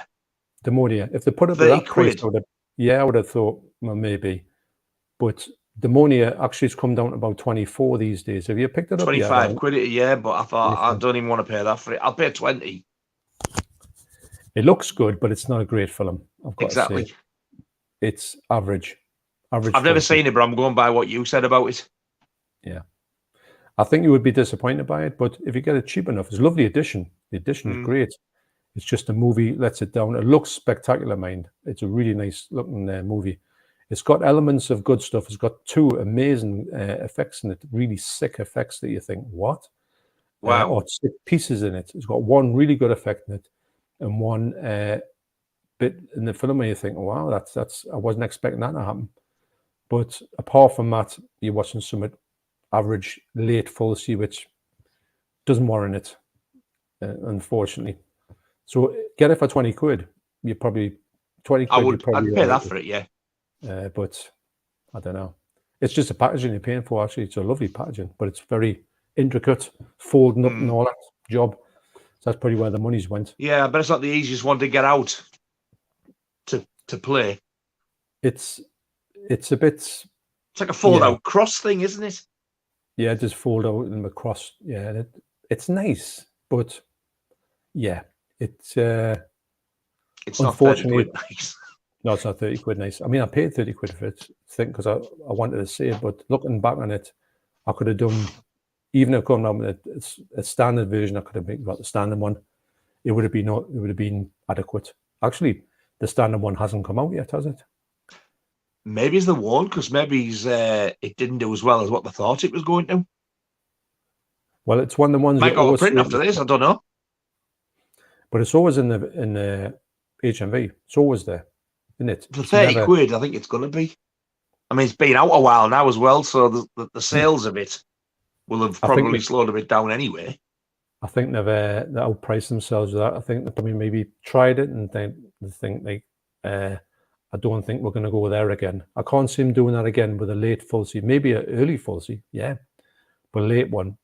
I think they've chanced their arm and they probably thought. I was going to say that if you're going to do something like that, you do it with a film that you know is going to sell. There's plenty of later ones that are better than that, but this one had never been released, so they might have thought, oh, people will go for that, like I did. But when they saw it, they thought there'll be a few that if they come out in the future, if it's later, last say maybe 5 or so movies, I would definitely stand back from it. I wouldn't get it out in first release. Be madness too, because they're not that good. I know the other ones aren't that good. I just never seen this one at all. I must admit, like the Arrow packaging blows the Severin one out of water. It does, yeah. It's one of the best packaging I've seen, and for that, I'm glad I've got it. But in hindsight, it would have been definitely. But then again, it's not been very much out in the sort of sale, has it? It's not been a heavy sale. I mean, some like RoboCop on Blu-ray, you could get that for like maybe next to nothing. We're trying to give that away at one point because I had too many of them. But it seems like they've got the same thing with Demonia, but they're not pushing it for that, unfortunately. Probably because of the cover. They don't want to get the money back on it. I don't know. We'll have to find some of our own, ask them that question. I'm sure the answer is. I'm sure they would. I would say, oh, yes, made a massive mistake. We'll never do it again. I bet they would never say that, although that's probably the reason behind it. So the last movie in here is another don't, and it is Don't Look in the Basement. Yes, it is. Yeah. Now, this is the DVD. Now, I had to guess with this one, is this going to be one that was uncut? Now, this is uncut, and it's from, I'm trying to even see the thing that's, because I've got this for next to nothing, about £10. You can't get it apart from, it is that label, whatever it is. I like the back of that. The back cover shows it like a sort of a drive-in look. Yeah. It's a very drive-in movie. But what's that the quality like? Yeah. Is the bonus. You get a bonus film on this called Chaos. All right. And it's got Sage Stallone in it. It's quite brutal. It's brutal. Really? It's better than that. It's very Last House on the Left-ish. Yeah. Probably why they've put that. Yeah, no, that's a nice touch with it. So the Don't Look in the Basement is 1973. It's by SF Brownrigg. SF Brownrigg. It's a 4.9. Which Brownrigg. Brownrigg, I believe. It's also called The Forgotten. Don't Go in the Basement, which is Don't Look in the Basement, Don't Go in the Basement. Yes, it's Brownrigg. The Snake Pit. Does it? I thought it said Rig. It says Rig on mine. Huh? Death Ward 13 and Beyond Help. Never heard of none of them. Brownrigg. Mm-hmm. For saying there's 2 films in this one, though, it's very basic inside. No, it isn't it? That's it. I remember when I watched Chaos, I thought, yeah, it was a pretty good film, actually. I think it was like a more... more modern version of Last House on the Left. It even says there, Angelica 18 is dying. Even for her, the worst is yet to come. That was very similar to what they said on Last House on the Left. It isn't. Well, actually, on here it says there. Oh yeah, what? The makers of Last House on the Left? No, it isn't. I don't know if that was. It might be someone loosely tied to this. But yeah, I mean, I think you like this. Don't Look in the Basement more than I did. I really enjoyed it. I didn't think I was going to, and it's ultra low budget, and the quality on this is pretty rubbish. It was all right. It just wasn't to be brilliant. Better be quality wise. I thought the quality was awful, but the movie itself I thought was very watchable. It was quite different to what I thought it was going to be. Yeah, it is different. I don't know how the hell it ended up on the Nasties list though. No, there's nothing in it. Nothing anything that I would put in as a nasty exploitation thing at all. Just because it had "don't" in the title. Good God. Yeah. I know. Well, that's probably it. I know that the story is that this nurse or this person goes for a job in this house, which is like a sort of like an asylum, basically. And it said that the owner of the house, without a spoiler, because he gets chopped up at the start, he'd just been killed by someone with an axe. And the nurse who takes over from him says that to this new nurse coming in, you want to go in here and you can live here. And she says, well, how can I lock the door? She says, oh no, don't lock the doors in here. The other owner didn't believe in it. She goes, all right, then I'll just be here. No one's going to come in the room. And you think, oh well, that'd be my thing. I'll be out the door like a flash. But she's in this thing then, just everything goes wrong. These people in this asylum are basically crazy. Yeah. There's a good group of them, and then I think it's got a quite good ending as well. The ending is quite a bit of a twist. I wasn't. Yeah. I didn't get it. I didn't pick up on it. If you see this version going for a decent price, I mean, it wasn't expensive, to be honest. I can't remember what I paid, but it wasn't a lot. It's worth getting for that bonus film. Yeah. Well, apparently it's coming out. Someone said it's going to get released again. Someone's doing someone's remastering it as we speak. Don't know who it is. It's a US company. So I do know there's a version that's coming out. So I'm over that because I really enjoyed it. I don't think it's coming out over here at this point, but it might do. Maybe one of the ones where it kind of goes across the pond eventually.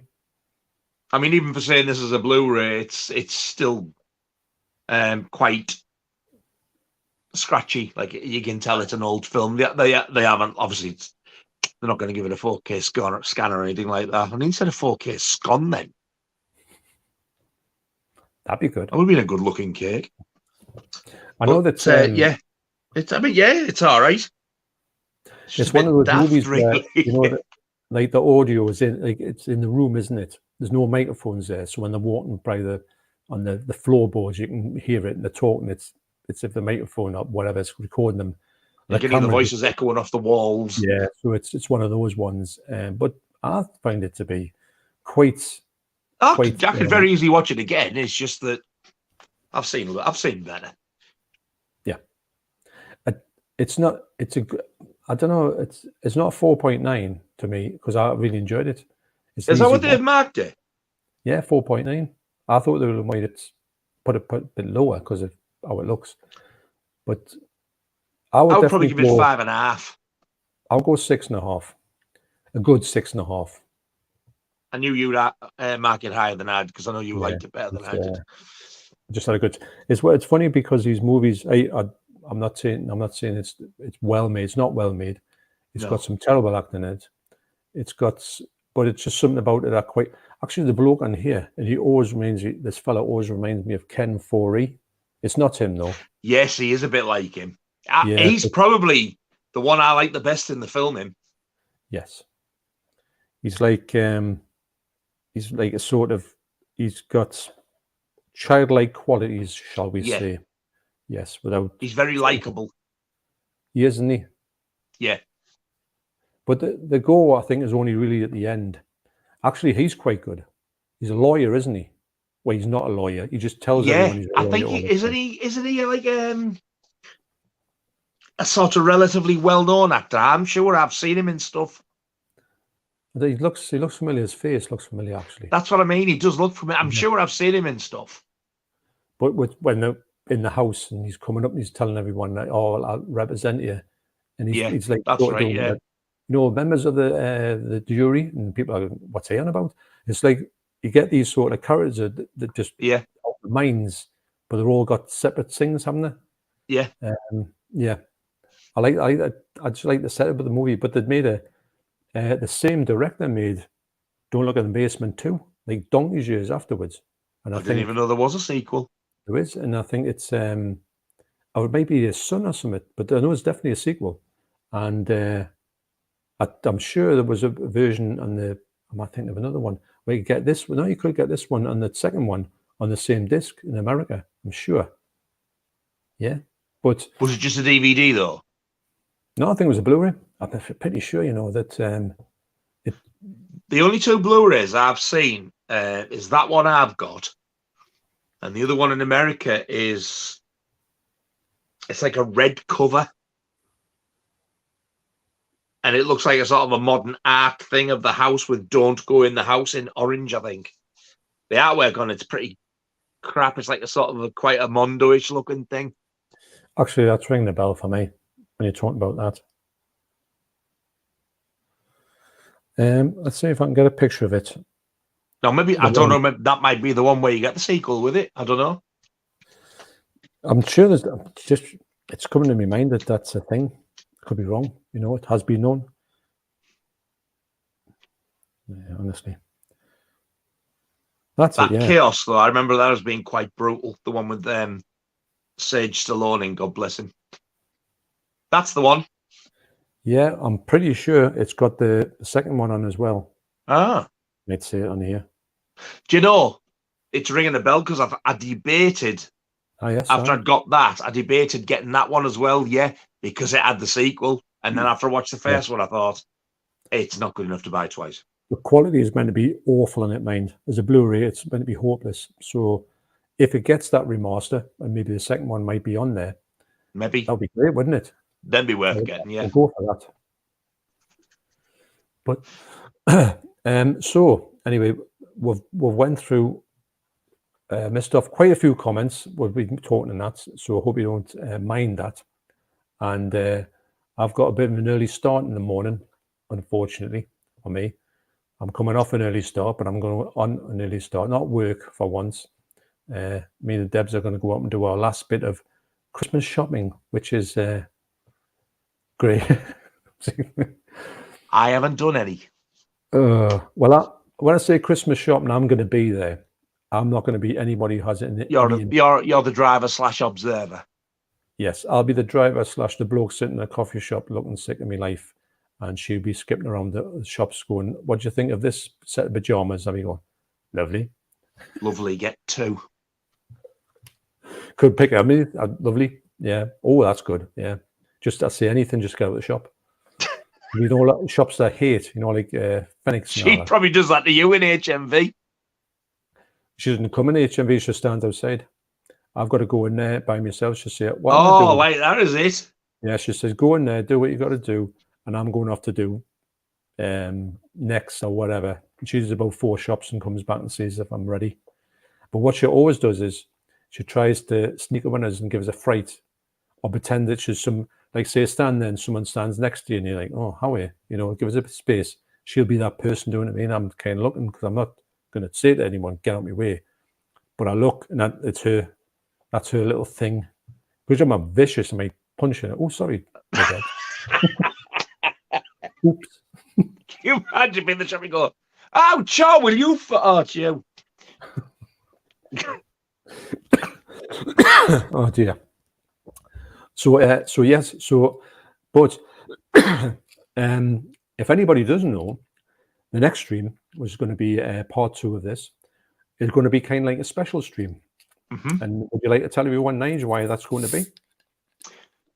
Because we are getting Michael back on with his ridiculously amazing Evil Dead collection. So it's going to be an Evil Dead special. That's in there. It was on there now, Bogey Cat. Yeah. So yeah, we're gonna just do that one film for that one stream because of the amount of stuff that he's probably going to be able to show us. We'll still show our little we are not worthy sort of little bits we've got, but yeah, I think it's going to take that one just to show some of the stuff he's got. Because strangely enough, that's why we did 11 this time. Yeah. So it would stop right on the Evil Dead. But I think with Evil Dead as well, we'll sort of cover the sequels with it as well. So it's not just like the one film; it'll be like the trilogy. Well, the thing is that Mikey's got that much stuff from all the movies, so it's not as if he's going to say we're going to talk about the Evil Dead because he's got that much mountain of gear from everything that you won't believe. I mean, when we were on our stream and we were talking to him afterwards, we were just sitting there gobsmacked at everything he was pulling out. We thought, things you didn't even think was a thing. Look at this. Some of the photos he sent me, I was like, "Geez, are you making this up?" It's like, to be honest, if you saw someone in the street and they said, "Oh, I like the Evil Dead," and they said, "I've got this, and this," you'd be saying, "Aye, of course you have," because you just think it's got to be made up. There's no way that anybody's got that. But he was pulling all the stuff out and saying, "Look at this, look at that, look at this," and we're going, "What? How can you do that?" But he's got all the stories behind how he picked this stuff up and where he got it from and all that, which is fascinating as well. So expect the next one, the Evil Dead stream, which is going to be just about the Evil Dead, but you're going to get a lot of stuff about. Put it this way, there's two things he's got that, to me, are like grails, and it's the original soundtrack to the original film on vinyl and the original UK quad poster Certificate X. Not only has he got them, but for him, that's just the tip of the iceberg. It is. I mean, we only scratch the tip of the iceberg when we're talking to them. So I would, when that's going to come up, I'll try and get more information out about that and more of a heads up. This was a bit of a my shifts changed around, so I had to do this a bit quicker than I wanted to. I wanted to give a bit more heads up, but I had to just go with it. I only told you yesterday about this, didn't I? So it was a bit, you know. I mean, the way things are going with your work, we can't even say it'll be before Christmas because this could be January. I've got a feeling, just to avoid anybody being, you know, like saying, "Oh, next week." I would never say that because next week's a horrendous week. But I'm guessing it'd be better off saying it's probably going to be in January, and it's going to be great though. I mean, to be honest, it's going to be one that I'm going to sit back and just watch because this stuff, and I want to sort of like, I'll put the comments up about. You sit back, go on, take it away, Michael. I know the floor is yours. It will be a case of saying the floor is yours because I know we're talking about it, but if you join that stream, you will know that you're seeing some. Put it this way, and I'm not just saying this. I'm saying this, and Nigel will agree with this. You will never see stuff that you're going to see on this video anywhere else online. Yeah. It's just I can definitely agree with that. Yeah. And normally people say that and you think, yeah, right, no. You may think it can't be that good, but let me tell you, it's that good plus some. So, yeah. He messaged us before about that book and I got it. What a nice book it is. The guy who did the Evil Dead artwork. Yeah. He did this. I mean, he did the Nightmare on Elm Street 2 poster. That's not it, but he did it. You know, the old black and white film, The Old Dark House. Yes, that's great. Eureka released that. I've got it with us. I love that film. He did that artwork. I know, I've got that slipcover. It's beautiful. It's amazing, isn't it? One of the best ones I've seen. The film is great as well, actually. I love it. I love that. I've been looking for that film for years, like waiting to get a decent release. So I remember seeing it on the telly. And then when I seen this thing come up, The Old Dark House, I'm having that. Pre-ordered. But yeah, that's a really good book, that. He got it and I got it and you didn't. Yeah, you're right. It was so cheap, though, what it is. Like, This fella, what an artist he is. Oh, he's probably the best out there doing stuff. I was gutted to think, like, when I opened it, as much as I think it's such a great book, the actual original Evil Dead poster's not in it.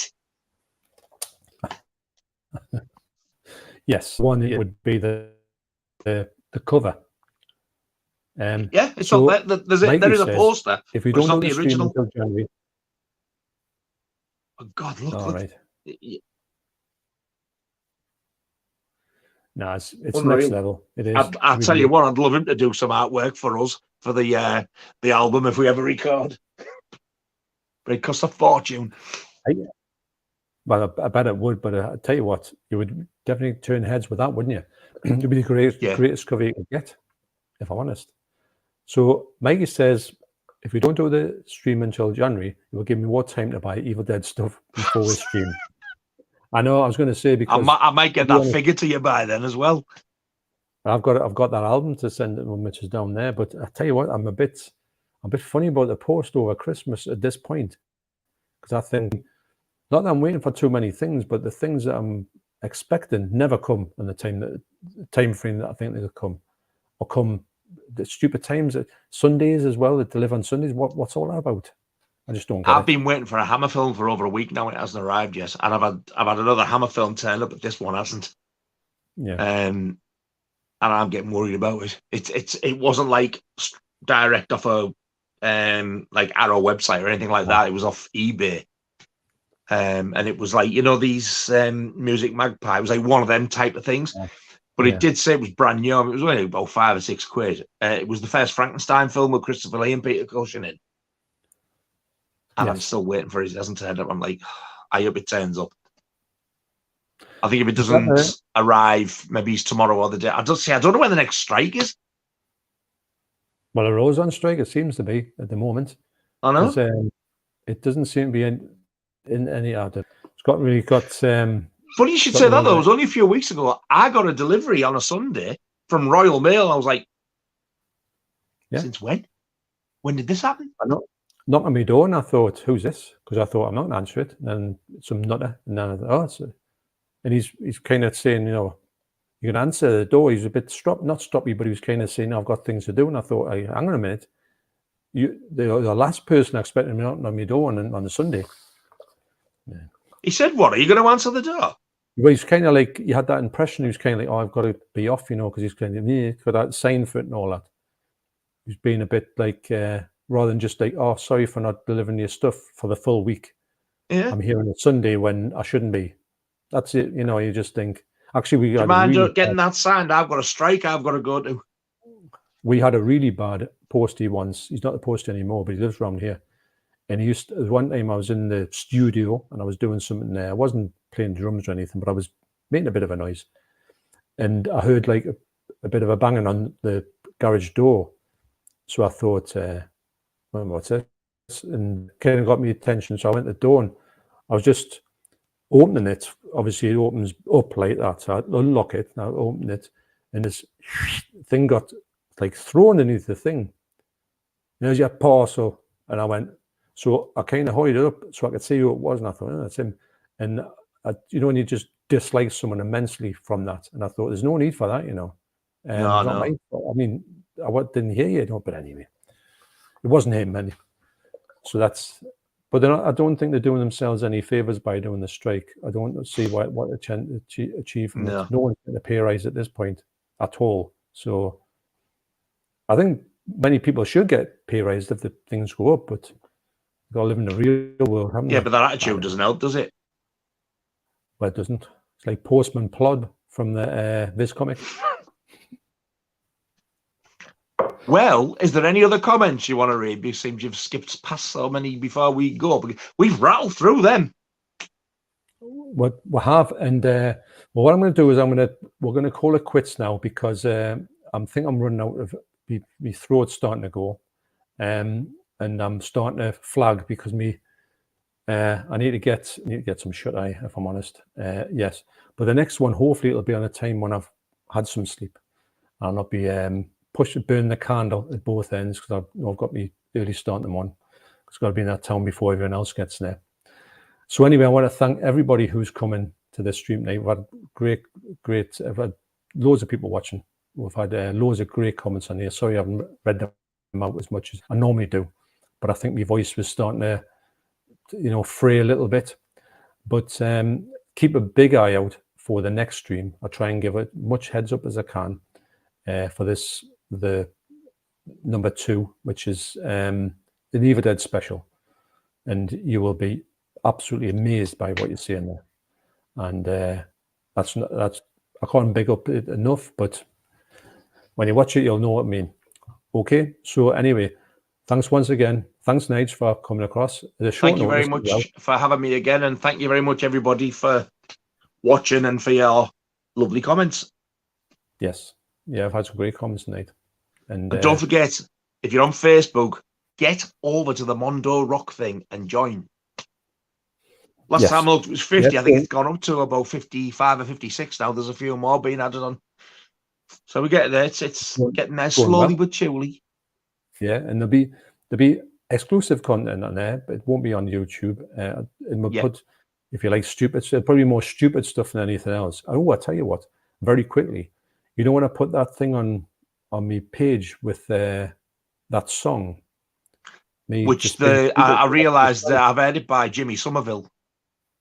Yes, the Mondo Chelloveck, or whatever they call it. Le Comment Adieu, or something like that. As soon as I heard it, I was like, "Oh, I know that from somewhere," and it's been in my bloody head ever since. Thanks. It's a great song, but you know that the reason why I put it on, I thought me say, you know what it is, you can't put anything on YouTube with music. If you can whistle it, you get a copyright strike. I thought, I wonder if that happens on Facebook. So I put that on there and it went through no problem. So I thought, so really Facebook will be the time if I want to do anything musical, daft music stuff, that can go on there. It was only just to test it out. Do you know what I got a copyright strike for? You did. You know, when I did the not the maiden one I've just done, but the first one I did, the unboxing of the anniversary. Yeah. And I put the beginning bit of that "War to You," the talkie bit. Yeah. That's flagged as copyright. It's somebody reading the Revelations thing. Yeah, it's off the record, but it's not part of the music. It's just the intro. I didn't play the music deliberately. I've had 2 copyrights. That was one. What was the other one? Can't remember. It's nuts. I don't put anything on there because I just know what's going to happen. But no, all it means is you don't get paid for it, doesn't it? That's fair enough. Well, all the stuff goes to the person who, if you put the music on, all the stuff, if you monetize it, all the money goes to that person. Say the Beatles get all that money. Well, it wouldn't, because the Beatles would stop your video going completely. Yeah. But your stuff will go to that person or that band or whatever. Fair enough. I suppose if you wanted to include quite a lot of that stuff, but if you included like a second clip or a sample, some word, and it got and you had to pay all the money to that thing. What happens if you had a really a video that it took a long time to do, and you put a lot of work into it, and then all the money's go to somebody for 1 second of a song? You just think that's not really right. But it's better. Personally, I just think it's better to put now on, so you don't. I suppose at the minute it doesn't affect me though. I mean, I've got nowhere near as many subscribers as what you need before you start and make money anyway. So not now. Affect me yet. Yet, but it might do. So it's something to think about. It's just I think YouTube got enough money without people just making coppers and giving them half the coppers. You know what I mean? Anyway. So there you go. On that bombshell, we shall bid comment adieu. End of section 2, part 1.